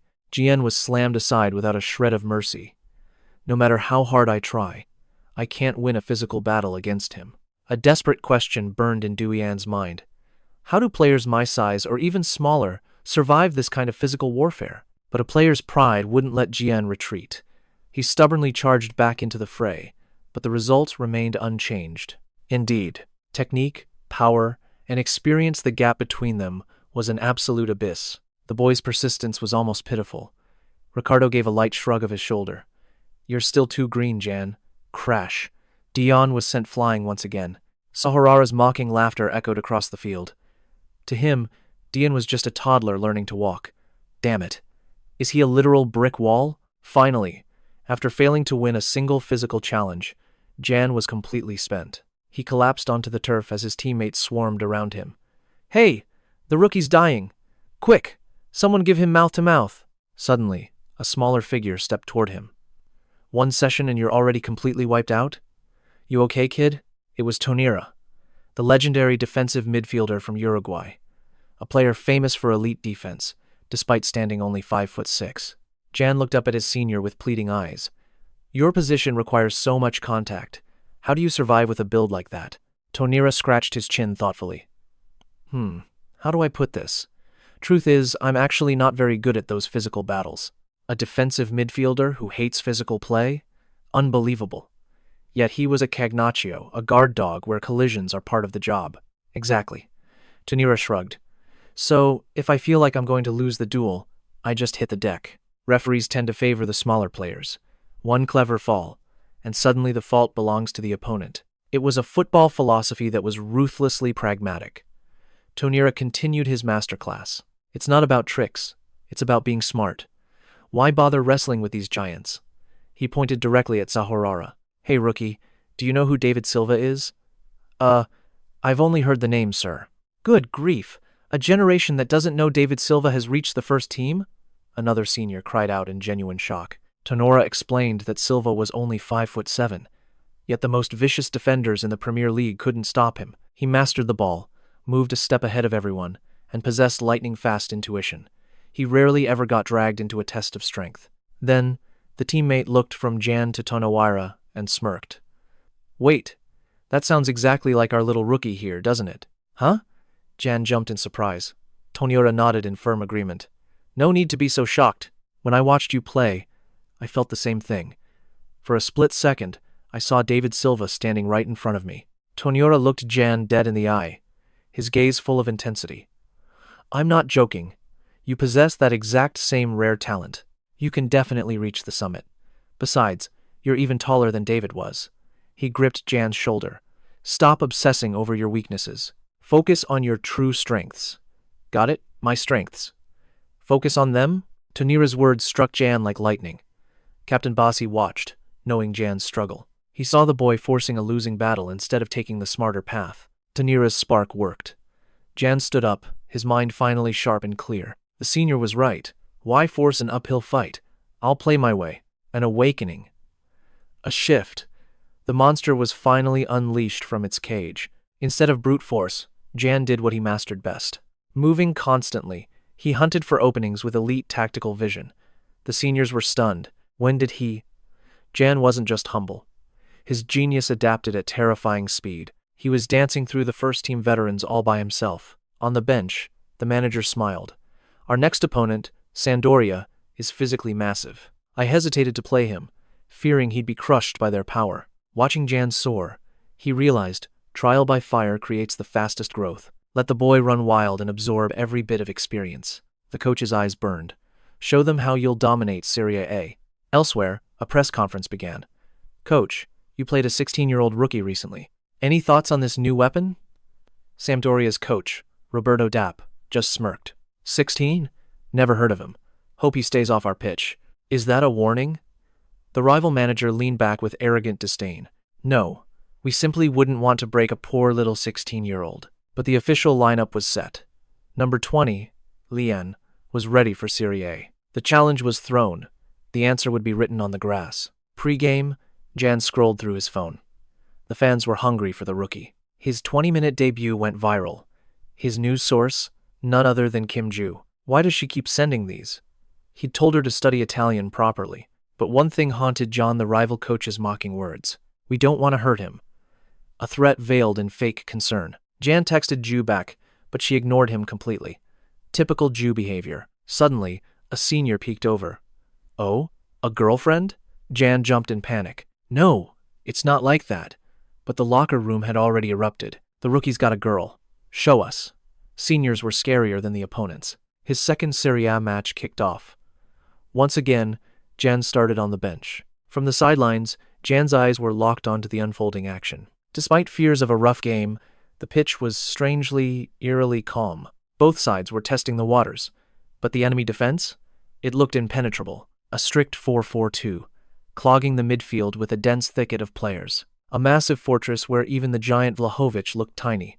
Scoreless at halftime. As Jan headed for the tunnel, the coach barked, "Jan, stay out. Warm up. You're going in now. Get moving," the assistant urged the shocked boy. The chance came early. A chance to shatter that rival coach's pride. A roar echoed. Number 14 out. Number 20 Jan in. The battle begins. 0-0. No lead to protect this time. The weight of the world shifted. He knew the mission. The manager wanted him to flip the script. Be the bridge. Connect the play. Calm down and execute the plan. But the moment he touched the ball, wait.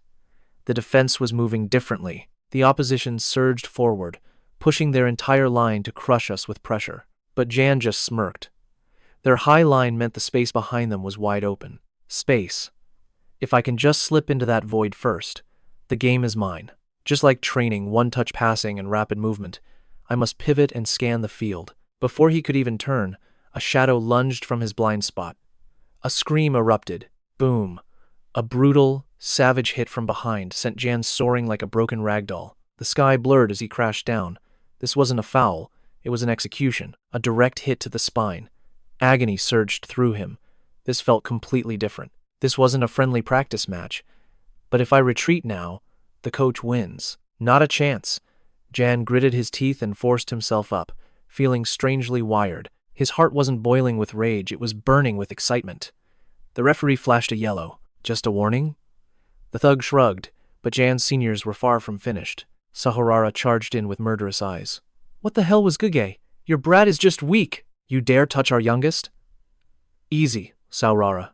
Another teammate rushed to hold him back. The captain loomed over. Step back, January, we'll handle this. Number 12, you're finished. Our little brother says it hurts. No more playing nice. Let's grind them to dust. Jan felt a bit guilty. It only hurts a little. The pain was already fading. It was surreal. The seniors who teased him earlier were now baring fangs to protect him. Rian played along perfectly. Then Milinovic, the Serbian tank and physical monster, stepped forward. He glared with eyes like cold steel. You're dead if I catch you. The thug flinched. A wave of relief hit January. He was truly lucky to have brothers like these. The whistle blew. Jan wondered if the card came out because his fall looked so pathetic. He recalled Tonira's advice. Look as pitiful as possible. Referees always favor the victim. Did I actually do it? If Rue saw this, he would die of pure embarrassment. Jan, you okay? Ah, yes, sorry, he snapped back. The atmosphere had turned razor sharp. This wasn't football anymore. It was war. His seniors were now playing with savage intent. The opposition didn't back down, ramping up their pressing and playing even dirtier. In this absolute chaos, what should I do? Fighting power with power is a mistake. But wait, who said I need the ball at my feet to change everything? On this battlefield, my move is to redefine the game by constantly hunting for space. It's not a physical contest. It's about conquering the pitch through superior positioning. Rewind to the locker room. Coach Roberto was firing up his squad. You've heard, right? The enemy has a hyped rookie. He paced the floor, his voice dripping with contempt. A creative playmaker? If he plays today, give that brat a lesson he'll never forget. Roberto's eyes turned icy. Show him the absolute terror of trying to invade our territory. Back in the present, that warning was being enforced with brutal, calculated efficiency. Jan drifted into the left flank, and 3 defenders swarmed him instantly, sealing every gap. Number 12 sneered at him. Let's see if you're brave enough to touch the ball here. He swung an arm for a dirty trick, expecting Jan to crumble. But then voot, Jan pivoted with breathtaking grace, and the ball was suddenly glued to his feet. What? Impossible. How does he dare receive the ball with his back turned after that hit? Jan didn't answer. I'm no genius, he thought. But only a fool repeats a mistake. And honestly, anyone using the same old trick is the real idiot here. The ball was his, but the trial had just begun. 3 defenders closed the trap. Jan didn't rush. He was the one setting the trap, waiting for them to draw near. The more they swarm him, the more gaps open up. Jan unleashes a signature early cross, curving perfectly into the heart of the box. A lethal reverse ball, a truly masterclass delivery. The strikers scream for it, while the bench erupts in pure awe. His timing is absolute perfection. Why? Because Jan listens. He recalls Vlahovic's veteran advice. That last cross was elite, cutting from the right to the center, then striking with the left. That's his senior's trademark move. Jan memorized every word, executing the script with flawless precision. He knows Vlahovic's favorite hunting ground. Just deliver it there, the ace will handle the rest. Jan stalls for time, taunting his pursuers. Defender 12 is on a yellow card. He doesn't dare make a reckless move. Careful, you're 1 foul away. I know already. In this tight space, they can't let him breathe. But a half-hearted challenge? That's exactly what he wanted. A brutal nutmeg through number 5's legs. He tears through the center, leaving defenders collapsing in his wake. Breaking free from the suffocating press, Jan's vision suddenly opens wide. He baited 3 defenders just to clear the right flank. He had absolute faith that Vlahovic would be exactly where he needed to be. I have to stay in the first team. I'll play my part until the very last second. Whoosh! For my sister Ju and my father. For the seniors who fought beside me. I want to keep standing on this pitch with them. The pass lands right on Vlahovic's boot. The defender lunges, but he's far too late. Jan knows no one can stop his mentor now. Vlahovic unleashes a devastating left-footed strike. The net bulges. The stadium explodes in pure euphoria. Scoreboard update. Sampdoria 0, Firenze 1. The momentum shifts completely. His seniors become like a pack of wolves, shielding Jan to give him room to dominate. Now, Jan can play with breathtaking audacity. The giants of Sampdoria don't look so terrifying anymore. Especially number 12. He's paralyzed by that yellow card. The entire Sampdoria defense is forced to swarm Jan and Vlahovic. A fatal mistake. They're too focused on the duo. A Firenze teammate spots the opening. The center is wide open. Jan smirks. Kim Ju, are you watching? I told you so. I'm not the one being schooled, it's their coach. Jan threads a brilliant reverse pass. Back to the second line. Great ball. His senior receives it instantly, unleashing a thunderous long-range rocket. It rips through the net. The final whistle blows. Final score. Sampdoria 0, Firenze 2. Jan exhales a deep breath of relief. 2 assists and a dominant victory. Surely Ju won't nag me this time. Well done, kiddo. But the peace is short-lived, as his chaotic seniors descend upon him. They ruffle his hair aggressively. You've got more guts than you look, huh? Being bold because you knew we had your back, and now you're as quiet as a puppy. Jan stands there, speechless. Leave him be, the captain chuckles. But then, the real nightmare begins. A senior whispers, Hey kid, you better brace yourself. Prepare for what? Back home, Ju and Dad are glued to the TV. Look, Jan is on. Jan's dazed face fills the screen. He's been named man of the match. Wait, why does he look so miserable? Dad worries. Maybe he's just exhausted, Ju replies, though she's curious too. The reporter approaches. Congratulations on the win. Any special instructions today? Jan stands there, like a deer in the headlights, stammering. Half spaces, positive effort. No, wait. The media crew can't help but chuckle. He's completely frozen. I'm sorry, Jan mumbles. A veteran commentator steps in to save him. That was a masterclass in escaping the press. From the left half space to set up Vlahovic's golden chance. Can you walk us through that moment? Jan fumbles again. Yes. The right. No, the left space. While Dad frets, Ju just grins. So cute. Janle, 16 years old, and another explosive performance. All of Florence is watching. They're calling you a true genius. Anything you'd like to say to the fans? Too much pressure, Dad thinks, sweating. Jan takes a deep breath, head bowed low. Yes, I really am a genius. Suddenly he speaks in Korean. I'll show you even more, so keep your eyes on me. Wait, was that Korean? The reporter is stunned. Back home, Dad bursts out laughing. My boy is finally acting like a real man. Dad beamed, watching Jan whisper to Ju. But Ju? She looked completely annoyed. "Say that again in Italian," she snapped. "I can't understand a single word." Meanwhile, the reporter prepared a final, lethal question. "Who's the first person on your mind right now?" Jan panicked. My girlfriend," he blurted out. The reporter's eyes instantly gleamed. "A girlfriend? The fans' hearts are breaking," the reporter teased. "Give her a message. Say, 'I love you.'" The crowd erupted in a frenzy. Jan's face turned beet red. "No, wait, not a girlfriend." He scratched his head, flustered. "Just, thanks for always cheering for me." "I'm an idiot!" Jan cursed internally. In his sheer nervousness, he had accidentally claimed Ju as his girl to the entire world. The interview ended, but Jan stood there like a hollow shell. His soul had left his body. How could he ever face Jigu again? Back at home, Jan's father was breaking out in a cold sweat. "Oh no, I might have to go into witness protection to save my son." Ju turned to him, her eyes burning with a murderous glint. "Sir, what exactly did Jan say?" The next morning, a thunderous voice rang out. Ju stood there, hands on her hips, her expression grim. "Jan, why on earth would you say something so ridiculous?" "What do you mean?" Jan stammered. "Don't play dumb," Ju snapped. "Your dad told me everything. You called me your girlfriend on national television." Jan's world crumbled. "No. Dad, you betrayed me." His spirit withered away, leaving him frozen like a statue. Ju leaned in, noticing his catatonic state. "Struck dumb, are we?" Suddenly, her voice took on a mischievous, predatory edge. "Our little Jan must really like me to brag to everyone like that, huh?" Jan's face exploded in red as he struggled to breathe. "No, that's not it!" he shrieked, desperately trying to deny reality. That guy on television was a complete lunatic. The person in that interview wasn't me," Jan shouted before bolting like a startled rabbit. "Hey, get back here!" Ju yelled after him. Ju chased him down, but Jan suddenly skidded to a halt.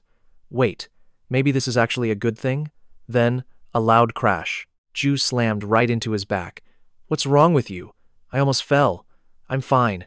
"But look, it's him," Jan whispered, frantic. Jan was baffled. Even after hearing about the interview, why wasn't Ju furious? A massive question mark hung over his head. At the training grounds, Jan stepped onto the scale with a grimace. "How is this possible?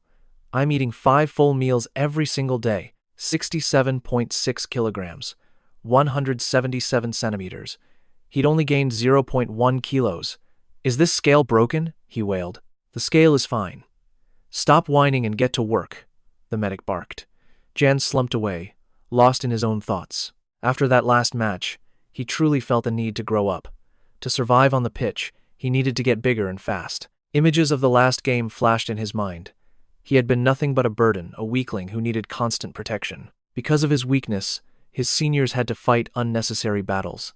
They had to pour out twice the effort just to cover for him. He was thankful, but the guilt was eating him alive. He wanted to bulk up, but his body just wouldn't cooperate. He shoved a protein bar into his mouth, even after Ju's massive meals. He didn't just need muscle, he needed the icy composure of a pro. But the fallout from that legendary interview didn't just end with Ju's teasing. He had accidentally declared himself a genius to the world. Now, everyone from the neighbor to the fruit vendor was cheering for him. It was overwhelming. He felt truly, deeply grateful for their support. Yet, he knew the dark side of fame. Fans are a fickle force, adoring you one day and tearing you apart the next. "Get lost, you fake genius," they would scream. "He probably paid the coach to let him play." The thought chilled his blood. The pressure was suffocating. Suddenly, his 2 chaotic seniors appeared, breaking his train of thought. "Hey, rookie, answer us. If a hippo and a rhino fought, who would win?" It was the most ridiculous question Jan had ever heard. Jan blinked in confusion. "Hurry up, this is a matter of pride. How am I supposed to know that?" Jan cried out. He was spiraling, yet amazed. Despite the high-stakes away match ahead, his seniors were perfectly calm, joking about nothing. "I want to be that cool-headed," Jan thought. The hippo, I guess?" he whispered. "Do you want to die?" they roared in unison. But beneath the nonsense, Jan knew only one thing led to growth. Brutal, relentless training. "I have to give it my all today," Jan vowed. "Maybe, just maybe, I'll get a chance to sub in against Roma." Determination burned in his eyes. He poured every ounce of energy into practice, hoping Coach Luca was watching. As the session wound down, a sharp voice cut through the air. "Jan, Hold on a second. Come here. The coach's words were a lightning bolt. You're starting tomorrow. He patted Jan's shoulder. Don't overthink it. Now go get some rest. Jan stood alone on the silent pitch, his heart hammering against his ribs as he processed the news. Tomorrow. AC Roma, 7th place versus 8th. A battle for survival. He looked up at the shimmering stars above. The dream of becoming the brightest star felt distant now, because a reality far more explosive had just crashed into his life. He never imagined he'd be in the starting lineup against AS Roma. His heart hammered wildly against his ribs. Match day at the Stadio Olimpico, a true cauldron of fire. The crushing pressure of his first start was suffocating. Jan felt his limbs turning to lead. Coach Laka approached him. Jan, are you warmed up? How's your condition? I'm ready, sir. Listen close. I'll explain your role one more time. The key to this entire match is their number 7, Lorenzo Pellegrini. Do you see him? At that exact moment across the pitch, the Roma coach was giving Pellegrini his own orders. There's a reason I gave you a defensive role today. Something you've never done before. It's all because of that man. You must be the first line of defense the moment he drops deep to playmake. Do you understand? Jan tightened his grip. Yes, I'll give it my all. The coach had placed his absolute trust in him for such a massive stage. I have to do this. He stepped onto the grass as the stadium erupted. Roma, Roma. The atmosphere was electric. As the teams lined up, Pellegrini walked over and patted Jan's cheek. A greeting, or perhaps a warning. Jan stared back with unwavering eyes. There he was, target number 1. The man he had to neutralize. Lorenzo Pellegrini. He looked like a titan. Since they shared the same position, the comparisons would be inevitable. It wouldn't be easy, but losing wasn't an option. Beep! The war began. As the whistle echoed, the opposition played it slow, testing the waters in their own half. But Jan's gaze was locked on to number 7. Fiorence's strategy was to sit deep and defend. However, Jan's mission was different. If Pellegrini moved to receive the ball, Jan had to strike first. The moment finally arrived. Pellegrini dropped toward the halfway line. Now! Jan launched himself forward like an arrow, dropping deep to dictate play that was Jan's own specialty. He knew exactly how to break it. Press the back, deny the turn, and suffocate the space. The press was perfect. Pellegrini's eyes widened in slight surprise. Humph, you're pretty fast, kid. Pellegrini was forced to pass backward. Success! But immediately, the veteran drifted toward the left flank. Jan didn't hesitate. I'll stay one step ahead. He sprinted, cutting off the passing lane before the ball could even arrive. He was ready to shut down the play entirely. Crash! A wall of pure muscle slammed into him. Jan was sent flying. He had been completely overpowered in the physical duel. Damn it! I should have trained harder. He had lost the battle of strength. Pellegrini glided past with ease. Jan scrambled to his feet to give chase. It's not over yet. The defense is still holding. I can still stop him! Jan braced himself. But wait, what was he doing? Pellegrini didn't pass. From that impossible distance, he wound up his leg. Boom! A long-range cannonball screamed through the air, leaving the keeper helpless as it hit the net. The stadium exploded in a roar. Jan stood frozen in shock. What on earth was that? Boom! The ball was buried in the net before anyone could react. Even the shooter himself, Pellegrini, looked impressed by his own strike. His teammates swarmed him, half cheering and half scolding. Hey, Pellegrini, was that shot a bit overkill? He simply raised a hand in a casual, half-hearted apology. Jan exhaled sharply, his heart racing from the sheer terror of that power. He knew that while the shot was divine, it started from his own failure. Jan, it's okay. Stay focused. His teammates shouted words of encouragement, but the weight in Jan's chest only grew. After that goal, the momentum shifted entirely toward Roma. Pellegrini became a beast unleashed, intercepting passes and dismantling the formation. Jan's nightmare was only beginning. Even without flashy footwork, Pellegrini bypassed him time and again using nothing but raw speed and power. Only thanks to Fiorence's ironclad backline did they avoid conceding another goal. Being repeatedly beaten by such simple, brute force, rage began to simmer within January, not at his opponent, but at his own weakness. Cruelly, when Jan finally got the ball, Pellegrini used his own tactic against him. He pressed from behind, using his massive frame to crush any hope of a turn. Once again, Jan was trapped, unable to escape the pressure. Beep! Beep! The halftime whistle blew a momentary mercy. To the team, Holding a giant like Roma was a tactical win. But for Jan, it was the most humiliating half of his life. The seniors offered comforting pats, but the words felt hollow. Damn it. If I just had a man's strength, I wouldn't have lost that clash. He ground his teeth in frustration. Inside the locker room, the head coach finally spoke. All right, good work out there. Let's tighten our chemistry for the second half. He walked over to January. Jan, can you still run? Jan was panting heavily. Yes. I'm fine, sir. If you're spent, give me the signal. Don't push into an injury. He gave Jan a firm pat on the back. All right, everyone out. As the players filed out, Coach 𝐏𝐫𝐄𝐃 whispered anxiously. Coach, Jan looks exhausted. Shouldn't you have said something more to him?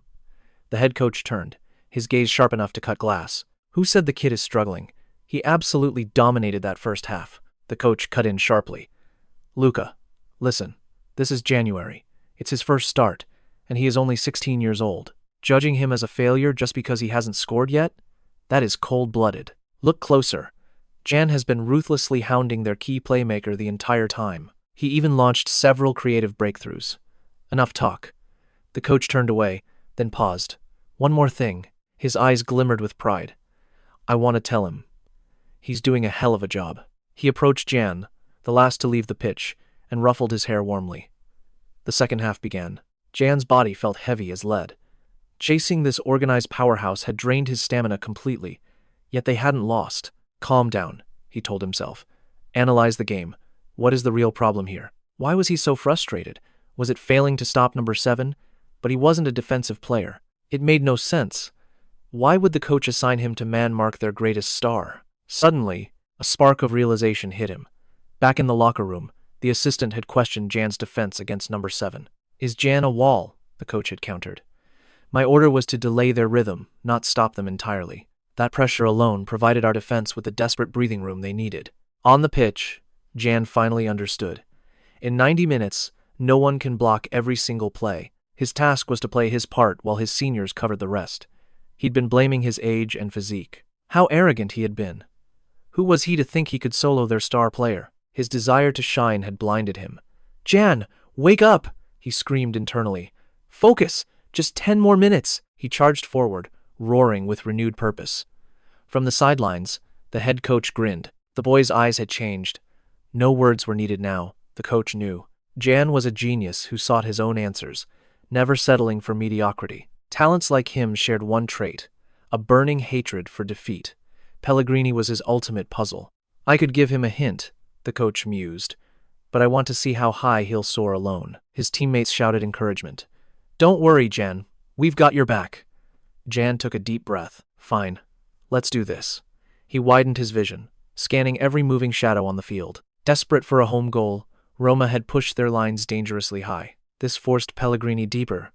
Instead of receiving the ball, he was now waiting to strike. The ball is going to find him eventually, Jan realized. If I intercept it, the counterattack will be lethal. The Roma midfielder searched for an opening. Jan appeared far away, intentionally slowing his pace to bait a gap in the defense. The midfielder's eyes lit up. The kid is gassed. He can't keep up anymore. It was a deadly trap. Anticipating the play, Jan moved a step ahead. Swipe.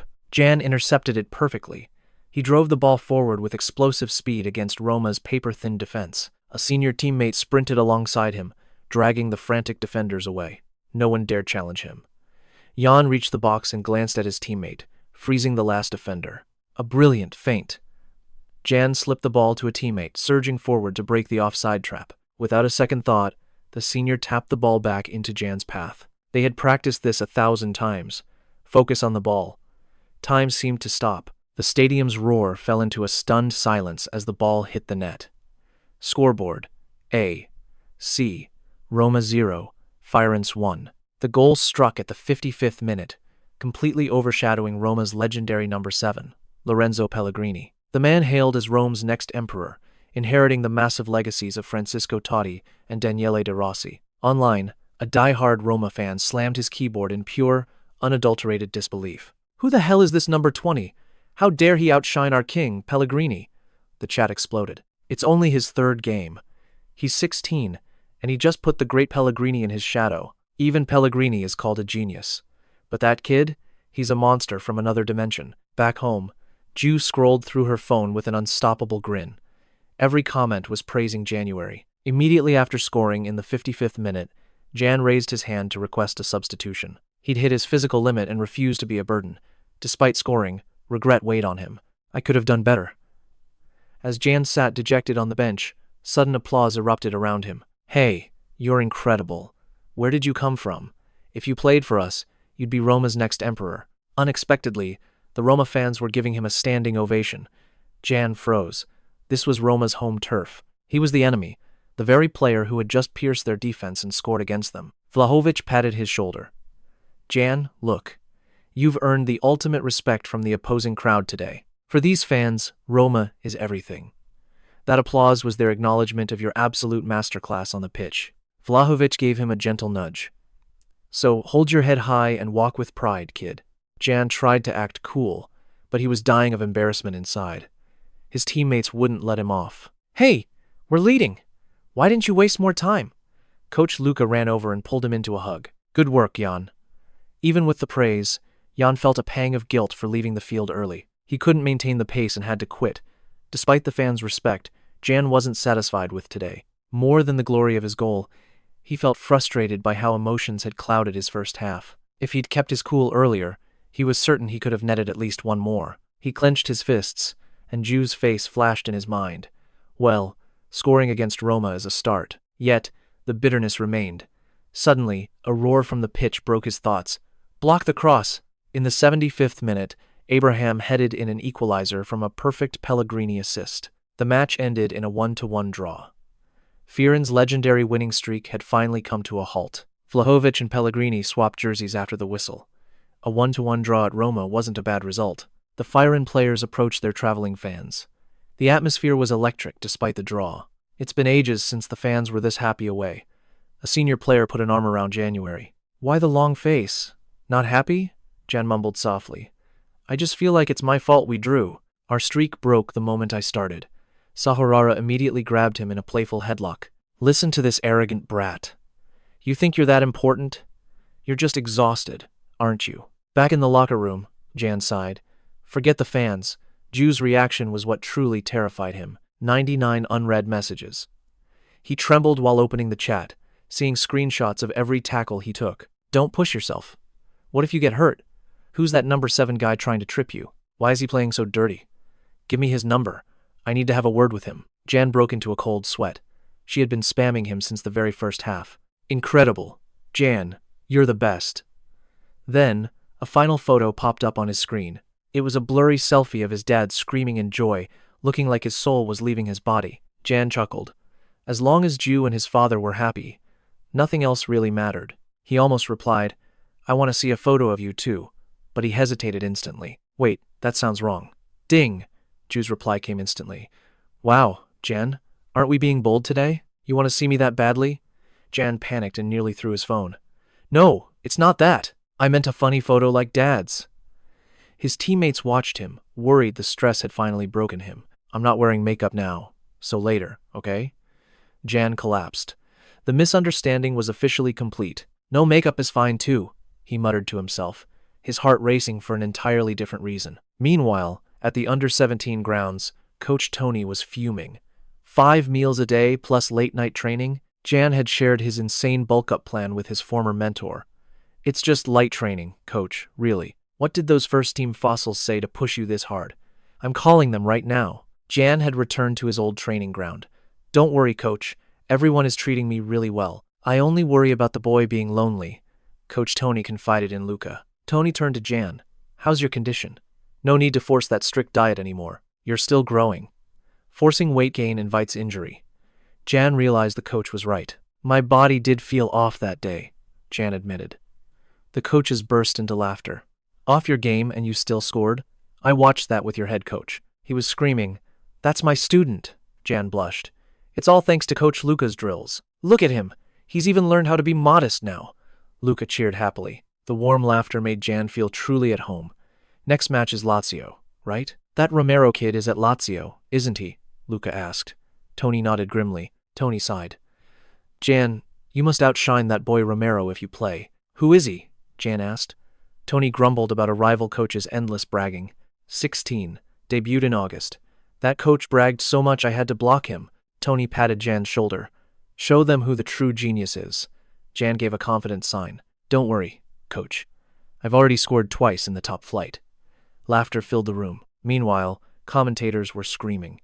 Behold, Serie A's hottest new star. Luca Romero nets his third. A true footballing prodigy has officially awakened. Lands next hurdle. At home, Ju showed Jan the screen. Know this, Romero kid? They're calling him the real genius. Ju pointed to the explosive online forums. The real deal. 7 games, 3 goals. At 16, he is Lazio's future. A natural talent, the comments read. Jan's expression clouded with silent determination. The world has plenty of geniuses, Jan muttered. Ju didn't notice his darkening mood. Irritation began to flare deep within Jan's heart. Jan only has 2 goals, right? Jan snapped back. I have more assists, but goals are more important, right? Ju's innocent question stabbed Jan like a dagger. Noticing his stunned silence, Ju giggled and tried to soften the blow. Just joking. Our Jan is obviously the superior genius, she teased. But Jan wasn't smiling. Let's search for your name instead. Hey, stop. Why look that up? Whoa, your comments are even crazier. They're calling you a monster for that Roma game. This is what a real genius looks like. He's a born winner. As a Viola fan, I love Jan. Jan finally breathed a sigh of relief. So, a showdown with Romero this weekend? Yeah. If I even get to play. A clash of true prodigies. Jan remained humble about his chances of starting. Ju's eyes burned with fire. You'll be out there. And you have to win. Jan sighed. Everyone wanted this battle of honor. But he was worried about something else. If I lose, will you start cheering for that kid instead? Silence fell. Ju's face hardened. What kind of stupid question is that, dummy? She pinched his cheek hard. Serie A round 12. Fiorentina versus Lazio. Jan was ready. Back on a normal diet, his body felt explosive and lighter than ever. Lazio was a powerhouse. But Jan chose to cast all pressure aside. He'd embrace his youth and play without fear. That was his greatest weapon. Jan, you ready to go? Coach Luca asked. Jan nodded with total focus. Tony and Paolo Rossini watched from the stands as the stadium erupted. Fans who once called for the coach's head were now in a feverish frenzy. The Jan effect was undeniable. The battle between the two geniuses was finally here. Rossini sighed at Tony. Dragging a kid into your personal grudge? When will you grow up? Tony shrugs. On this pitch, age is just a number. One thing is certain, Jan is about to show everyone his true mettle. Tony gazes at the field with absolute conviction. In terms of raw talent, Jan is second to none. Below, the entire team turns in unison. All right, we win this today. Forza Viola. Jan eyes his rival number 17, Luca Romero. Small but sturdy, lightning fast, and a master of the breakthrough. Most importantly, he is 16, just like Jan. Are they whispering about me over there too? Asterisk tweet. Asterisk the whistle blows as Fens takes the opening kick. Jan passes back, looking to build a slow, steady rhythm, but the opposition has other plans. In an instant, Lazio's attackers and midfielders swarm like predators across the Fiorentina half.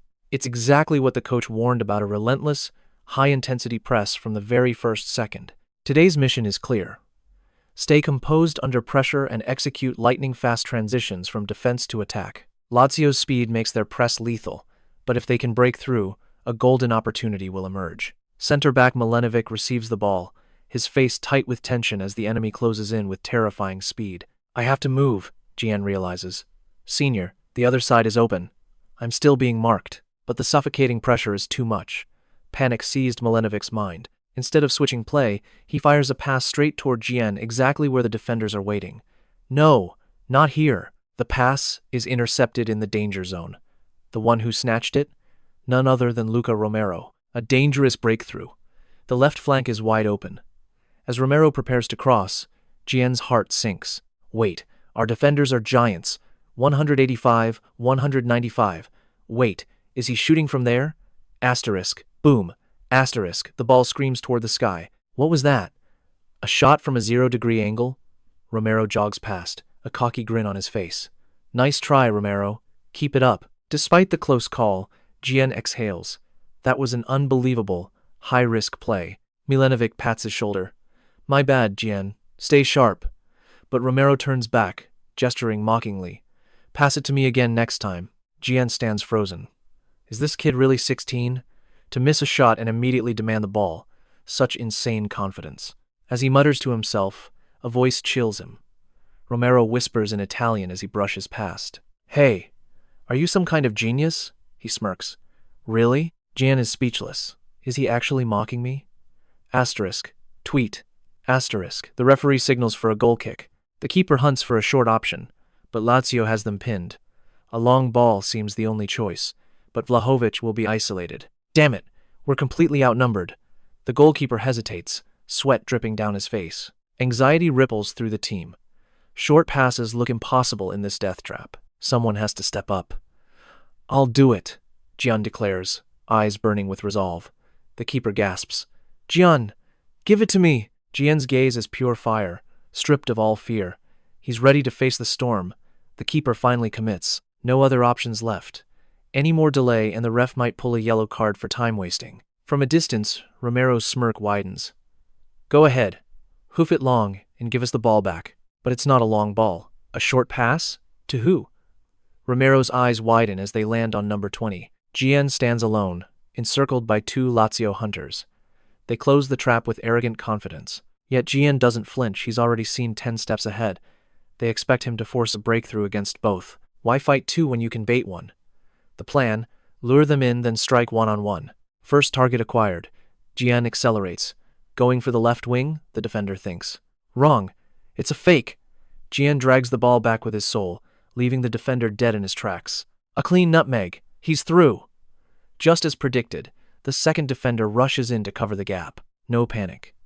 Jian pushes the ball wide, eyes darting toward the right back to sell the deception. The defender bites, lunging to intercept the ghost pass.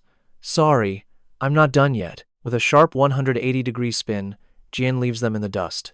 He's out. Mission 1, break the press complete. Now, it's time for a counter-attack at the speed of light. Lazio's defensive mid charges, but behind him, their backline is a disorganized mess. They never saw this coming. A high line against a predator like 𝐏𝐫𝐸𝐿? This is the perfect stage for a killer through ball. Jian carves a path through the defense with a pinpoint pass. 𝐏𝐿𝐫𝐸𝐿 is already moving and Jian isn't stopping either. He storms the box. The keeper is caught in a nightmare, an impossible angle to close. 𝐏𝐿𝐫𝐸𝐿's genius movement completely shatters the defensive line. Stay alert. 𝐏𝐿𝐫𝐸𝐿 fires. A miracle save. Damn it, it went straight at the keeper. What a save. The ball's loose, as Coach Luca said. Fortune favors the prepared. Jian is ready. He lunges with a clinical header. It turns out, listening to the veterans never fails. Goal! Jian taunts Romero. See that, 𝐏𝐫𝐄? He roars as the stadium explodes. Who is the real genius now? Whistle. Halftime. Fens leads 1-0. Jian, minute 27. Coaches Tony and Paolo watch the replay, absolutely stunned by what they see. This team's pace is lethal. One slip, and even the Giants will crumble fast. After that early error and shot, I feared the worst-case scenario would unfold. But Jian crushed their momentum, with a legendary press break and a textbook counterattack. Executing that in the heat of battle? Paolo's eyes gleam with pure admiration for Tony. The media hyped a rivalry, but that number 17 looks completely outclassed and pitiful. Their levels are worlds apart, Tony laughs. The kid actually got mad and blocked me. Stellar work, January, Paolo sighs. Grow up, Tony. What did the kid do wrong? Wait, look. He's being subbed off? Yes. Romero's game ends after 45 minutes. His pride is in tatters. Romero kicks the tunnel wall. 16 years of pure ego, shattered. From the academy to the pros, he was always the golden boy, the youngest genius. But who is this number 20? Crush him, the coach said. Then we win. He had boasted to the world. I will show everyone what real talent looks like. Yet he scores while I get benched. Romero fumes. But surely, my dribbling is still superior. Right. Compared to passing or press breaking, true skill is in the... Wait, what? Jian dances past their best defender. He can dribble like that too? Romero is paralyzed. You are a master at this too? Jan charges forward. He enters the zone. Boom. A thunderbolt strike. 2-0. A brace for Jian. You monster. You are possessed today. I just got lucky. Romero sits on the bench, his soul leaving his body. Is this how they felt when I looked down on them? An insurmountable, terrifying wall? Tough shift today. Drink up. A veteran hands Jan some water. Thanks, senior. Jan breathes out. Pure luck. 65 minutes played. More time, and 2 goals to show. One was a fluke, but his growth since the last game was undeniable today. Feeling proud? Senior Jose, number 7, sits beside him. Worn out yet? A bit, yeah. You held the ball all day, senior. Your focus must be drained. Jan forced a smile. I guess so. Their high press forced him deep constantly. Hydrate and relax. Suddenly, a realization hits Jan like a bolt of lightning. Now I see it. Why the coach obsessed over quick transitions and press breaking. On the touchline, Vincenzo is losing his mind. Stop those useless crosses right now. Focus was key, but the truth was simpler. He refused to lose to a rival he hated. I should thank him. The fear of Jew cheering for another player drove me wild. The real genius is right here. Romero? Just the thought makes my blood boil. Jew isn't even mine. Jan shakes it off, fists tight. At least I was the genius today. A clash in the air. Goal. Leo pulls one back in the 69th. It is 2-1. The stands erupt in fury. Mark your men. We collapse the moment the rookie leaves? Bring our genius back! Popular, aren't you, genius? His dad teases. Jan just grimaces. Not at all. Fiorentina held the rhythm. But one lapse allowed their number 9 to strike. Jan ponders. If Italy holds this many geniuses, how many more monsters lurk across Europe? Success this season means one thing: a ticket to the European stage, a battlefield of elite clubs where the world's greatest geniuses await. Jan dreaded the day Gio would realize his genius was just an act. A roar erupts. Reality hits as a lightning-fast counterattack begins. Fiorentina leads 3-1 in the 76th minute. Vlahovic scores. Victory is sealed. 3-1. Jan exhales, but the nightmare has just begun. Time for the interview. Lian bows, his face masked in pure anxiety. No pranksters around to tease him. The interview starts smoothly. A clash of 16-year-old geniuses. Did you see Romero's interview? Not yet. He claimed he'd show the world the true genius today. Jan flinches. The reporter smiles. So, who is the real genius? A trap. Jan sweats, panicking. Coach LC's student. A shocking answer. The reporter stammers. Wait, Coach La? Our U17 coach. Jan sighs, relieved by his own clever escape. One last question. Your jersey sales among female fans are exploding. What is your secret charm?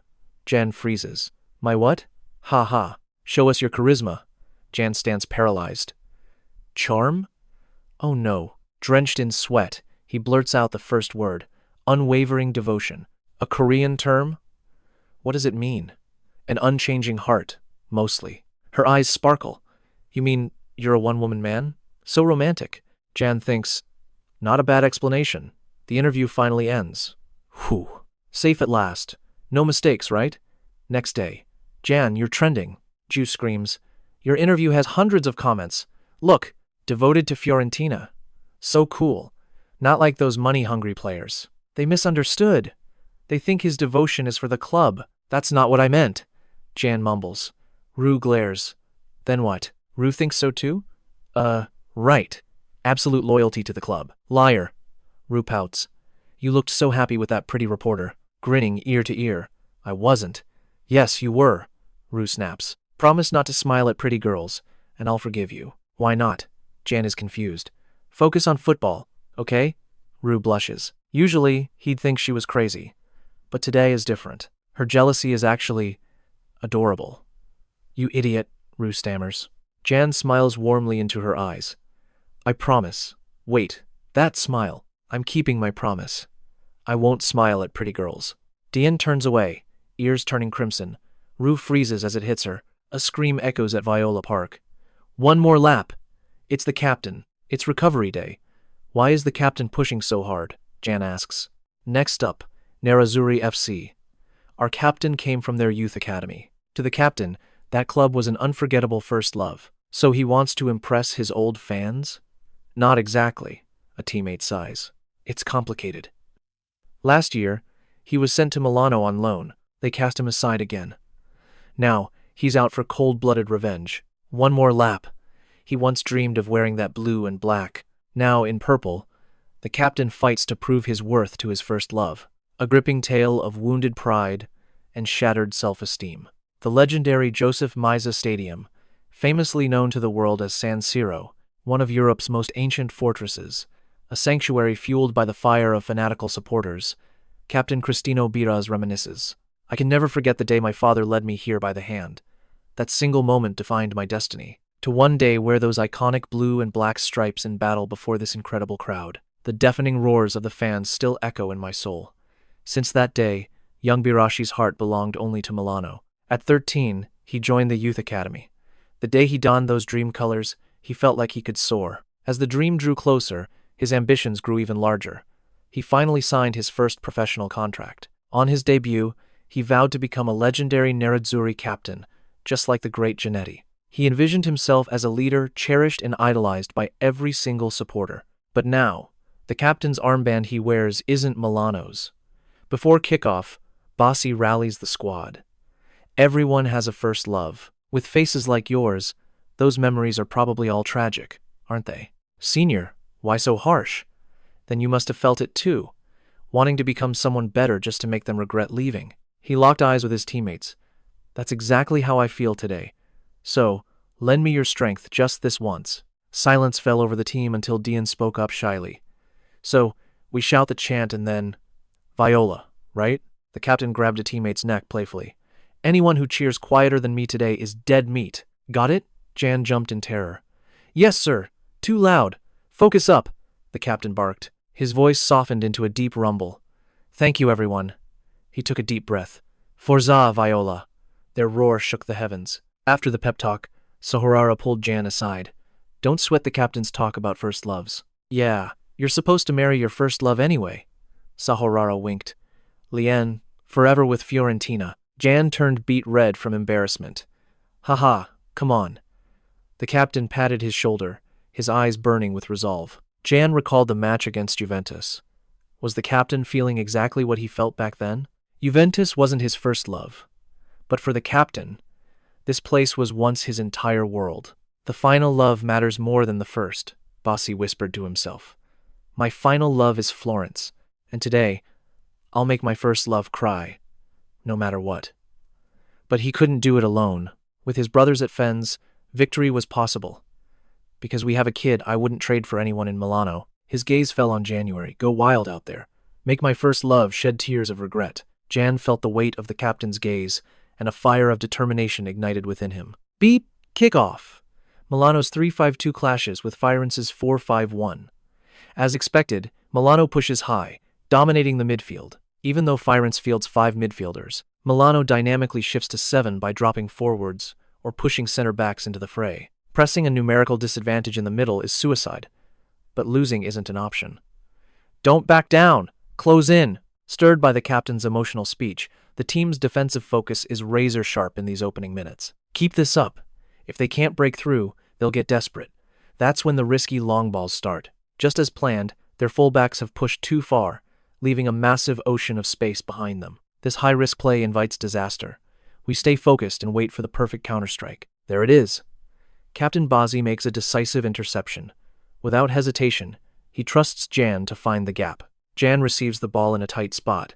Holding it too long here is a death sentence. He evades a sliding tackle with a subtle drag back, then spins gracefully to lose the trailing defender. He spots CJN wide open on the right flank. A small opening appears, but he chooses a different path. He cuts back, left, spotting his captain charging forward with gritted teeth. Dion delivers a pinpoint ball into space. The captain growls. Kid, thanks for the pass, but did you forget my age? Or do you just overestimate my speed? The pass looks too long. Wait, is it? The ball has backspin, a perfect stop pass. I'm sorry. Wait, that was actually perfect. Bossi controls it without losing momentum. Someone's on your tail, Jan screams. The enemy defender possessed terrifying speed. Racing him was suicide, so I'll use pure brute force. My aging body felt like it was shattering, but I couldn't stop now. I charged straight into the penalty box. 2 white shirts blocked the path. No time to think, only my instincts and my legs could answer now. He whipped in a cross. The header was blocked, but the keeper couldn't hold it. Jan lunged in. Goal! Beer collapsed, staring at the heavens. Do you see this? This is Fioren, the final flame of passion for the men you threw away. The team erupted in a wild celebration. Milano 0, Fen 1. Lian scores off a legendary assist from Captain 𝐏𝐫𝐨𝐝𝐢𝐠𝐲. The roar of tens of thousands shook the stadium, yet a heavy, emotional silence fell over the pitch. Captain 𝐏𝐫𝐶𝐲 pulled the youngest player into a crushing embrace, releasing years of suppressed pain.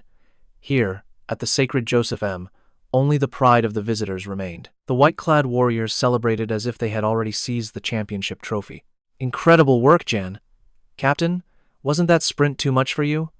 An older player asked, worried, but Beer remained silent. He was weeping.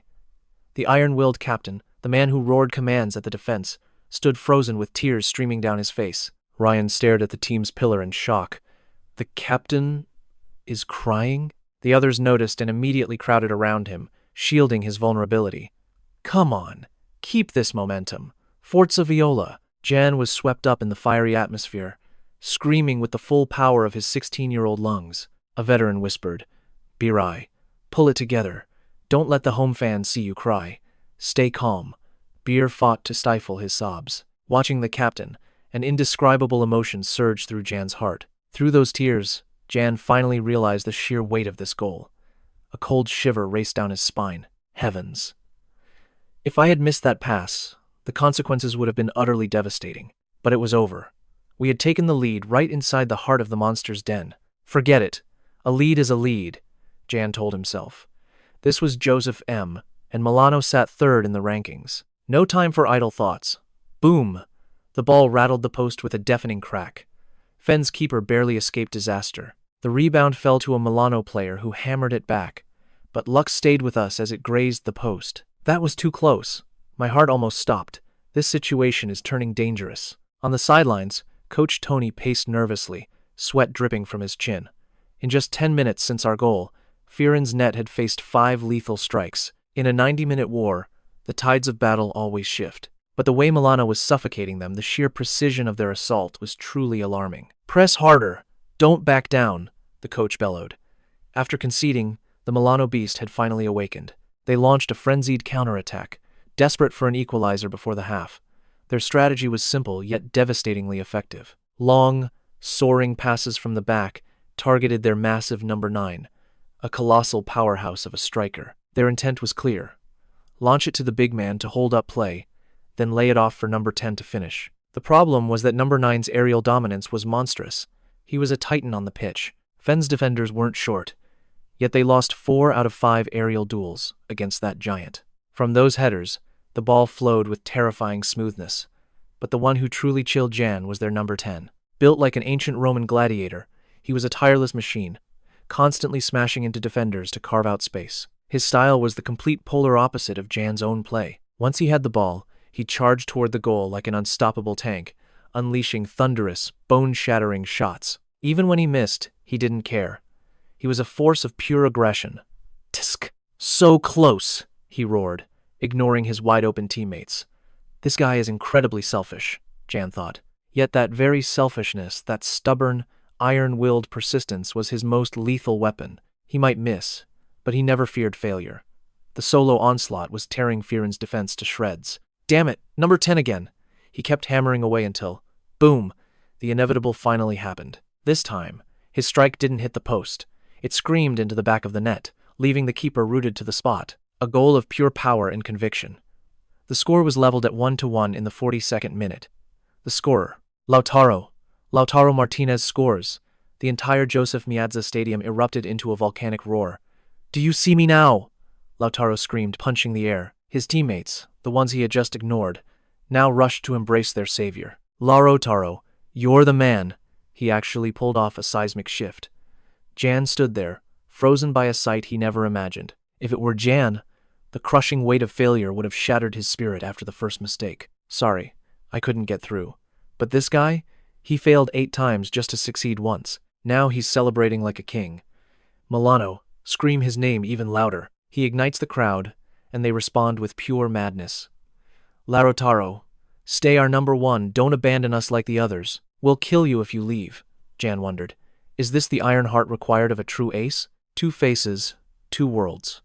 One radiating arrogant confidence, the other shadowed by calculating hesitation. Inside the tunnel, a heavy gloom suffocated the Fens.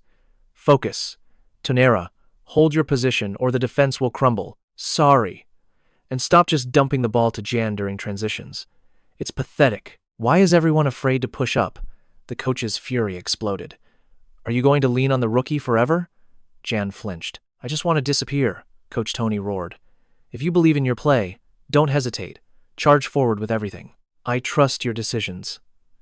Jan looked up, a spark finally igniting in his eyes. If anyone thinks a draw in Milano is enough, stay in the locker room. Don't bother coming out. This is a winnable fight. Just focus. Got it? Yes, sir. The team's spirit surged back to life. Jan lingered behind. Coach? Tony turned. Jan? What's on your mind? Jan hesitantly explained his tactical vision. Coach Tony's eyes widened in surprise before he leaned in to listen. Interesting. Keep going. Tony glanced at his assistant, Luca, and let out a booming laugh. Ha ha ha. Not bad at all, Jan panicked. I didn't mean it was mandatory. Relax, I see your point. Jan bowed and hurried away. I'm going, let's win this.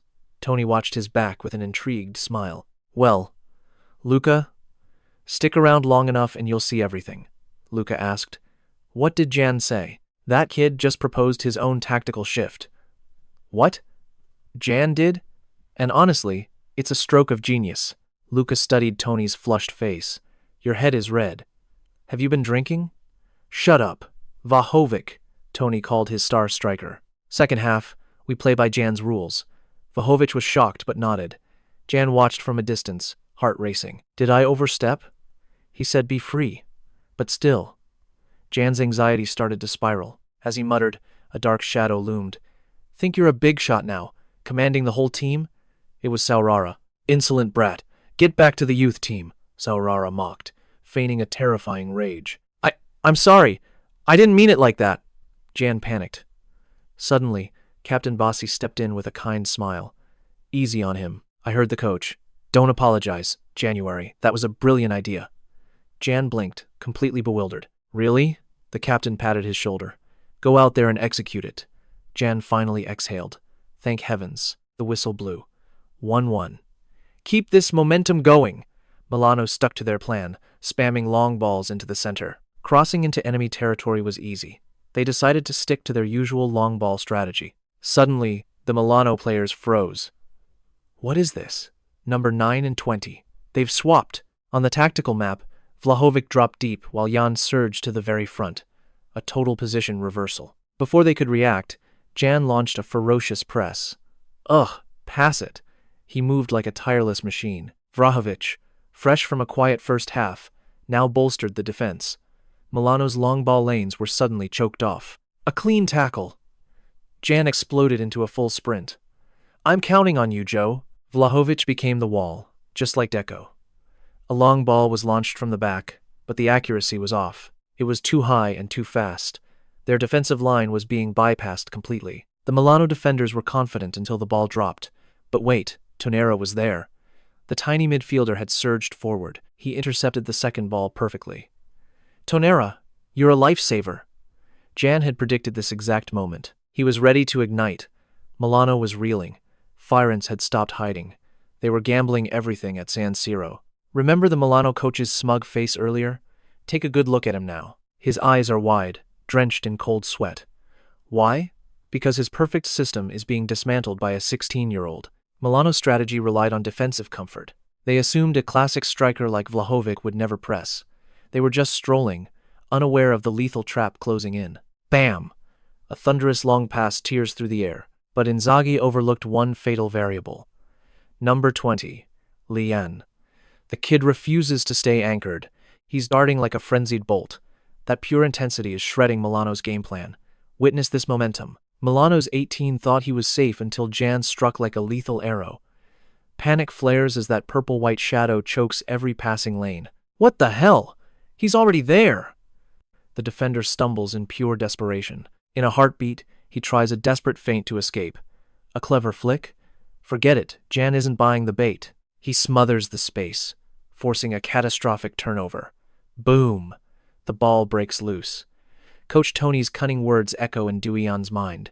Speed is great, but beating a defender with skill? That's how you create a true numerical advantage. Jan's move? He ignores the center and blazes down the wing. A bold gamble that drags the defense wide, leaving the middle exposed. Instead of a reckless solo charge, he slides a surgical through ball to his teammate charging forward. Genius. Absolute genius. But Jan isn't done. Does he just stand and watch? No. He ignites a sharp check run. A deceptive glance toward Vlahovic baits the defense before he cuts inside to reclaim the ball. A textbook 1-2 play. Milano's giant, number 37 Skriniar, is still underestimating the threat. He thinks there's no shooting angle. Just block the cross to Vlahovic and it's over, he sneers. He lunges in, trying to crush Jan with sheer size. Big mistake, old man. Jan lacks Lautaro's magic left foot or elite flair, but he wields a different weapon. A monster of a teammate. With a slick flick of the outside boot, Jan sends a whistling cross straight for Vlahovic's head. The defense watches helplessly, but the distance is too great for a goal. Wait, Vlahovic acts as the wall, nodding a perfect layoff back. Milano's line pushes up, trying to spring an offside trap on Fiorenze's number 8. Is the flag going up? No, the target isn't the number 8, it's Jan. While eyes were glued to Vlahovic, Jan executed a ghost run right behind their backs. Timing it to perfection, he shatters the trap. The ball drops right at his feet. It's a one-on-one showdown. A moment of destiny.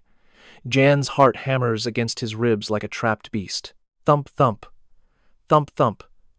Handanovic charges like a grizzly, while a defender lunges in a desperate slide. The tension is suffocating. The angle is vanishing.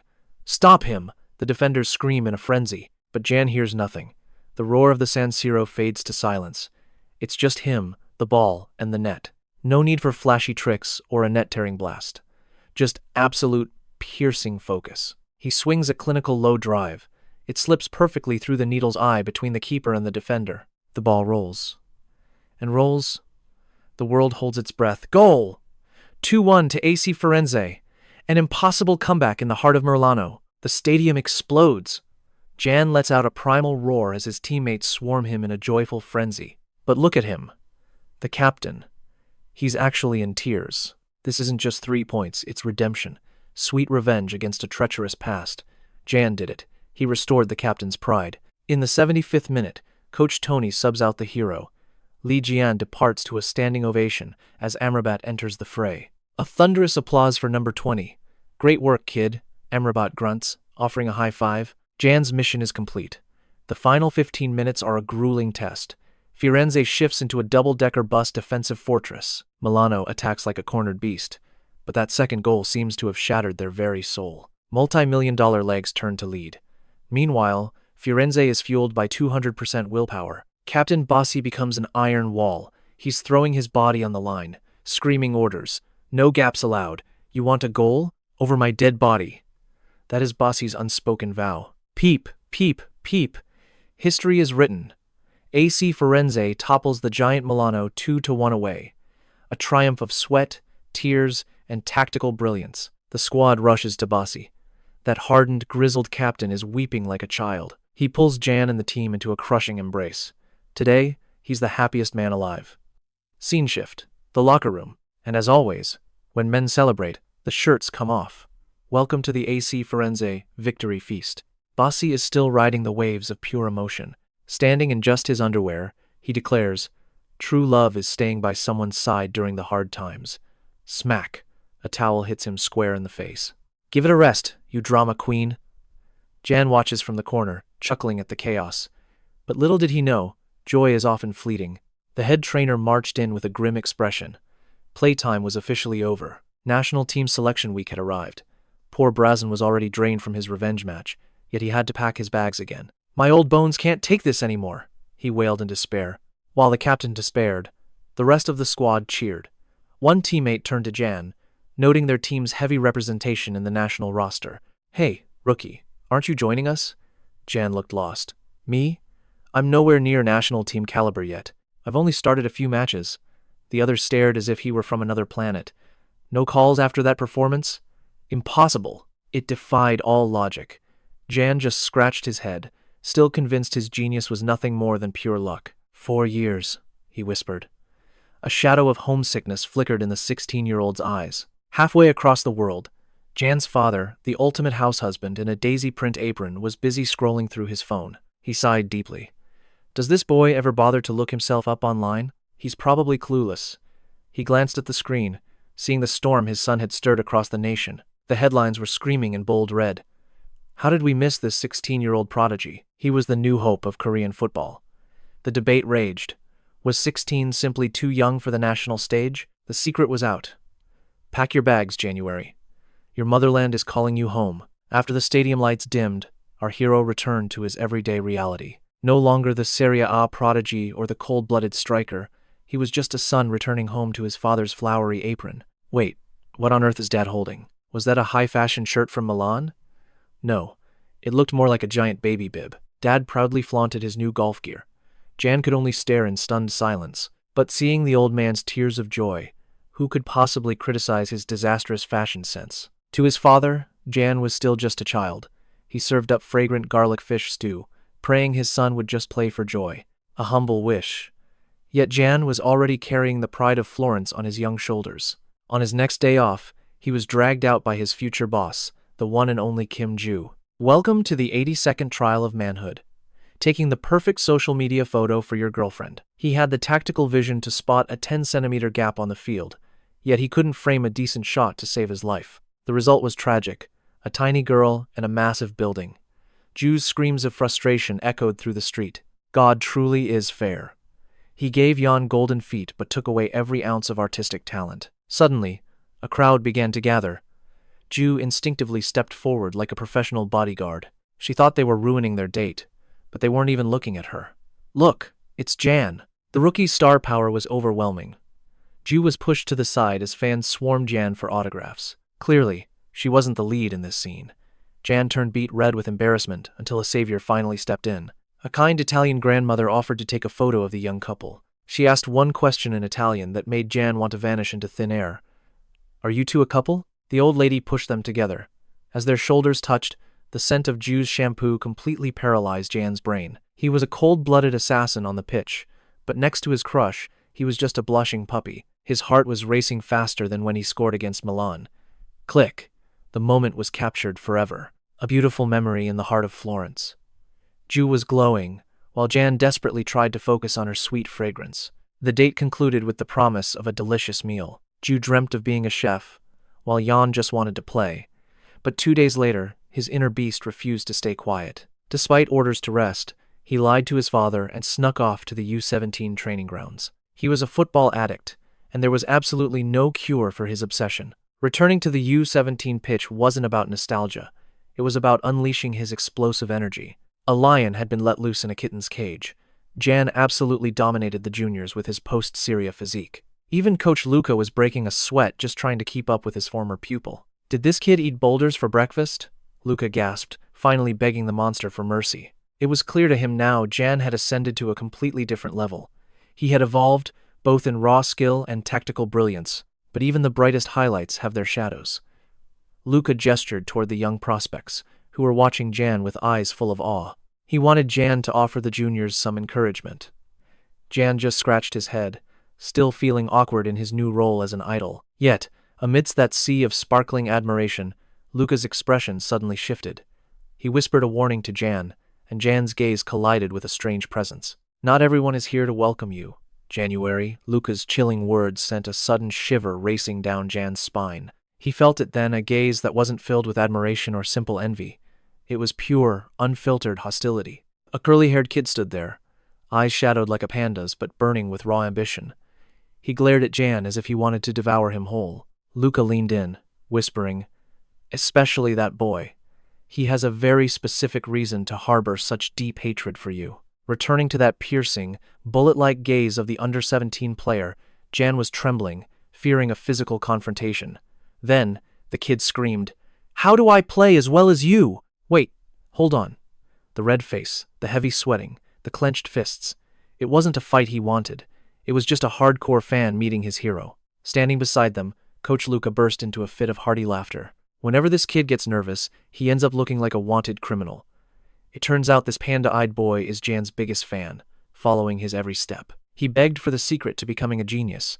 Looking into those eyes filled with hope, Jan decided to confess the cold, hard truth. "I am no genius.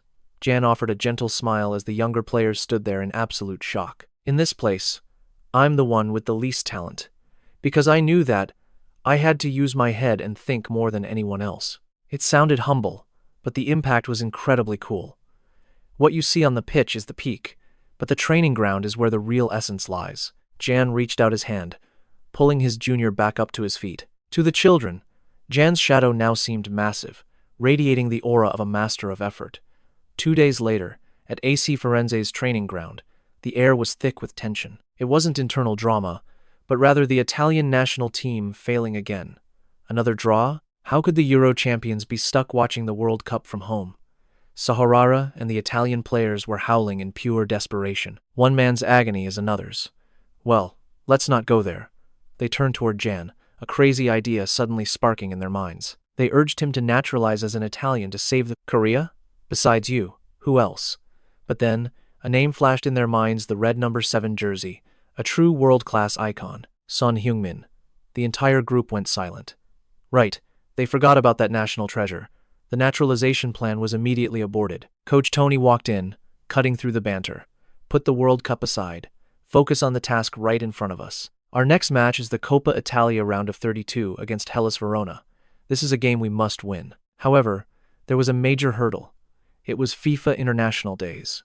Key stars like Vlahovic and Milenkovic had left to serve their national teams. The current roster was paper thin. Tony announced they would play with a patchwork squad, promoting several youngsters from the youth team. The atmosphere grew heavy. Missing Vlahovic, their primary goal-scoring machine, was a devastating loss for the team. Who will replace him? Tony looked directly at January Yu.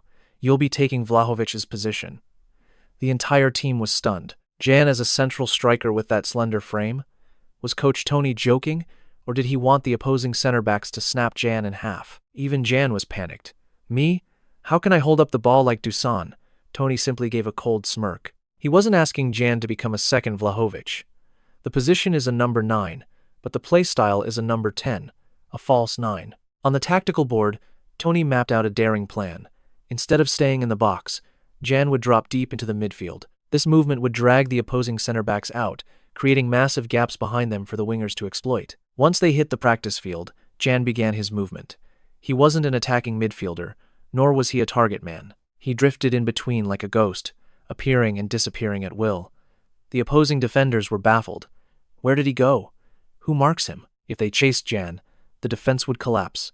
If they stayed put, Jan would have the freedom to craft a perfect trap. Jan received the ball in open space, turning to fire a pass that sliced the entire defense wide open. The defenders became useless and lost. The gaps were exposed, and that's when Jan's teammates charged in for the kill. Jan's tactical mind was running more smoothly than ever. But that wasn't all when needed. The false 9 could become a real assassin. Spotting a narrow opening, Jan suddenly accelerated into the box. Boom! A decisive strike blasted into the back of the net. Coach Tony nodded, satisfied. He knew his gamble had paid off.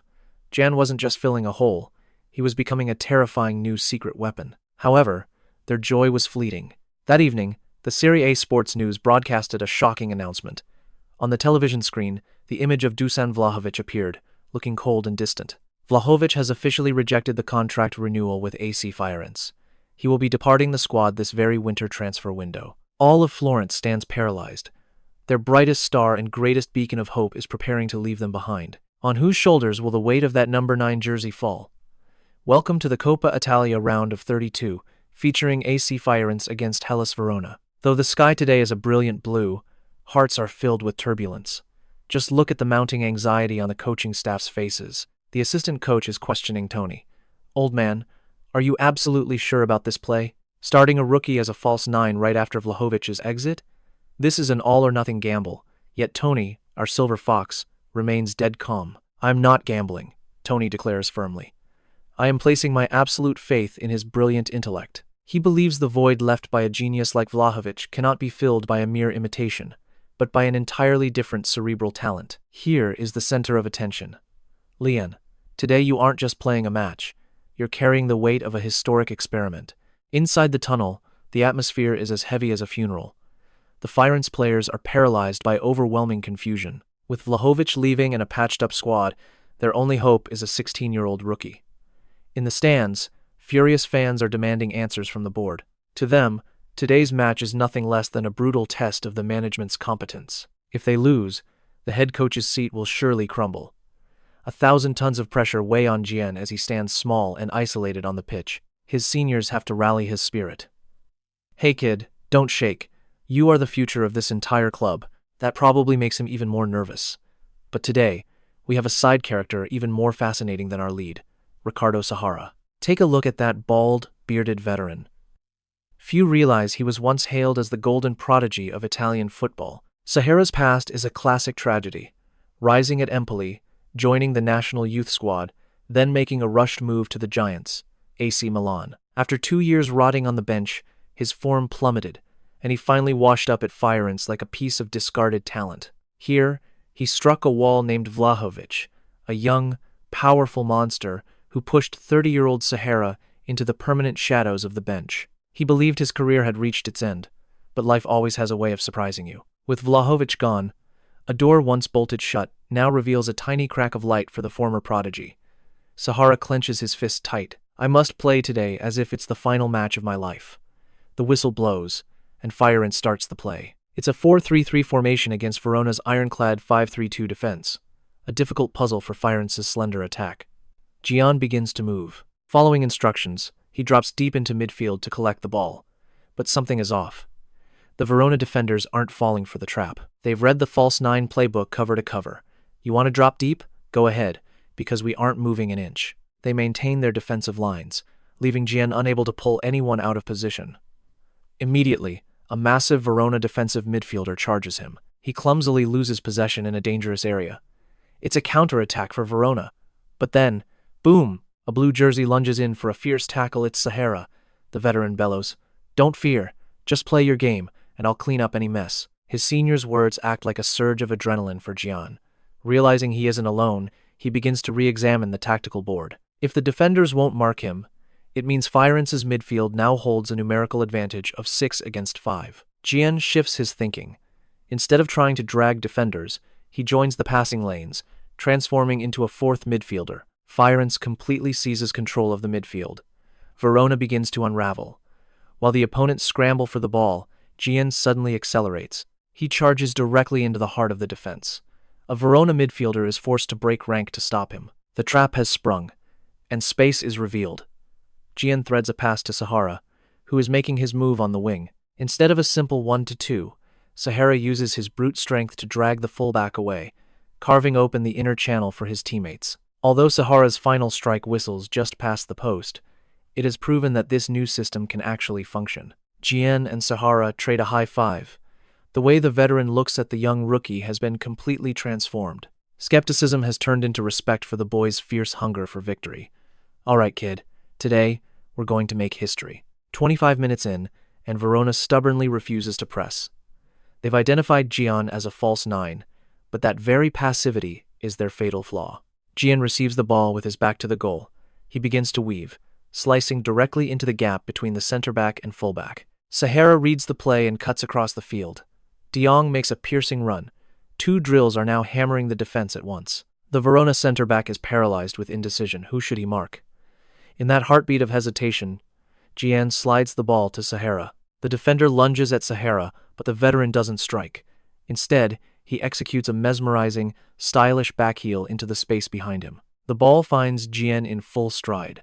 It is a cutback that is perfect down to the very last millimeter. Gian traps the ball with his heel, killing the momentum to set up the perfect strike.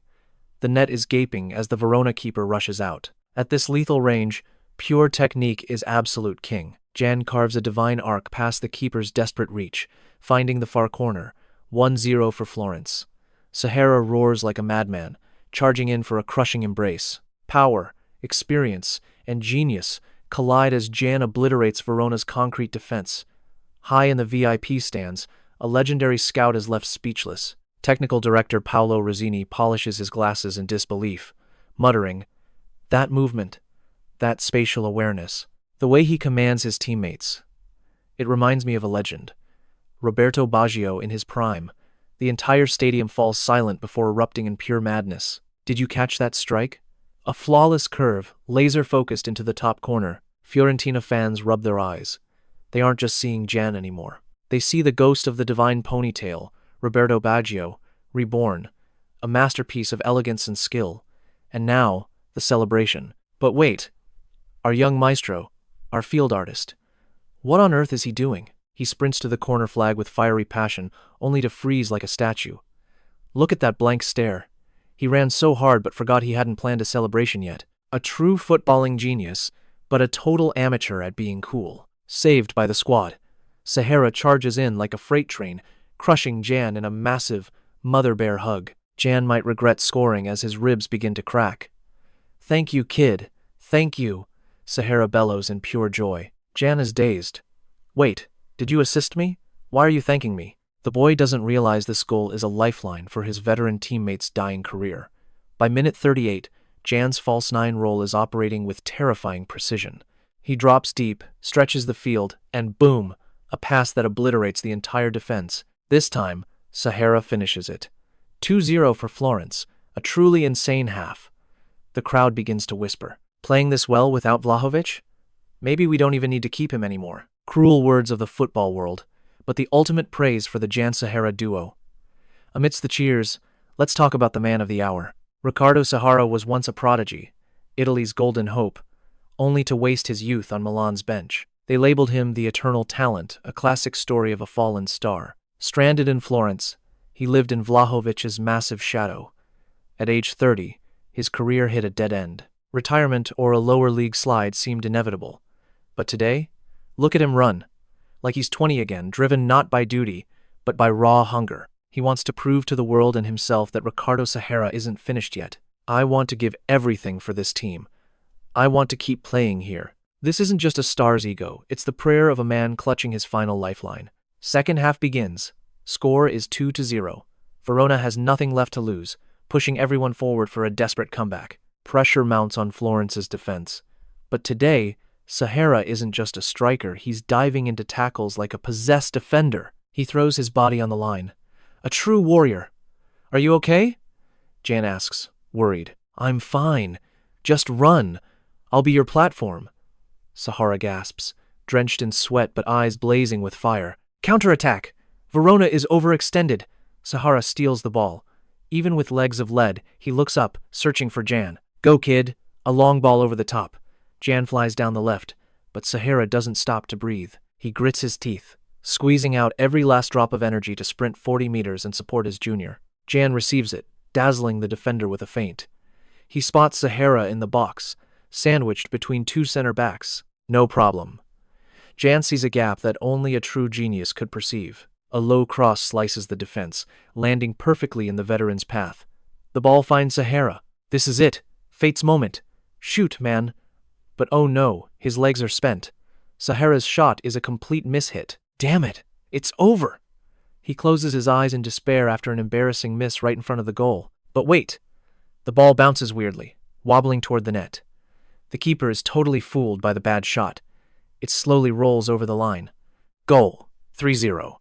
An ugly, lucky goal, but who cares? This is the reward for sweat, grit, and pure persistence. Sahara collapses to the turf, not from pain, but overwhelming joy. He did it. His name is on the score sheet. Minute 75. Both heroes are subbed off to a standing ovation. The crowd erupts. Sahara grabs Jan, tears streaming down his face like a child. "Thank you, kid. Thanks for not giving up on an old man like me." Jan just smiles, struggling for air. A stunning moment of two generations colliding, a rising sun and a star reclaiming its lost light. But the real drama was just beginning. As the match ended, the stadium's giant screen suddenly panned to the stands. A girl was sobbing hysterically, overwhelmed by the home team's victory. It was Kim Ju. Her makeup was completely ruined by her tears. Field reporters immediately swarmed Jan and Sahara. "Jan, is that beautiful girl crying up there your girlfriend?" Jan looked up at the screen, and the blood drained from his face. On camera, Ju was screaming his name through her sobs. It was an accidental public confession, broadcasted live on national television. "You are in big trouble, Jian. How will you explain this to your dad?"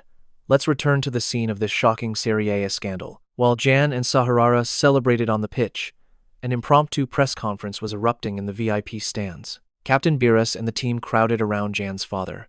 "Sir, is that lovely girl crying your daughter-in-law?" With an innocent and gentle smile, Jan's father dropped a total bombshell. Yes, that is correct. My son owes her a great deal. With the official confirmation, Biras and the boys roared like they had won the lottery. They looked at Ju with awe and fear. Sister-in-law, please accept our deepest respect. Ju just wanted to vanish. From best friend to the boss of the house in 1 second. The next morning, at the training ground, Jan sensed a strange atmosphere the moment he arrived. Everyone stared with bizarre respect. Welcome, the real man. Greetings, the Casanova of Firenze. Gian was utterly clueless. He didn't realize that to his teammates, he was now a god of love, a star player with a dream girlfriend. Especially Saharara. The giant wrapped a heavy arm around Jian's shoulder with a wicked smirk. Impressive, kid. Screaming your girl's name on TV for a romantic celebration? Jian desperately denied it, but no one believed a word. Then, the conversation shifted to a much more serious note. Vlahovic, the undisputed ace, had returned from international duty, but rumors of his winter departure still haunted the entire squad. Jan stared at his senior's broad back, feeling a mix of admiration and regret. Vlahovic turned and patted Jan's shoulder. Good job, kid. A compliment from the Lion King himself. Jan's face flushed red. Even with his exit looming, Vlahovic was still watching his junior. But back to the mystery of the viral scream. When Jan shouted Ju, his Italian teammates heard Siu, or some cheesy romantic Italian phrase. A hilarious misunderstanding. Saharara insisted it was the cry of a man in love. Now, Jan was forced into a crash course. How to be a charming Italian man. Lesson number 1. You must master the art of the sincere and incredibly cheesy thank you. Look her in the eyes, tell her you are grateful. Don't be a shy Asian kid anymore, Saharara roared at January. That night, Jan's father conveniently came home late, leaving the two alone. An awkward silence filled the entire kitchen. Eating his pasta, Jan recalled Saharara's advice. His heart pounded as he finally mustered the courage to set down his fork. Ju? She jumped. Is it bad? Jan looked her in the eyes. Thanks for always looking after me. Your cooking is the best. Boom. Her face turned beet red like a ripe tomato. She stammered, completely speechless. Saharara's tactics were terrifyingly effective. Jan tried to push further with more romantic lines, but she suddenly snapped. Just eat. You are talking way too much. She turned away to hide her happy smile. It seems our dense hero is finally learning how to flirt. Romance aside, we move to round 14 of Serie A, Cagliari versus Firenze. Today, the natural order was restored. Vlahovic and Milenkovic returned to the starting lineup, sending Jan back to the bench. From the sidelines, he saw the true gap in class. Kickoff! Firenze dominated completely. Vlahovic looked like a prehistoric monster finally unleashed from its cage. He bulldozed through defenders, demanding the ball. No complex tactics were needed, just give it to number 9, and he would finish it. 18th minute goal. A thunderous strike tore straight through the netting. It didn't stop there. By the 45th minute, Milenkovic powered home a header for 2-0. Jan sat on the bench, jaw dropped. This was the true power of Firenze. In the second half, Vlahovic's masterclass continued. He dragged 3 defenders with him, opening massive gaps for his team. Then, he clinically finished for his brace 3-0. Jan shivered. He saw the difference between his false 9 role and Vlahovic's true striker instincts. Jan needed support. But Vlahovic? He was a one-man army, a tactical system unto himself, capable of deciding the entire game alone. The match ended in a crushing 3-0 victory. Vlahovic proved exactly why every top club in Europe is hunting for him. Captain Biras approached Jan, patting his shoulder. Rested enough, kid? We kept you on ice today to save your energy. Jan was puzzled. Save energy? Who are we facing that is so tough? Biras's smile vanished instantly. His gaze turned sharp, eyes burning with a competitive fire. Are you kidding? You really don't know who is next? Juan's throat tightened as the match schedule flashed before his eyes, a name that ignited pure hatred in every corner of Florence. The ultimate symbol of Italian football's dominance and iron-fisted rule, Juventus, the old lady of Turin herself, the very place Vlahovic was rumored to betray them for. This wasn't just a match anymore. It was a war for their pride. AC Milan versus Juventus. 2 giants locked in a blood feud spanning nearly a century of conflict. It began in 1928 with a crushing defeat. Since the 80s, the scars of humiliation only grew deeper and darker. Titles were snatched away by biased whistles. European finals ended in rivers of bitter, hopeless tears for the violet shirts. They didn't lose. They were plundered. The hatred peaked with the ultimate betrayal, the theft of their king, Roberto Baggio. Exploiting Fioren's bankruptcy, the Giants used their wealth to tear the heart out of the city. Baggio's departure stripped the team's very soul. From that day on, Juventus became an enemy that could never be forgiven. Ladri. The thieves. That's their name in Florence. Ju stared at the screen, paralyzed by this blood-soaked history. A chill ran down her spine. This wasn't a game of soccer, it was a declaration of total war. Online forums were exploding with rage, but strangely, the traitor Vlahovic was no longer their main target. One name dominated the screens. Lian, number 20. Let Vlahovic rot. Lian is our true future, they screamed. Juventus fans sneered in mockery. That kid we threw away 2 years ago? Now he's their savior? What a joke. Are you kidding me? Ju's blood boiled with fury. How dare they look down on him like that? Just you wait. On match day, Turin was drowned in a heavy downpour. Jan sprinted toward his secret destination. Skipping practice, he searched for one person. Jan, you're soaking wet. Why are you here? Ju cried out in shock. Jan ignored the cold, breathless. I found you. No matter what, I'll always see you watching over me. A simple, clumsy confession that hit like a thunderbolt. He needed her to know her support was his ultimate strength. Ju's face turned crimson as she shoved a raincoat at him. You idiot. Go now. You better win this. I'll win, just for you. With a radiant smile, he vanished into the rain, fueled by pure, unadulterated motivation. Allianz Stadium, the Lion's Den. Inside the locker room, Coach Tony's voice thundered with raw intensity. We lack Vlahovic, but we have our pride. Show them that Fiorentina is not some market for their taking. The lineup was announced, and the world froze. Vlahovic was benched, a total psychological shockwave. To shield him from the pressure, Tony benched his star. Now, the entire weight of the attack rested on January. In the VIP lounge, the Juventus president smirked. Without Vlahovic, they're just paper tigers. This will be a slaughter. He had no idea his worst nightmare was already on the pitch. Meanwhile, Fioren's director prayed for a miracle. Drowning in the guilt of the sale, he whispered, Please, not a blowout. Then, the whistle shrieked through the air. 10 seconds in. Before anyone could blink, Jan received the ball and charged straight into the heart of the enemy. Is he insane? A solo run? The legendary Juventus midfield froze. Rabiot lunged in with a desperate, bone-crunching tackle. Jan slipped through like a phantom using the La Croqueta. Bonucci's scream of "Stop him" came far too late. Jan ignited his engines. A burst of godlike speed tore through the defense, leaving the black and white jerseys grasping at thin air. He faced the keeper. The angle was impossible, but Jan unleashed a left-footed cannonball into the top corner. 4 minutes. That's all it took. The entire Allianz Stadium was plunged into a deafening, soul-crushing silence. The president's wine glass shattered on the floor.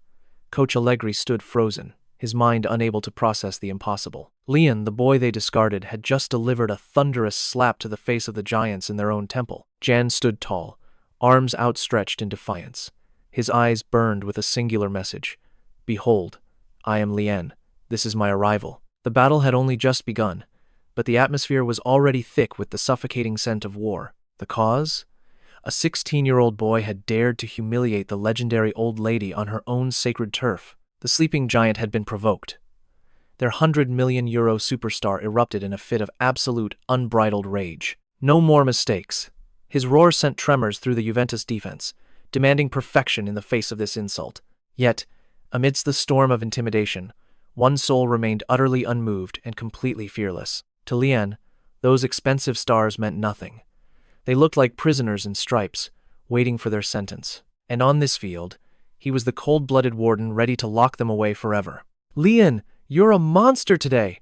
His teammates swarmed him in awe, but beneath the surface, Jan was actually sweating bullets. Jan wanted to confess that he had just kicked the ball out of pure panic, but his captain cut him off. No need for modesty. Stick to the plan, but fire away whenever you see an opening. Jan could only nod vigorously. Understood, Captain. To his teammates, he was a humble soccer prodigy. Yet inside, Jan was simply relieved that his captain was so easygoing. Back to the match, Fiorentina's strategy was clear. Defend first, strike later. They used Jan as a smokescreen to spark momentum for their counterattack. Jan's mission now was to drop deep, fortify the defense, and wait for the right moment. But their opponents were formidable. A lightning-fast pass zipped toward the €117 million superstar. With one touch, Jan felt the gap, a true monster in balance and physique. They collided as Jan fought to steal the ball. Suddenly, a piercing scream rang out. The superstar crumpled to the turf, clutching his leg like he'd been hit by a truck. Jan froze. What? I barely touched the ball. He looked down in confusion, but then he saw the superstar's face, a sly wink. The man was acting. It was a flawless, Oscar-worthy performance. Think I didn't know you did that on purpose? The star hissed. The referee rushed over with a sharp warning. One more foul and you're off, Sahana. Jan's seniors rushed to defend him, but the young player remained dazed. This was the cunning of a world-class veteran. However, such dirty tactics wouldn't intimidate Fiorentina. Instead, it ignited their fighting spirit.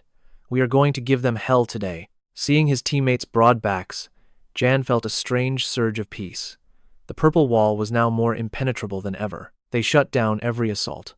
On the sidelines, the Fiorentina coaching staff felt the shift in momentum. This is an incredible away game rhythm, the head coach muttered, though his eyes remained narrowed with concern. In such a heated atmosphere, the most dangerous variables always begin to emerge. Just as predicted, a collision occurred right outside the box. Foul by number 5. The referee signaled sharply. The defender roared in protest. What? I didn't even touch him. But his pleas were useless. A direct free kick from a lethal distance. It seemed the defense's cool composure had finally melted under the pressure. The angle was perfect for a shot. Over at Juventus, the coaches were already wearing triumphant smirks. They had been stuck against a concrete wall, and this was their golden key. Stepping up was the €117 million man himself. Confidence radiated from his eyes. He was the hero born for this. The stadium held its breath. He charged, swung his leg, and the ball traced a deadly arc, but it missed. It rattled off the crossbar. The superstar clutched his head in agony, letting out a frustrated curse. Watching this, Jan realized something vital. Even titans like him are prone to making mistakes. He was too desperate for victory, causing his mind to overheat. But there was no time for philosophy. The ball returned to Fiorentina. Counterattack. Jan controlled the ball with clinical precision. Expecting a safe back pass, the opponents pressed high. Push up! A fatal mistake. Jan did not retreat. He spun into a solo breakthrough. It was number 20 again, tearing through the midfield before suddenly exploding with speed. He spotted Kane charging down the wing. A single through ball would be enough to end it. Jan swung his leg, but an opponent's foot lunged out. The pass was read and intercepted, a total disaster. Their counter was countered in an instant. Jan's eyes went wide. Damn it, I was too naive. The ball zipped to the flank. A lethal early cross was whipped directly into the heart of the box. And there, a defender's nightmare was waiting. The €117 million star soared, his aerial dominance proving absolutely devastating. A thunderous header. The ball screamed toward the net, but the Fiorentina keeper reacted with divine reflexes, snatching it right off the line. Despite the heavy impact, the goalkeeper forced himself back up immediately. With fire in his eyes, he roared Jan's name and launched a massive long kick. Forget modern build-up play. This was war. Pure, pragmatic football. The ball soared toward Jan, but the situation was becoming dire. His old teammate Vlahovic blocked his path, while another defender crashed into his back, sandwiched and suffocating. In that breathless moment, his genius, or maybe just his luck, kicked into high gear. Don't rush. Secure the ball. He could feel the opponent's hot breath right on his neck. Jan channeled the defender's momentum into a flawless pivot, threading a pass to the surging Vlahovic. But glory demanded a heavy price. Boom! A savage tackle sent Jan crashing to the turf. The whistle shrieked as his teammates erupted in pure fury. You looking for a death wish? Jan winced, forcing himself up. I am fine. Guys, no need for a murder charge today. He smirked through the sting. One yellow card earned, and better yet, a dead ball chance from a lethal, prime position. The official sprayed the 20-meter line, positioned slightly to the left of the goal's gaping mouth. This was prime territory for Vlahovic's thunderous left foot. A certain goal, or so everyone thought, until the atmosphere shifted. Their ace stood frozen with a grimace. Vlahovic scratched his head, his gaze flickering with uncharacteristic doubt and hesitation. Anxiety gripped January. Was he injured? Suddenly, Vlahovic turned toward him with a sharp look. Jan, get over here. Jan scurried over, completely bewildered. Yeah, senior. Vlahovic stared at the ball with a terrifyingly heavy and serious expression. Jan studied the line. This angle was a nightmare for a lefty. It simply did not make tactical sense. Before he could speak, Vlahovic's hand dropped onto his shoulder. His next command stopped Jan's heart. You take the shot. What? Jan's gaze darted between his mentor and the ball, his pulse drumming against his ribs like a war drum. Taking this kick, in this stadium, in this moment. Was this a catastrophic blunder or the birth of a legend? A golden chance for most, but for Jan, it felt like the weight of the entire world on his shoulders. Truthfully, he loathed free kicks. He hated thousands of eyes burning into him, waiting for a miracle or a failure. It was the ultimate isolation, one soul bearing the entire team's hope. So why was he the one chosen? Why would a 16-year-old rookie dare to step up against a defensive titan like Juventus? The answer was simple. Vlahovic, their undisputed king, had placed his absolute, unwavering faith in the boy. That trust ignited a fire in Jan's soul. He needed to prove his worth. He cradled the ball, kissing its leather skin. But wait, in this sacred moment of peak tension, why did his friend Ju's face flash across his mind? Focus, Jan! No time for romance. He exhaled sharply, scanning the keeper's stance and the daunting wall of defenders. The wall was a forest of giants, a literal fortress of flesh and bone standing between him and the goal. Jan narrowed his eyes. 9 meters? It felt like they were standing much closer than that. Every path seemed sealed shut by the defenders. But then, a tiny, shimmering detail caught his sharp eye. He wiped his face, not sweat, but cold water. The memory of his fall hit him. The turf was completely soaked. That pre-match downpour. The pitch was still slick. In that heartbeat, a stroke of genius struck Jan like lightning. A perfect physical equation computed in his brain. The path opened. Jan charged forward without a shred of hesitation. Forgoing the textbook curl over the wall, he locked his ankle and unleashed a low, flat-footed rocket strike. He did not aim high. He drove it into the earth. Predictably, the wall leaped skyward to block an aerial shot. They fell for it. The ball hissed like a cobra, slithering through the gap right beneath their airborne boots. The Juventus keeper stood paralyzed, his mind unable to process the sheer audacity of the low strike. The wet grass accelerated the ball to a lethal velocity. It zipped past the line. Whoosh! The net bulged. A world-class masterpiece from a total unknown. 1-0 for Fiorentina. The giants of Juventus stood stunned. What the hell was that? A voice gasped. Under the wall? Just who is this number 20 kid? His teammates swarmed him. You madman. You actually tried that? You are insane, Jan, but that was magnificent. The stadium erupted into pure chaos as Fiorentina's purple tide began to drown the stands in celebration. It was not luck, it was a calculated knuckle skid. 0 spin, 1 bounce, and terrifying acceleration on the wet grass. Jan had factored in the pitch's humidity itself. The opposing keeper broke into a cold sweat at the realization. Did he use the moisture on purpose? He shuddered. A 16-year-old with the tactical mind of a veteran. Milan hoisted Jan onto his shoulders like a young king. Look, Jan! Look at the crowd screaming for you! Thousands were chanting his name in a roar. Jan! Jan! Jan turned beet red. Put me down. This is embarrassing. The captain stepped forward, pointing at him. Don't you dare hide. That goal earned you the right to this glory. Jan gazed at the sky, remembering the bitter days of doubt and the urge to quit. He had finally arrived. He had pierced the armor of Italy's greatest titan, right before the fans who traveled so far to cheer. Across the pitch, the Juventus giants remained frozen, haunted by the shadow of the boy who humbled them. The traitor, Federico Chiesa, fresh from his move to Juventus, glared at January. Who was this, number 20? He was never here before. An ominous feeling washed over him. As play resumed, Jan's opening goal hit the opposition like a devastating heavyweight debuff. Hold the formation. Protect the rookie's lead. That was the order. The 5 minutes following a goal are always the most treacherous. But today felt different. If the veterans let this precious lead slip away, how could they ever face their talented young junior? Fiorentina's morale reached unprecedented heights.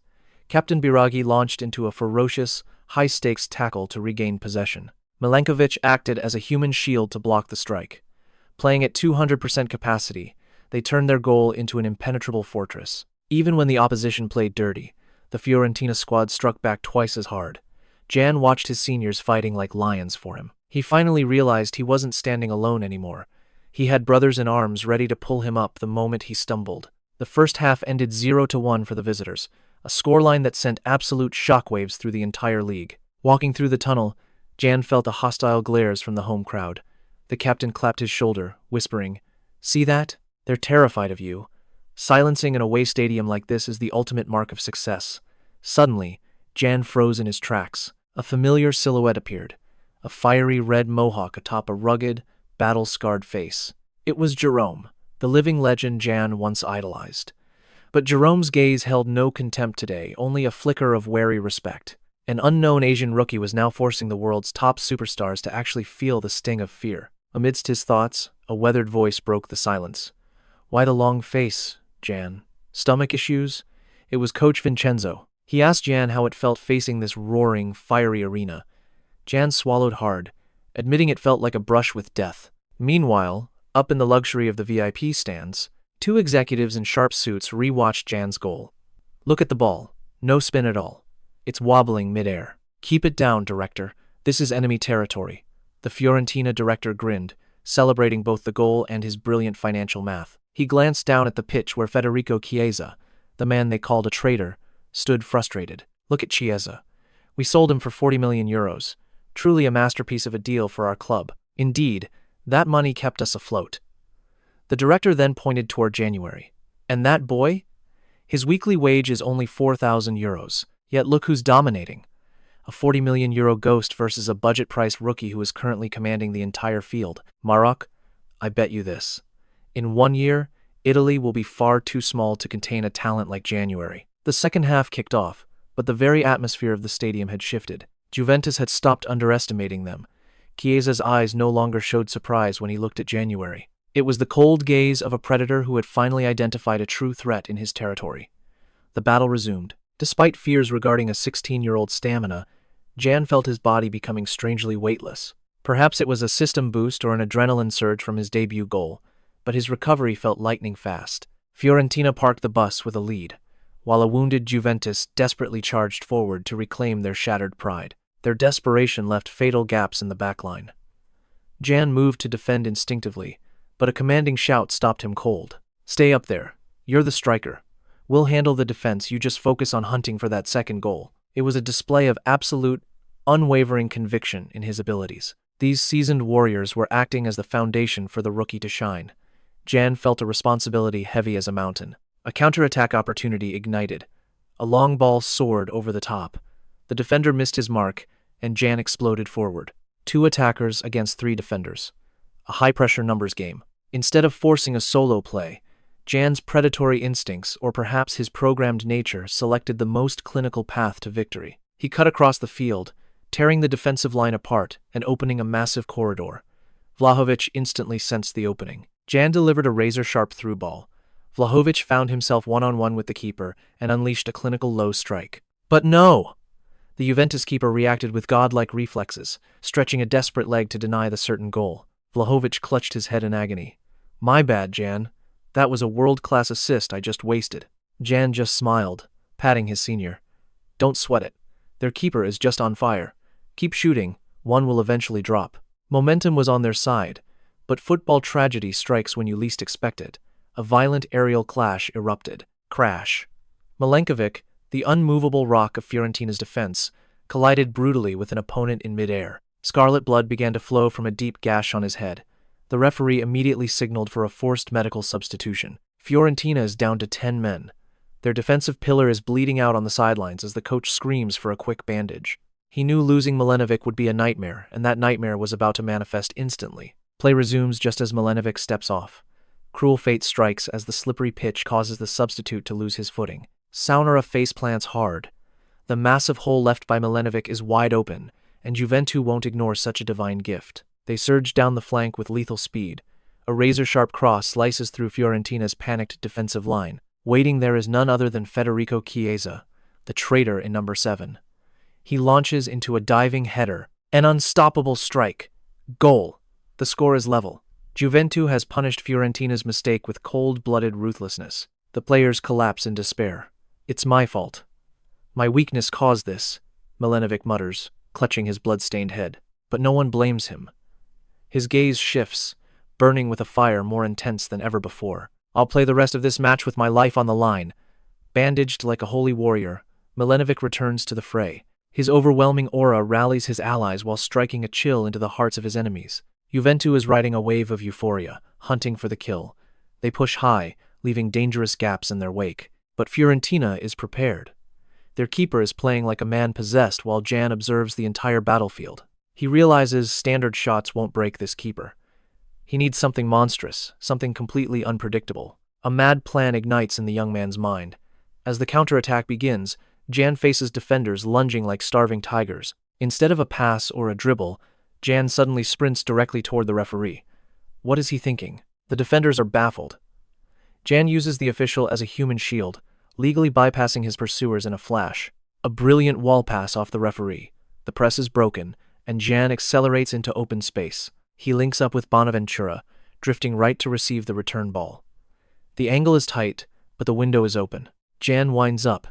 Everyone expects a cross or a prayer, but he hammers the ball with absolute venom. The ball screams through the air like a guided missile, locked onto the target. The keeper covers his near post, confident in the save, but the ball isn't heading for the net. It's aiming for Vlahovic's face. Who is he passing to? Wait! Before Vlahovic can even react, the ball thunders off his forehead with a sickening crack. This wasn't a header. The ball hunted the head. Jan's power, combined with Vlahovic's skull, creates a trajectory beyond all logic. The keeper stands frozen, a mere spectator as the ball ricochets into the back of the net. Goal! 2-1 for Fiorentina. A bizarre masterpiece, an assist delivered via his teammate's face. Was this sheer luck, or the genius calculation of Strategy 5? This freak goal has shattered the suffocating deadlock. Coach Vincenzo's fifth strategy utilized Milankovic as a high-climbing decoy to bait the defense. It successfully opened paths for Jan and Vlahovic, but the cost was high. Fiorentina's defense is currently hanging by a thread. But look, Tonira, the seasoned veteran, arrives exactly when needed to provide vital cover. Their coordination is as flawless as a pre-programmed machine. Meanwhile, Vlahovic is still reeling from that facial assist. Hey Jan, that shot was pure art. Jan offers a strained laugh. No, you just had perfect positioning, senior. Jan tries to play it humble, but Vlahovic isn't buying it. Don't give me that nonsense. At that height and angle? You calculated this to surprise them, didn't you? In Vlahovic's eyes, the kid is now a tactical god. Great work. Let's keep this momentum and grab one more. I'm counting on you. Jan is left speechless. He only said he'd try his best. He never promised a second miracle goal. The weight of a senior's trust can be more terrifying than any opponent. 15 minutes remain as Juventus attacks like a cornered beast. Fiorentina defends proactively. Jan moves constantly to disrupt them until, bam, a vicious, bone-crunching tackle. The Juventus defender wipes Jan out without mercy. Fiorentina explodes in rage, Tonira charging in like an old lion protecting his pride. You coward! Can't you play fair? A heated scuffle breaks out and Jan watches nervously as the tension boils over. The opposing captain lunges forward, shoving Tonira hard in the chest. You want a piece of me? Let's go right now. Then, the moment for a master actor arrives. A mere shove. Yet, Tonira. He hits the turf like he was struck by a Mike Tyson haymaker, clutching his face in agony. Jan is stunned by the performance. That's an Oscar-winning dive right there. The effect is instantaneous. The referee doesn't hesitate to reach for his pocket. A second yellow means red. The Juventus captain is sent packing, leaving his team in total disarray. The goddess of victory smiles upon the purple jerseys once more. The opposition is down to 10 men, but a wounded beast is the most lethal. Cornered, Juventus refuses to retreat, unleashing a ferocious assault. They're going all out, striking from every angle and distance, leaving their defense wide open in a desperate gamble. Watching their frenzy, Jan wonders if Vlahovic joined a titan like this, could Fiorentina even stand a chance? Vlahovic snaps him back to reality. No time for daydreams, the final whistle hasn't blown yet. A one-goal lead is dangerously thin. Juventus strikes back, it's Federico Chiesa on the charge. He tears through the wind, but Fiorentina's defense holds firm. Chiesa is forced to cycle the ball back. A shadow soars. A Juventus defender clears it off the line with a bicycle kick. He just robbed a Puskas-worthy goal. Lian is speechless. The sheer tenacity of Juventus is nothing short of terrifying. The shot is blocked, and the counter is on. The ball is cleared. Who's there? It's number 20, Lian. The clock hits the 88th minute. With only 2 minutes left, Jan receives the ball against a high defensive line. The open space behind them is now his domain. Instead of wasting time, Jan makes a daring gamble. If this lands, the game is over. Jan hits top gear, charging toward the goal alone with the ball. The defenders chase in vain. He penetrates the box as the keeper rushes out to close the angle. No teammates in sight. It's all on Jan now. He recalls the words of his seniors. Just take the shot. His mind goes blank as pure instinct takes over. His body feels weightless, ready to take flight. Jan strikes. The ball tears through the air like a bullet, screaming into the net. The keeper is helpless. 3-1. The 16-year-old Lian drives the final nail into the Giants' coffin. His teammates swarm him in pure ecstasy. Are you insane? That goal was legendary. Just how far will you go, kid? The final whistle echoes. Fiorentina 3, Juventus 1. A historic triumph on enemy soil. David has toppled Goliath, and the stone in the sling was none other than Lian.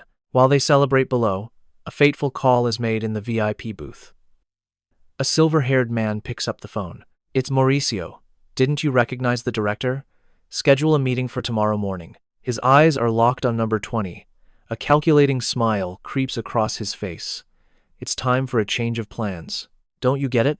We're pivoting our winter transfer targets immediately. The target has shifted, and the name circled in red is Lian.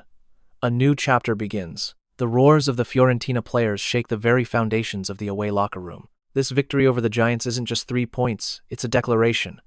No one's going home early tonight. The adrenaline is surging. They're dancing and stripping off their jerseys in a frenzy of pure joy.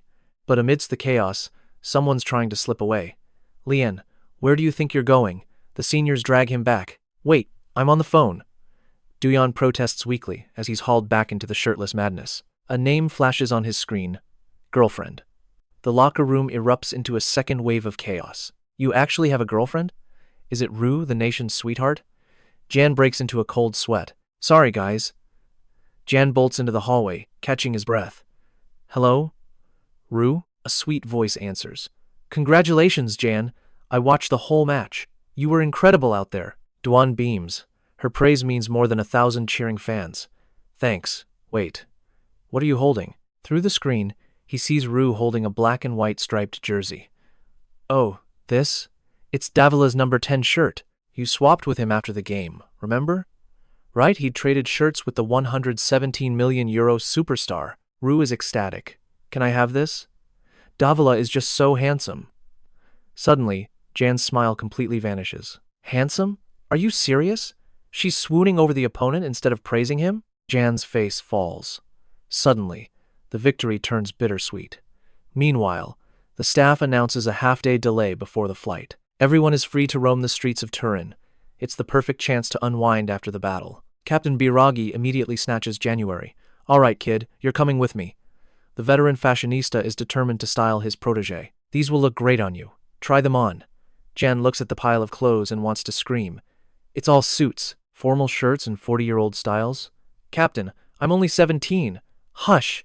This is how a real man dresses. Allow me to show you the true allure of a sophisticated grown man. Jan stared helplessly at the mirror, looking like a stiff old man, but the nightmare was just beginning. At the register, Captain Biragi flashed his elite black card and covered the entire bill. Jan panicked. Wait, Captain, I can pay for myself. My weekly wages aren't exactly peanuts, you know? Biragi smirked, donning his sunglasses with effortless cool. Give it a rest, kid. Your salary is just pocket change to me. Once you're a global superstar, just remember to pay me back. Jan was speechless. The captain's sheer wealth and generosity left him feeling both moved and deeply humbled. After being forced into a mountain of mature clothes, Jan slipped away to pick a gift for Ju. He settled on a simple, elegant white sweater. This will suit her perfectly. Biragi appeared behind him like a ghost. Buying a gift for your girl? Wrap it all up for him. However, the mood elsewhere was a sharp contrast to the boutique's excitement. Inside the boardroom, CEO Mauricio sat with a face like thunder. Phew.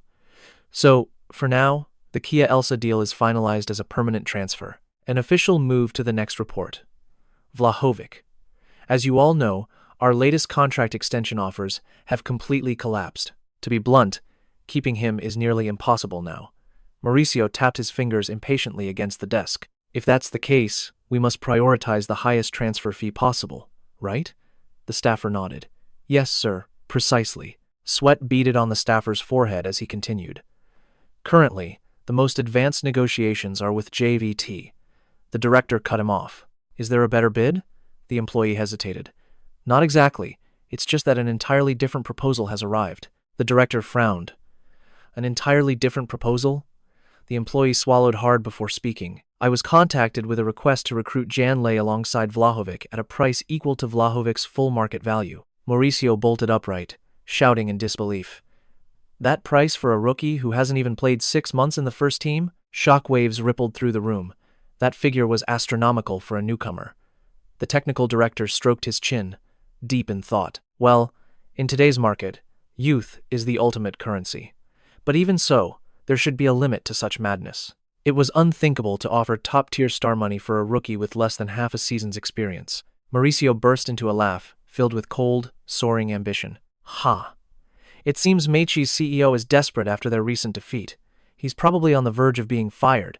He made a swift decision. Sending Vlahovic to England and Jan Lay to Juventus maximizes our profits. Slam!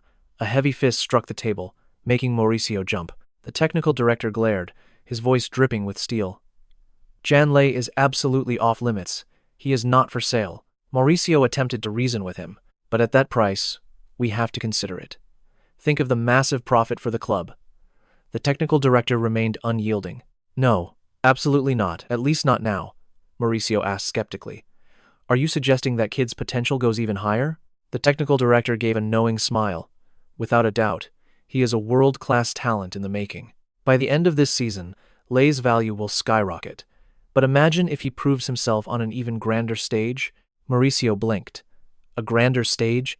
The technical director dropped the final card. Exactly. The European Champions League. He began painting a picture of the future. At that point, today's massive offers will look like mere pocket change. In his mind's eye, Jan shone brightly under the floodlights of Europe's most prestigious arena. The technical director stood, declaring firmly, "If you still doubt me, then fire me right now." A heavy silence engulfed the room. Mauricio was stunned. "No, that's not it. Who said anything about not believing you?" But he wasn't finished. He added a crucial condition. However, that scenario requires Fiorentina to secure a Champions League spot first. He locked eyes with the board, posing a decisive question. Do you honestly think that's possible without Vlahovic? With their ace leaving, can Jan and his teammates perform a miracle and steer the ship to the Champions League alone? The Fiorentina board faced a nearly impossible dilemma. Without Vlahovic, even staying in the top 4 of Serie A is a nightmare, let alone reaching the Champions League. But if they sell Jan as well, then even a Europa League spot becomes an impossible dream. The technical director spoke with absolute authority. Proceed as you wish. He turned to Mauricio, his gaze unwavering. After all, not everyone on this board is a fool. We can still protect Jan for now.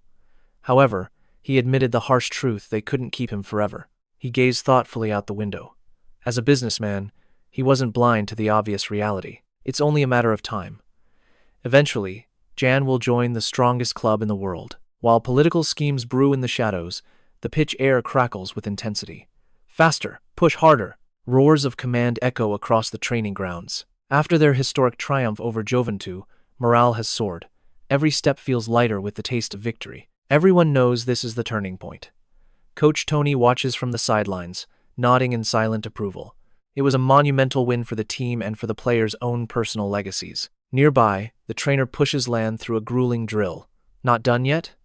Only one match remains before winter break. For a high schooler like Jan, vacation is calling. Hang in there, Jan, a teammate shouts. Roger that, Jan shouts back, energized. With his worries gone, even his sleep has been peaceful. Jan fires a shot with fresh confidence, but his mind drifts. Jan number 3 is already dreaming of holiday. A warm winter getaway with his father and Juai sounds perfect. Suddenly, a sharp shout shatters his daydream. Lan Jan, why are you spacing out? Jan flinches, bowing quickly. Ah, my apologies, he scolds himself. He felt so peaceful that his only worry was vacation, but reality was about to strike hard. Eyes on the ball, kid, the trainer barks. Yes, sir. Sorry, sir. Coach Tony observes his young pupil with deep thought. In this final clash before the break, Jan won't start. The scoreboard reads 2-0. Tony is firm. Jan's physical condition simply isn't ready for the opening whistle. Despite the 2-goal lead and the roaring crowd, Jan sits on the bench, his heart sinking. He had rested, So why did his limbs feel like lead? Lian questioned his own body. A heavy weight pressed against his chest. Was the Juventus match really that taxing on his soul? He had pushed past his limits, but he refused to accept weakness. No more excuses. His seniors are still monsters. Sayonara is running like an unstoppable machine. Keep pushing, Sayonara. Jan tracks his seniors' move. Why is the gap so wide? They're still full of life. Why only me? Then he sees it. Even while sprinting, Sayonara's face is a mask of cold, sharp focus. In an instant, Jan realizes the truth. This is the professional mindset. These veterans had already buried the joy of victory to prepare for the next war. Sayonara executes a fierce tackle, reclaiming the ball. Switch it, he bellows. Shame washes over January. He had been a fool, drowning in past glory while his spirit went soft. The battle rages on. Jan bows his head. Pathetic. I've forgotten the resolve that brought me here.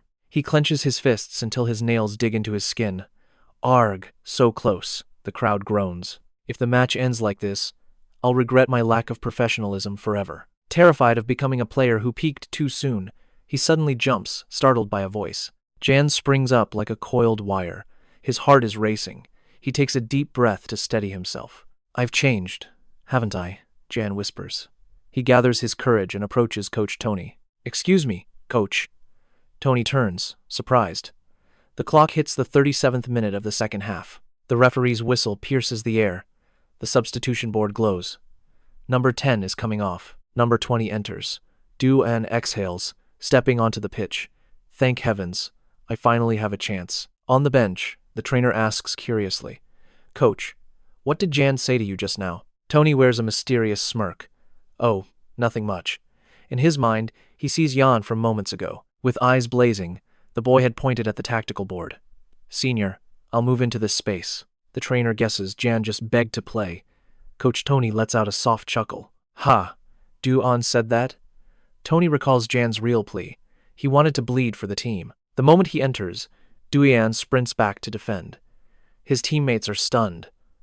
What are you doing? Tony laughs heartily.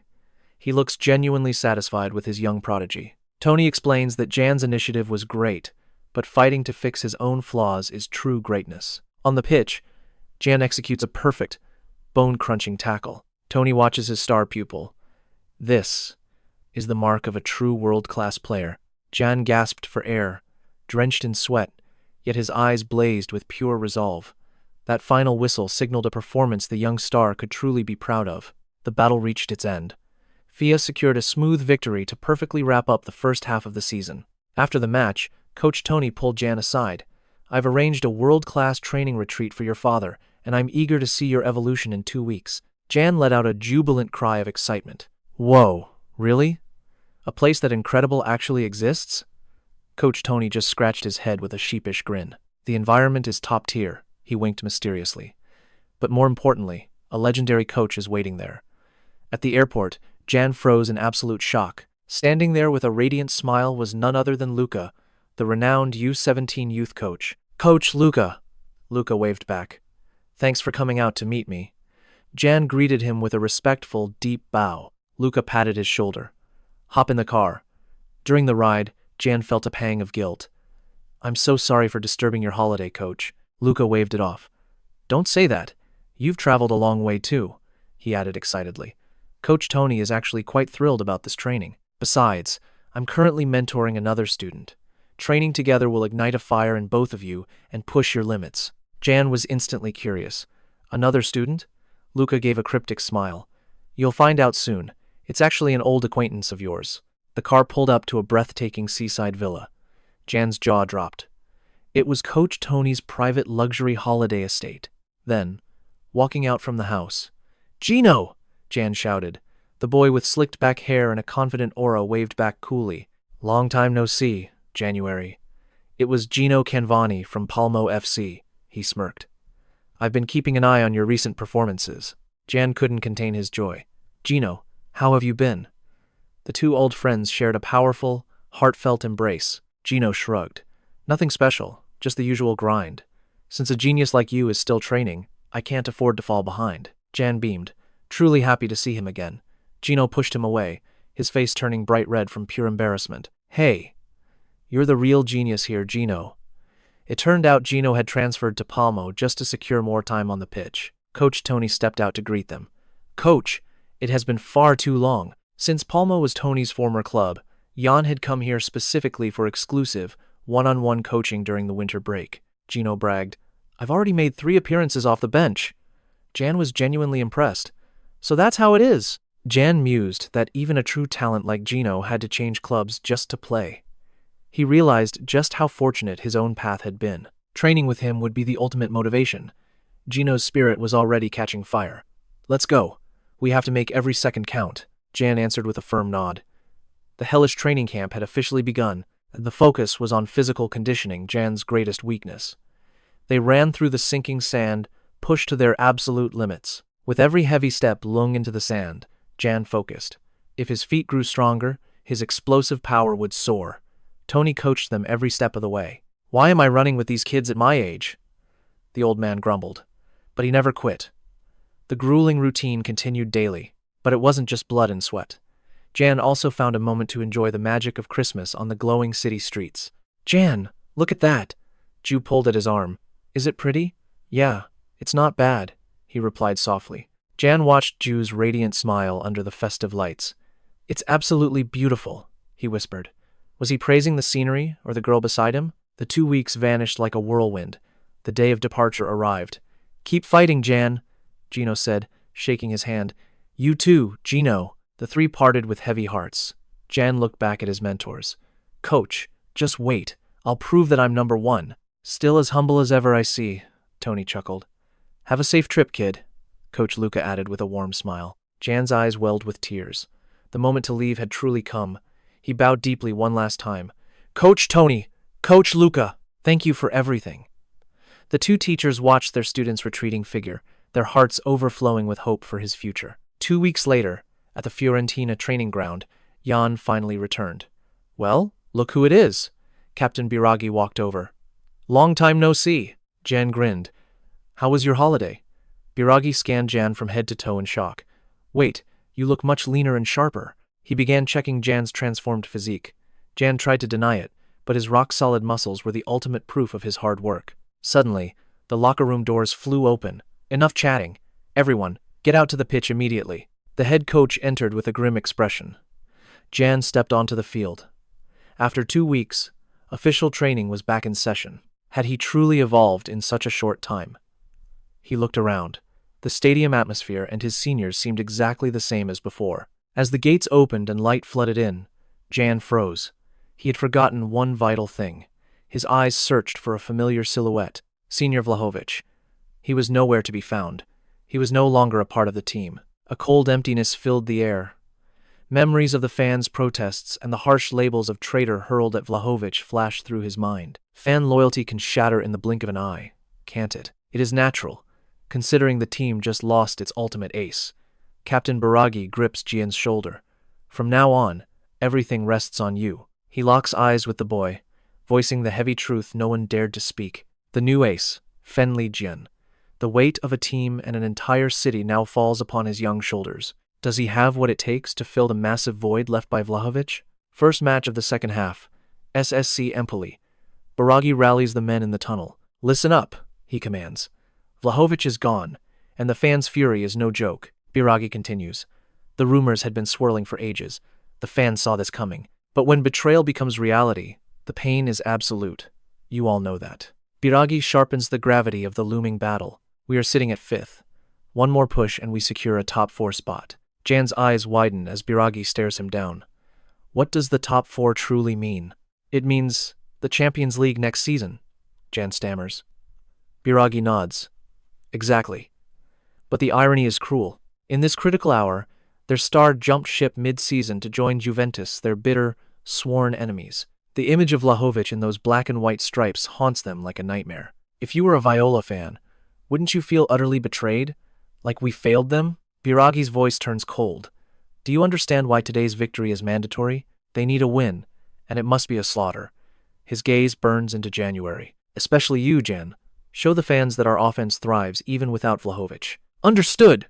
Jan shouts, though his heart feels strangely hollow. The professional world is heartless.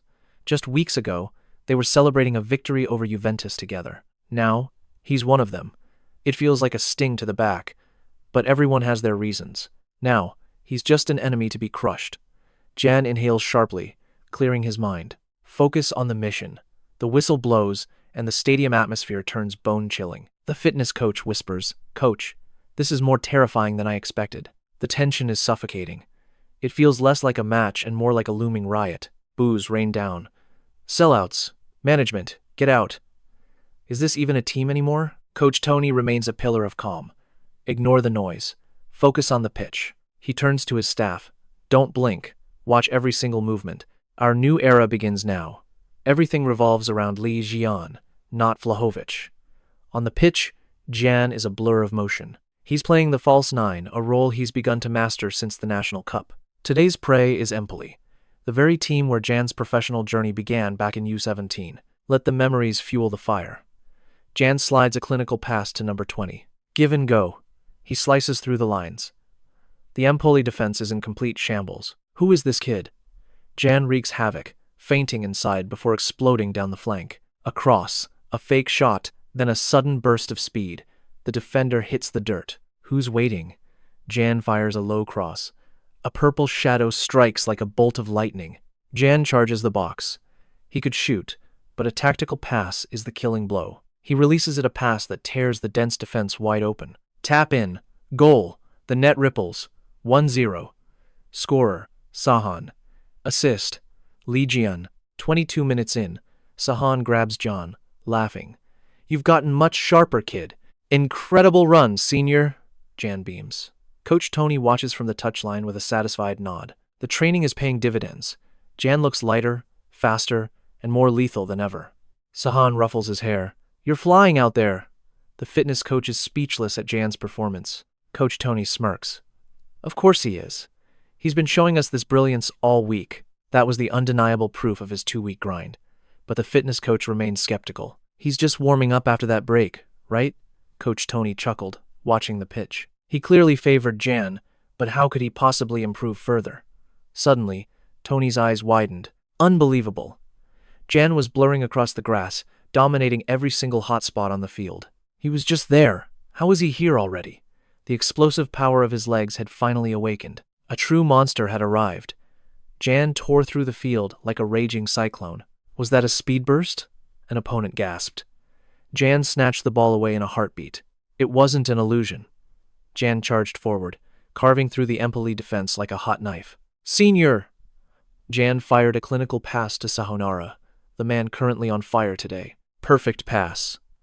Sahonara caught it cleanly and immediately centered it back for the charging January. Damn it, too long! The ball sailed too deep toward the baseline. The defender moved to shield it. How can anyone reach that? The ball headed out of bounds. The chance seemed completely dead, but Jan refused to quit. Was this his new training talking? Tony watched, breathless, as Jan accelerated. That pass wasn't meant for him. It was a total blunder deep in enemy territory. I can make it! Jan lunged, sliding to save the ball. The defender froze in total shock. In that split second, everyone realized that dizzying speed was terrifyingly real. Those brutal sand dune sprints with Tony were finally paying off.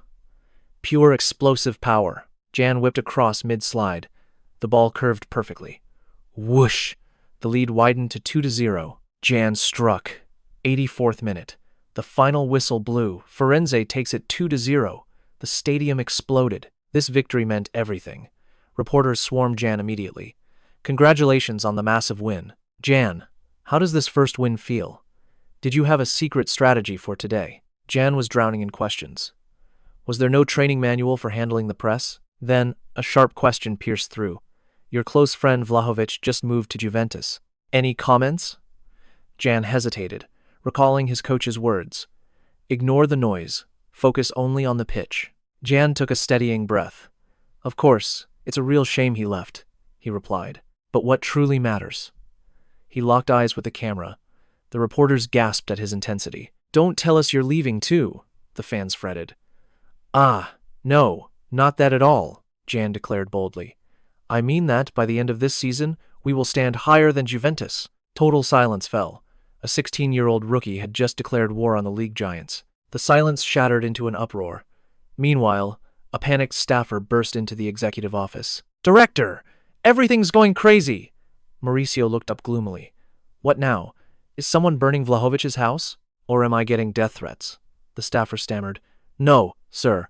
Have you seen Jan's interview? I turned it off after the match." "I'm busy. Sir, you really need to see this." The director's eyes nearly popped out. Then, he roared with laughter. "Higher than Juventus? Really?" Their star had defected, and the board was being branded as greedy, money-chasing fools. Yet in this chaos, their lucky star didn't just win, he made a legendary declaration. Headlines erupted. "The new king." Jan's words had instantly quelled the fans' burning rage. "Who's our next opponent?" Mauricio asked. "Napoli, sir." "Perfect," he smirked. "Keep monitoring the fans. And get the marketing team in here right now. Move." Mauricio stared at Jan's glowing image on his phone. Ambition flared in his eyes. "We're making this kid a legend. We will finish the season above Juventus." Jan's declaration was like ice on the chaos and a spark in the ashes of their despair. Coach Tony clapped enthusiastically. "That's my boy. Look at that damn confidence." "He's the one," an assistant added. "The new king of Firenze." Tony smiled with pride. "Who needs Vlahovic anyway? Let's make sure that traitor regrets ever walking away." The initial gloom vanished, replaced by burning resolve. Was it the stadium's suffocating intensity? Jan stood frozen, his mind reeling from this completely unexpected turn of events. Lian slapped his back hard. Coach Tony stepped forward, his hand heavy on Jan's shoulder. "You're our hero." The title sounded grand, but the pressure felt like a mountain. It was all because of that cursed interview. Jan slumped, venting his regrets to Ju. "Practicing your superstar persona?" Ju teased. Jan could only blink in pure confusion. "Your words have caused a total frenzy. You're officially the legendary hero of Fen now. Guess you're too famous for us now?" Jan's face flushed as he waved frantically. "I only spoke the truth." Ju poked his forehead, that big mouth as a curse. But then she smiled brightly. "Regardless, you've become the true hero of Fen. You better dominate the next match." Jan collapsed, sweating from the sheer pressure. "Just kidding," Ju laughed, though her voice held a hint of genuine worry. "If you talk big and fail to deliver." Jan sat up, letting out a heavy sigh. "Words can be gold or dynamite." Ju looked at him firmly. "I believe in January." Her warm, trusting gaze made Jan's heart skip a violent, sudden beat. Why? Just hearing Ju's voice made the crushing weight of pressure simply melt away. "So what if you fail? If anyone talks trash, send them to me," Ju declared. Jan smirked. "I'm a genius hero, after all." Ju just shook her head. Only around Ju could he truly let his guard down like this. "Jan, you really are." Ju giggled as Jan began boasting and bragging again. Perhaps it was just his destiny. Meanwhile, the locker room was absolute chaos. Roars of laughter echoed through the halls. What on earth was this? The team held a massive banner, a sparkling chibi Jan labeled the hero. "Look at this heartthrob, those rosy cheeks." Jan wanted the floor to swallow him. Every lamppost in the city had one. The seniors laughed until they cried. Management was milking that interview dry. They'd plastered his face across the city. Don't tell me. They distributed these posters to the fans too? This felt like a massive prank. He imagined a stadium filled with his face. The captain grinned. "This will be quite the show." Jan let out a wail. The door slammed open. Coach Tony entered, his expression turning deathly serious. The scary octopus had arrived. Their opponent today, Napoli, currently ranked third. To rise, we must drag the giants down.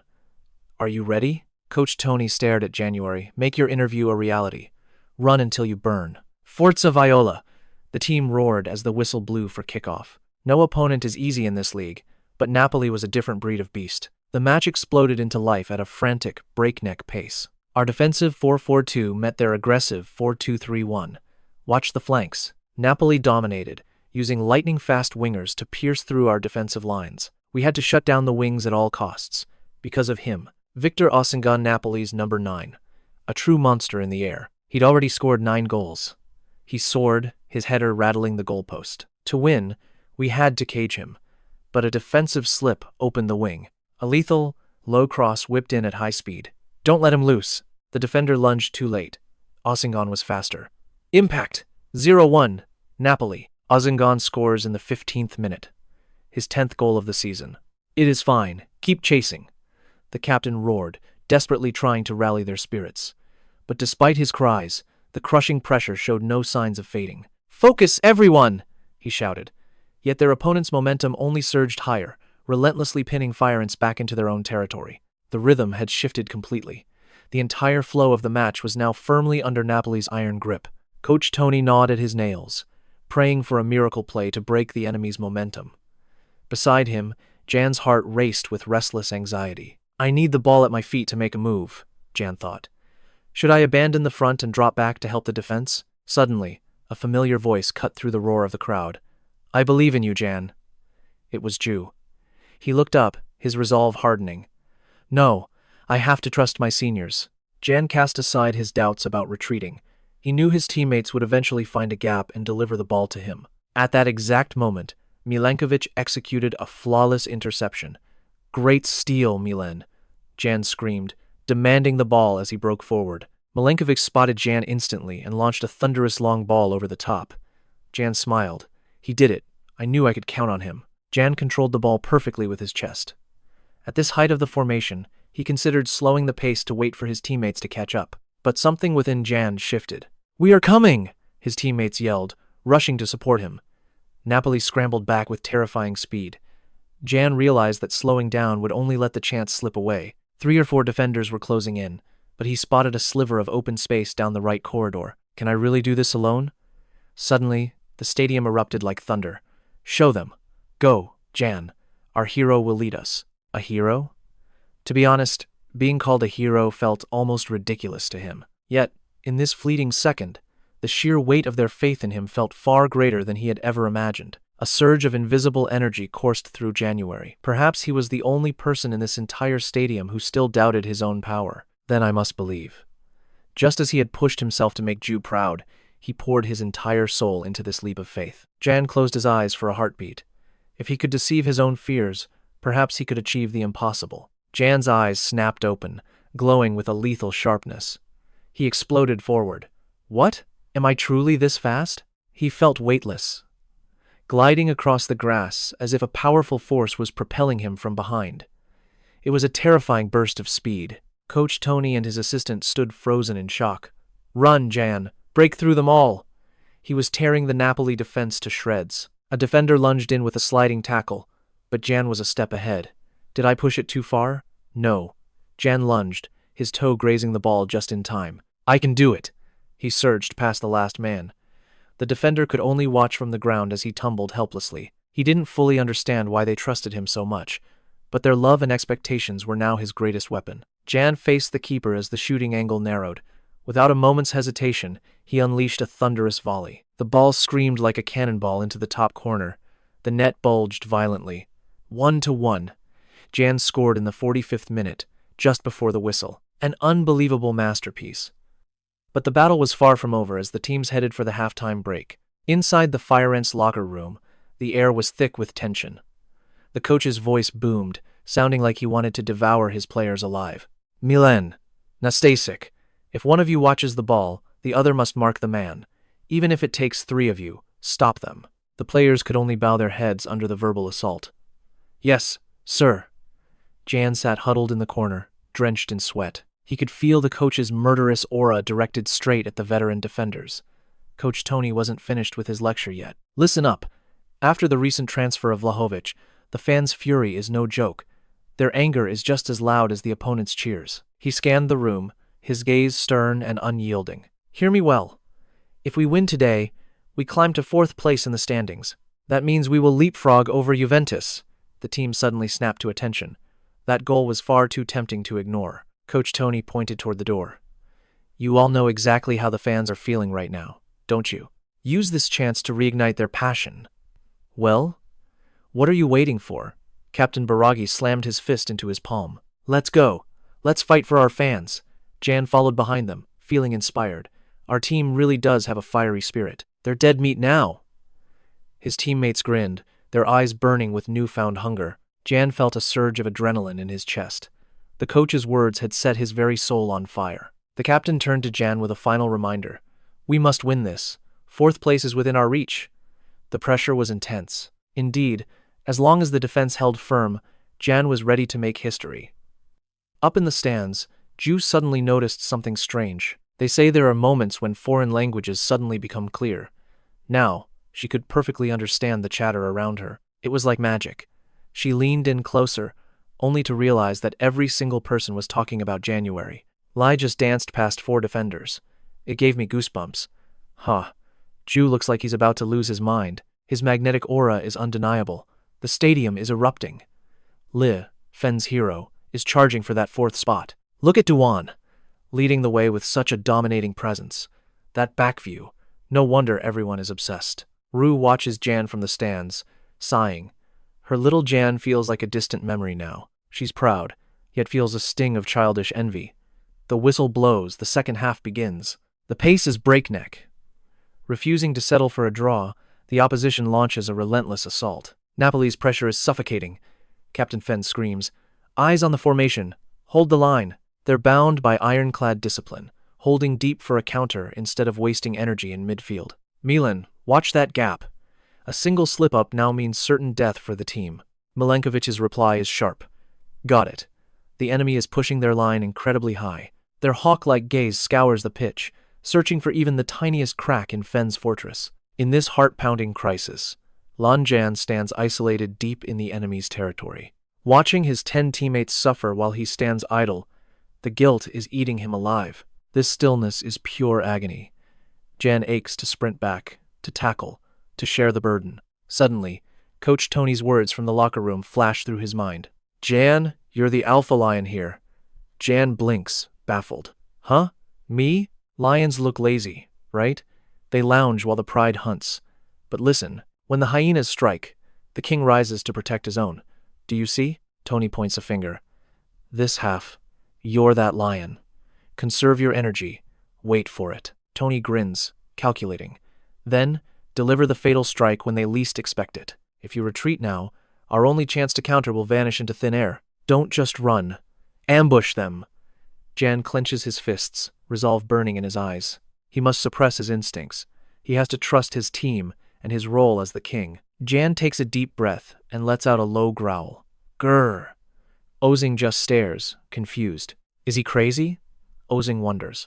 30 minutes of the second half have already bled away. Lian keeps running, but anxiety creeps in. I haven't even touched the ball yet. Ozing is stuck to him like a shadow.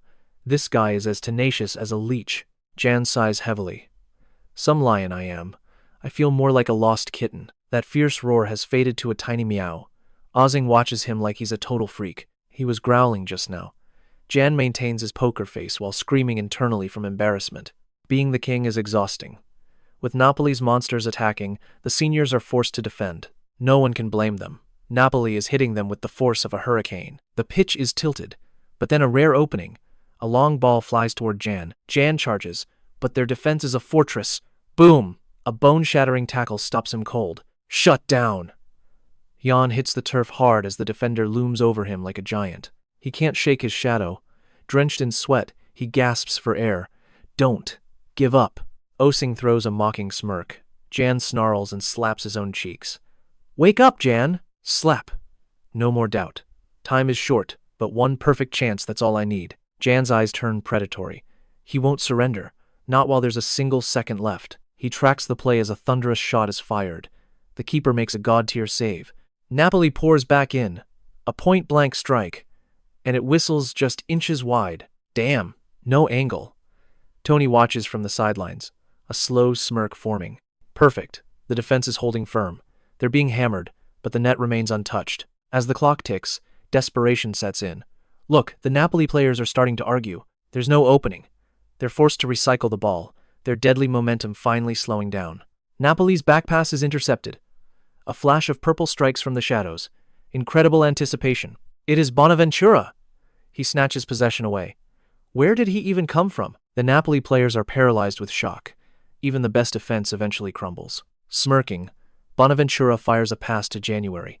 I have been reading your every move. A counterattack begins. Jan charges down the flank. Sahanara overlaps, but the ball stays with the playmaker. Senior, pull wide. Jan screams, signaling Sahanara to stretch the defense. It is a perfectly weighted delivery. Sahanara burns down the left wing. Simultaneously, Jan sprints past defenders into the box. 90 minutes are up. This is the final roll of the dice. Jan ignites his remaining stamina, haunting the giant defender's blind spot, like a predator aiming for the throat. Like a sudden strike, Jan slips through to meet the cross. A decisive finish. The stadium falls silent. The whistle blows and victory is ours. Final score: Napoli 1, us 2. Jan Les brace at 90+1 seals the 2-1 win. Teammates carry their hero amidst the chaos. Forza Viola, the youngest is our king.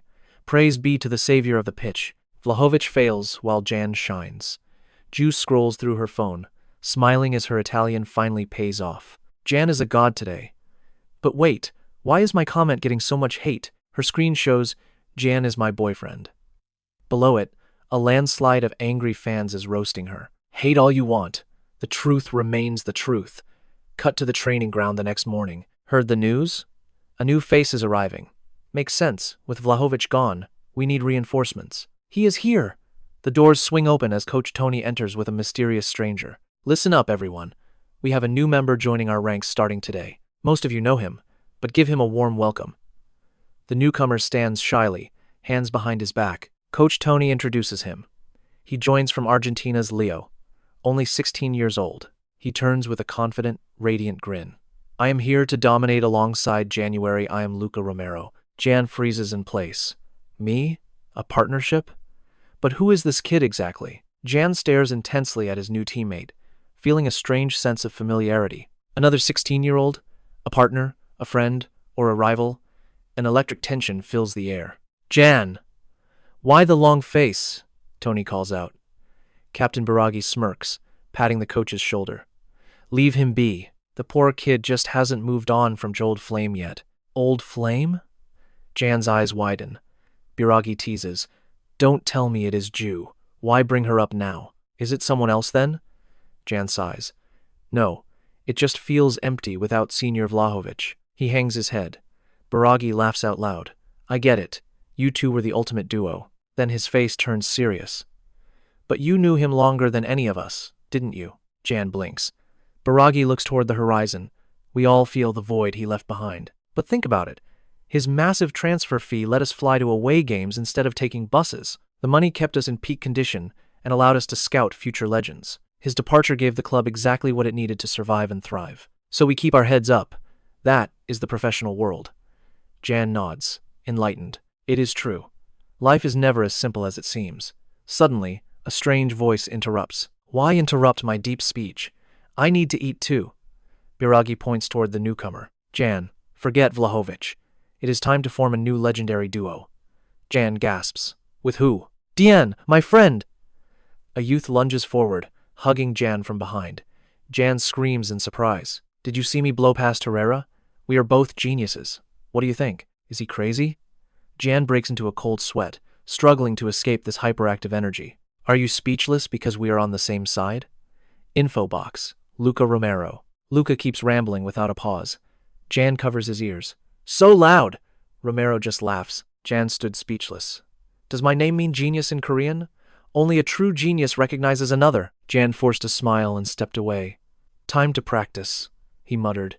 How could I forget such a loudmouth? If Coach Luca hadn't ordered me to crush him, I might have forgotten him entirely. Romero persisted. Training? What kind? Can I join? Fine, I'll join you. No thanks, Jan thought to himself. Regardless, Romero had officially joined us on a loan deal. The captain called him the legacy of Vlahovic. Romero patted Jan's shoulder. Happy I'm here, right? I haven't forgotten you since that match. He's noisy, but a deeper squad eases the pressure on starters. Romero shouted. I get it, but can you say that more quietly? So you never forgot me either? On the field, Coach Tony's usual playful attitude vanished. His voice grew stern, demanding absolute, unwavering focus from every single player. Pay attention. The second half is starting. His eyes swept over their sweat-drenched faces, emphasizing their harsh reality. Now, focus. You all know this is where the real battle begins, right? The team roared in unison. Yes, sir. The aging but passionate coach continued to fuel their inner fire. After a smooth start, the next match is our greatest challenge and our biggest opportunity. He pointed at Sayonara. Who is our next opponent? Sayonara stood tall and answered clearly. It is AC Milan, sir, a name that terrifies every club in Serie A. But not Tony, he bellowed. That's right, We face the league leaders, AC Milan. We will trample them and keep moving forward. The red and black giants loomed like a specter over the pitch. To win, Fiorentina needed a miracle. According to a certain narcissist, that miracle was the combination of two legendary geniuses. Romero, the newcomer, stuck to Jan like a shadow. Jan, our first match together is against the Titans, AC Milan. He laughed gleefully, his eyes sparkling with delusion. Isn't this just pure destiny? Together, we'll create a legendary drama. Jan froze, sweat pouring down his face. Romero didn't stop. If we both start, what's the plan? I should probably take the center, right? Ha ha. He even offered a fake apology to their senior. Sorry about that, Senior Torreira. Jan watched his new teammate dance around him and sighed. Being friends with him will be exhausting. Jan bolted away at full speed. Whoa! Romero watched Jan's receding figure in total confusion. Jan collapsed onto his bed with a heavy sigh. Romero drained my energy. I need Ju's healing presence. Ju? Ju was glued to her phone, completely ignoring January. He felt a sting of jealousy. Dating your phone now? Ju giggled. Your sense of humor is amazing. Jan felt annoyed. What's so funny? He snatched the phone. Who is it? Who's keeping her eyes off me even when we're together? I'm getting really irritated. Pow! A heavy punch landed on Jan's face. Ow! Why are you peeking? Jan clutched his face. What was that for? Ju turned bright red. You startled me by peeking. Wait. Thinking back, she's been glued to that phone and smiling to herself for days now. Ju hurriedly deleted the messages. It's all gone. Now I have to rewrite everything. Jan was curious. Who is she talking to? He noticed an Italian book. Jan, forget those books. Date an Italian to learn fast. Captain Biraghi's wild advice echoed in his head. Let me introduce you to someone. Keep it a secret from Ju, of course. Jan panicked. What are you saying, Captain? Back to reality. If it's not that, why is she always smiling? Suddenly, I'm annoyed. Does she think I have nobody to call? Jan checked his contacts. Nothing. Only 23 people. Just family, coaches, and seniors. He broke into a cold sweat. I really only have Ju. Hey, Jan turned to ask her. AC Milan is our next opponent, right? Are they really that good? Ju didn't look up. Yeah, probably. They are top of the league. Jan worried. Then winning will be hard. Is her rumored boyfriend an AC Milan fan? Why the sudden interest? Jan's face flushed as Ju looked up and stared at him. What do you mean? They're your next opponent, so of course I'm curious. Ju replied casually, her eyes sparkling. Jan stammers. The match is this Saturday. It's crucial. Do you know about jinxes? They aren't absolute, but how do I put this? Every time you come to the pitch, we win. It is like magic. I swear. Jan rambled breathlessly, desperate to hide his burning cheeks. Rue looked confused. What are you mumbling about? Jan froze. It was time to lay his cards on the table. The jinx was just a cover. He truly wanted to see how she felt. Hey, the away game is coming up. Would you want to come with me? If his gut was right, she would hesitate. Jan held his breath, heart drumming against his ribs. Suddenly, Rue let out a joyful cheer. Wait, for real? I can actually go? Rue's eyes sparkled. Of course! What should I even wear? Jan's heart skipped a beat. Something comfy for cheering is probably best, right? Watching her smile, Jan could not help it. Rue, who were you texting so happily earlier? Rue blinked innocently. Texting? I haven't sent a single message today. Jan's jaw dropped in pure confusion. But I saw you smiling at your phone. Rue laughed, holding it up. Oh, I was just translating articles about you. The fan comments were hilarious. Unbelievable. Jan stood there, speechless. Rue started walking ahead. Hey, what are you thinking about? Are you coming, or what? Jan dashed toward the airport. A massive weight finally lifted. Having her there would be amazing, but also a little nerve-wracking. Rue was literally skipping with joy. Jan sighed, thinking it would be much more relaxing if they could just take a private bus alone. But the coach was fuming. I would rather put you on a private jet and make those other slackers take the bus. Just like that, Rue got a VIP seat on the team plane. She was beaming, but Jan felt a storm of worry brewing in his gut. He had warned them many times before, but would his legendary seniors actually listen to him? This could go south fast. Keep it professional when she is around, okay? Jan had pleaded. Captain Biraghi just gave him a mischievous, knowing wink. Don't sweat it, kid. We will make you look good. Jan tried to stay calm. Even the coach said it would be fine. Welcome, we have been waiting. The entire Fiorentina squad stood in sharp suits, bowing in unison like a mafia gang greeting their supreme boss. Cold sweat ran down Jan's neck. Right this way, milady. Allow us to escort you. Rue was completely dazed. Oh, thank you. As they ushered her to her seat, Jan facepalmed. He knew they would not let this go easily. The players bowed with ridiculous reverence. Is this seat acceptable, boss? Your word is law here. Jan's jaw hit the floor. They were treating her like a literal queen. She is not a mafia boss. They were overacting like crazy. Suddenly, a heavy hand landed on Jan's shoulder. Perfect plan, right? Before Jan could even react, Captain Biraghi lunged forward and slammed his hand over Romero's loudmouth. Shut it, man, Jan sighed. Romero was the only one who didn't get it. Genius players belong with the goddess. Romero muffled through the captain's fingers. Biraghi let out a boisterous laugh. Rue just giggled, looking completely charmed. Wow, everyone here is so incredibly welcoming. They are. Just joking, Jan stammered. He tried to explain the madness, but Rue looked like she was having the time of her life. He stayed quiet, seeing her so happy. But then, a high-end flight attendant appeared out of nowhere with a silver tray. Pardon me, a welcome gift and blanket for the guest. Jan's heart stopped. Wait, was that the coach? It really was Coach Tony. He was bowing low, playing the part of a servant perfectly. Please, enjoy your flight, your highnesses. Jan collapsed in his seat. This is not fun at all. Rue tilted her head curiously. Wait, isn't that your head coach? Even the coach was in on it? Jan had totally underestimated this team of lunatics. With a thunderous roar, the plane soared skyward. The cabin settled into a peaceful silence. Rue smiled to herself. The coach really went all out just to make Jan look cool, huh? Yeah. My acting was Oscar-worthy, a player muttered in his sleep, earning a muffled laugh from the quiet cabin. Rue watched Coach Tony sleeping. Coach, you are shaking too much, the captain whispered.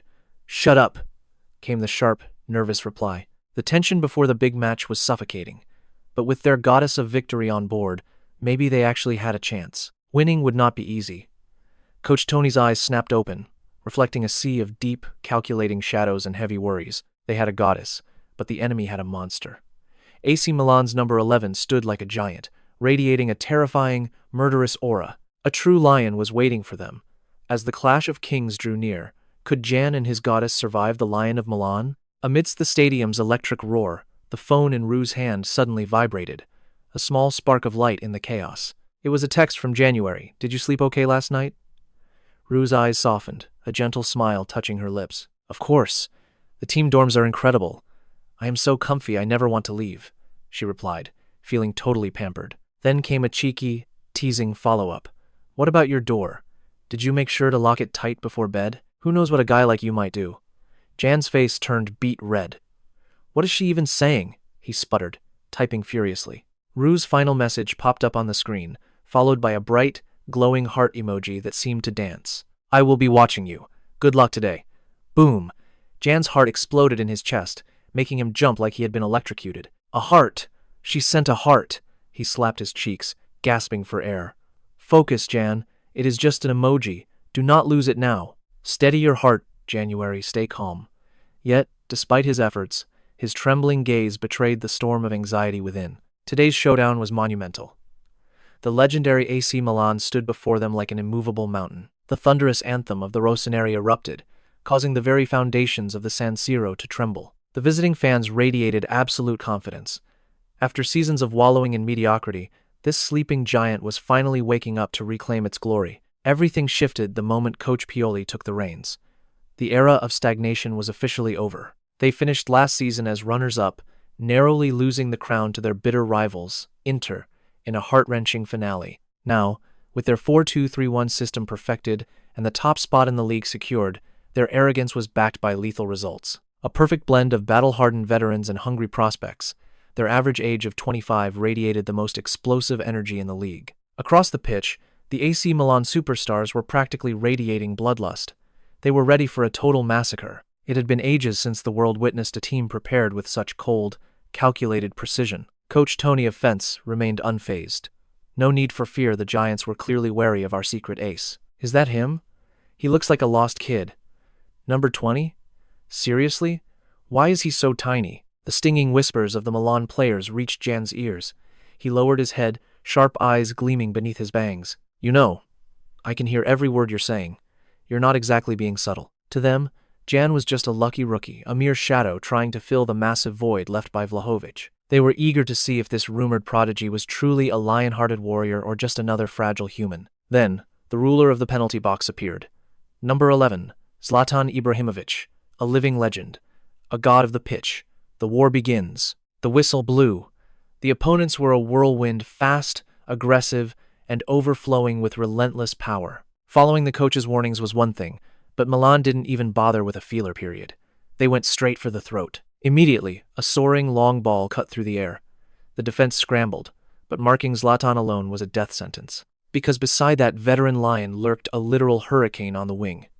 Number 10, Rafael Leão. The league's most lethal winger ignited his engines, eating up the grass with his massive strides toward the center. Leão whipped in a cross, but its trajectory was bizarre. Was that even a pass? What on earth is happening? The ball hung awkwardly in the air. Too high to header, too weird to volley. Fence's defense descended into pure chaos. Suddenly, like a phantom appearing in a nightmare, Ibrahimović was right at the drop point.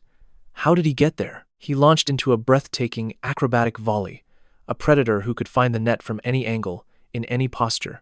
Was that a pass or a shot? The ball shrieked past the crossbar, leaving everyone breathless. Zlatan's madness was on full display. Jan stood frozen. Is this the true Zlatan? A lightning-fast winger paired with a monster who defies the laws of physics? Zlatan roared at Leão. Can't you cross properly? Leão flinched, stuttering out a quick apology. Jan snapped back to reality. Relying on luck or a miracle wouldn't work against these monsters. This was going to be a bloodbath. I have to do something. He clenched his fists. I need to change the flow of this game, right now. Push up! The opponents launched another assault. Jan waited, eyes scanning for a single sliver of hope. For 11 agonizing minutes, Jan hadn't even touched the ball. The suffocating pressure forced him to retreat instantly. This was bad. The opponents weren't just a step faster. They were burning with an overwhelming, unstoppable momentum. Fence was being crushed by players willing to throw their lives away. Only Terziano's heroic saves kept them from total collapse. The helplessness was suffocating.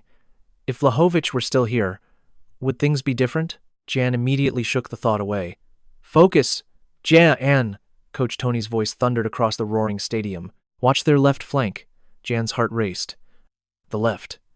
That's Rafael Leão's territory. Of course. Their entire offensive engine is built around that single, explosive left wing. Jan visualized the tactical map. Their fullbacks were pushed so high they were practically playing as central midfielders. That meant the space behind their left wing was wide open, a gaping hole waiting to be exploited. Jan cursed his own stupidity. Comparing himself to the enemy was a fool's errand. If 𝐏𝐵𝐺 were here, he'd already be attacking. Sohin! Jan screamed, gesturing wildly. I'm taking over the left flank. Cover me! He would dive straight into the enemy's weakness. Sohin nodded firmly. Go! Pierce their left side. As Jan shifted to the right to exploit the gap, Sohin dropped back to cover. Leão's eyes widened in pure shock. What? Pulling a striker back for defense?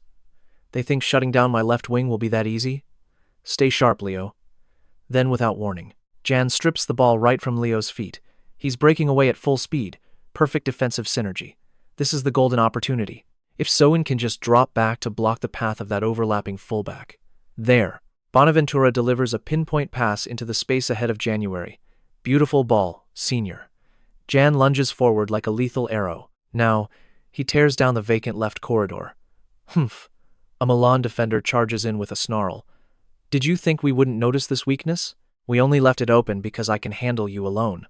A defender as massive as a bear looms over January. Jan grits his teeth. Tsk. No wonder the center-backs spread so wide. They're fast, too. If I cut back into the middle now, their cover will arrive faster than I thought. Milan's defensive mid is already tracking back, but a cross is useless with no strikers in the box. Jan makes a split-second decision. For now, he swings his leg, forcing a corner for Fiorentina. Smart move, his opponent grumbles. The counterattack didn't end in glory, but it's fine. In this tension, a corner is a deadly chance. Believe in yourself and just strike it, Jan. His teammates cheer. On a dead ball, there's no need to rush their tempo. Jan takes a deep, steadying breath. Asterisk. Whew. Asterisk. Time to settle down. He scans the box. They have monsters, but we have Milan. We don't back down from anyone. Chaos erupts in the penalty area. Don't you touch me. Get your hands off. The whistle screams. Focus. Where should I put this? Jan spots Sahunara, dragging his marker to the near post. The two Milans are using their massive frames to dominate the center. He narrows his eyes. Or an outside foot flick toward Nastasi at the back post? Jan sprints, strikes, and the ball carves a wicked supernatural arc. What? The entire stadium falls into a deafening silence. The ball finds no one. It curls with impossible spin, soaring past every defender and the keeper. Jan watches, dazed, as it ripples the back of the net. The referee's whistle blows frantically. What was that? A direct goal from a corner kick. And with the outside of the foot? That's insane! Is there anything you can't do, kid? Duion can't believe his eyes. Ha, that was. The captain rushes over, ruffling his hair. Duion, did you mean to do that? Duion stammers. Not exactly. I just wanted to cross it deep. I got lucky. The captain roars with laughter. Right? You think it was luck too, don't you? He bellows to the entire team. All right, everyone, follow me. The true master of this goal is someone else. The captain leads the squad toward the stands where Ju is sitting. Everyone, pay homage to the goddess who brought us this luck. The entire team kneels or raises their hands in a grand salute to Ju. Ju freezes, her face turning beet red. Huh? We're winning everything today.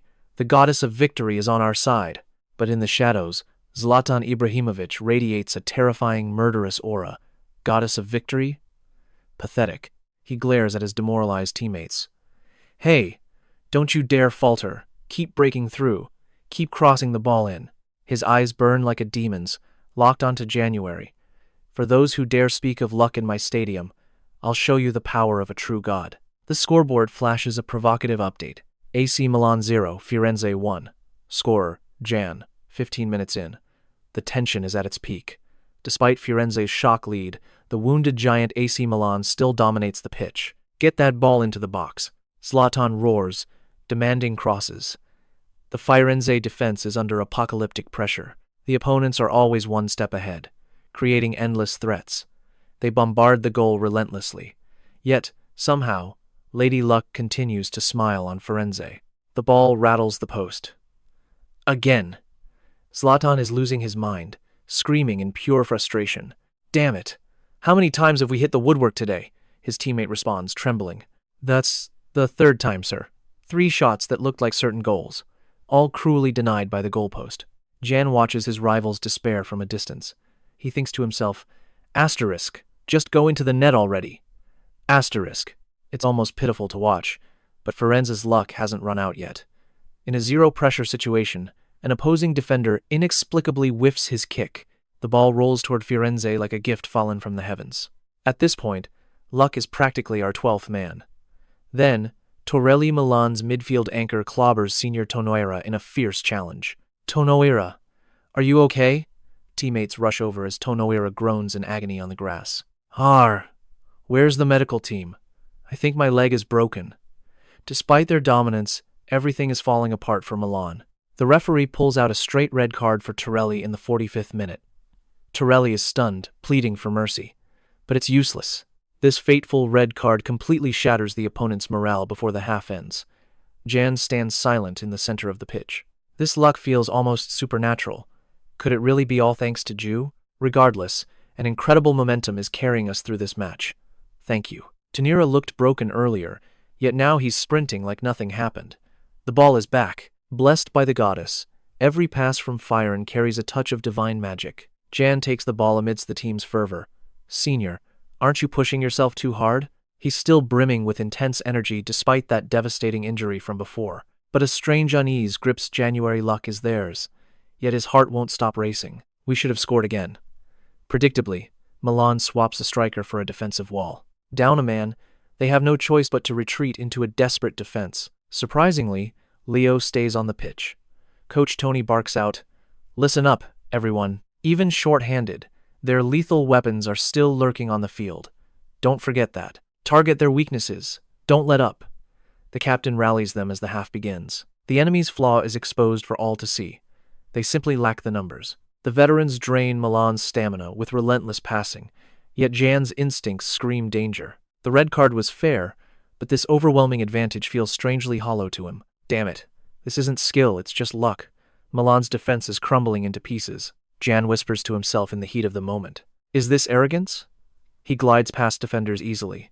Suddenly, Jan is pulled aside. What's wrong? Are you unwell? You've slowed down significantly. The coach looks on with deep concern. I'm fine. Sorry. Then why play like that? Did you think victory was already guaranteed? That sharp question stings. Was he really starting to sleep on his own success? Sahonara claps his shoulder with a playful wink. Just stay focused on the pitch, kid. I'll set up another goal for your lucky goddess. Jan blushes. What goddess? He laughs, but guilt weighs heavy. A true professional burns bright until the very end. My seniors are fighting tooth and nail while I'm drowning in my own ego. A sudden turnover snaps him back to reality. I'm still so far from being great. From now on, absolute focus. Defense! Push up! He shouts, commanding the entire field. In the stands, a legend watches with a smirk. Number 20. He's truly gifted. Cafu notes, down a goal and a man at home. We can't just hide. If number 20 pulls the defense like that, he'll create a massive, fatal opening. The entire left flank has been left completely wide open. Jan sees the script. He pings it to Sahonara and explodes forward with terrifying speed. It's surreal. The middle is a total vacuum. Is no one going to stop me? He breathes deep. No one can catch him. His legs are a blur of fire. Free and clear, he takes the return pass.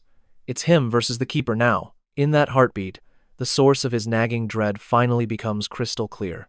We struggled so hard until that red card. My mind was only on surviving then. The keeper screams as Jan winds up. This isn't luck, it's a cold, calculated strike. Without the threat, the tension evaporated. The match has simply become boring. A lethal finish. The net ripples. See? I told you to trust your senior. Jan stands frozen. No joy, just silence. 2 goals against Milan. Just like that? Madness. He mutters. Great pass, brother. He trudges back to the center circle. His teammates watch him anxiously. Is this the ultimate peak of my own arrogance? Victory came too easily. After Jan's second strike, AC Milan's spirit shatters into dust. Even their stars, Liao and Catan, are subbed off in a state of total defeat. Get that away from me! A lion doesn't need a towel! Clatton snapped, shoving the medic aside with a face twisted in bitter pride. The fire had died. For Milan's players and fans alike, their spirit had vanished. A chilling silence descended over the San Siro. But January? He wasn't finished. No way. He refused to let these final moments slip away into nothingness. Regardless of the score, he needed a target to keep his focus razor-sharp until the whistle. He was a true professional. Duan steeled his resolve, searching for that spark of passion. Suddenly, his gaze locked onto someone. Wait, him? There he was, the opponent's number 19. Drenched in sweat, his eyes were still ablaze with fierce resentment. Found you. Jan signaled for the ball and suddenly drifted wide. What is he doing? Why is their number 20 heading for the touchline? The Milan players watched in confusion. It was Theo Hernandez, the powerhouse left-back who had terrorized the flank throughout the first half. A provocative smirk played on Jan's lips. I finally found my prey. Standing before Hernandez, their gazes clashed like lightning. Jan wondered if he was being a bit too cruel. No, definitely not. This was just like the drills he'd perfected under Coach Luca. This was the ultimate motivation. Theo Hernandez gritted his teeth. What is this brat muttering? Jan made up his mind time to make life miserable for him. It was a bit childish, but it was time for some payback for his seniors. Jan began his technical assault on Hernandez. Jan already had 2 goals, yet his hunger remained unsatisfied. Only 8 minutes left on the clock. Jan's playground was just opening. For Milan's defense, these 8 minutes will be a living nightmare. Will Jan manage to check every name off his revenge list? Find out in the next chapter.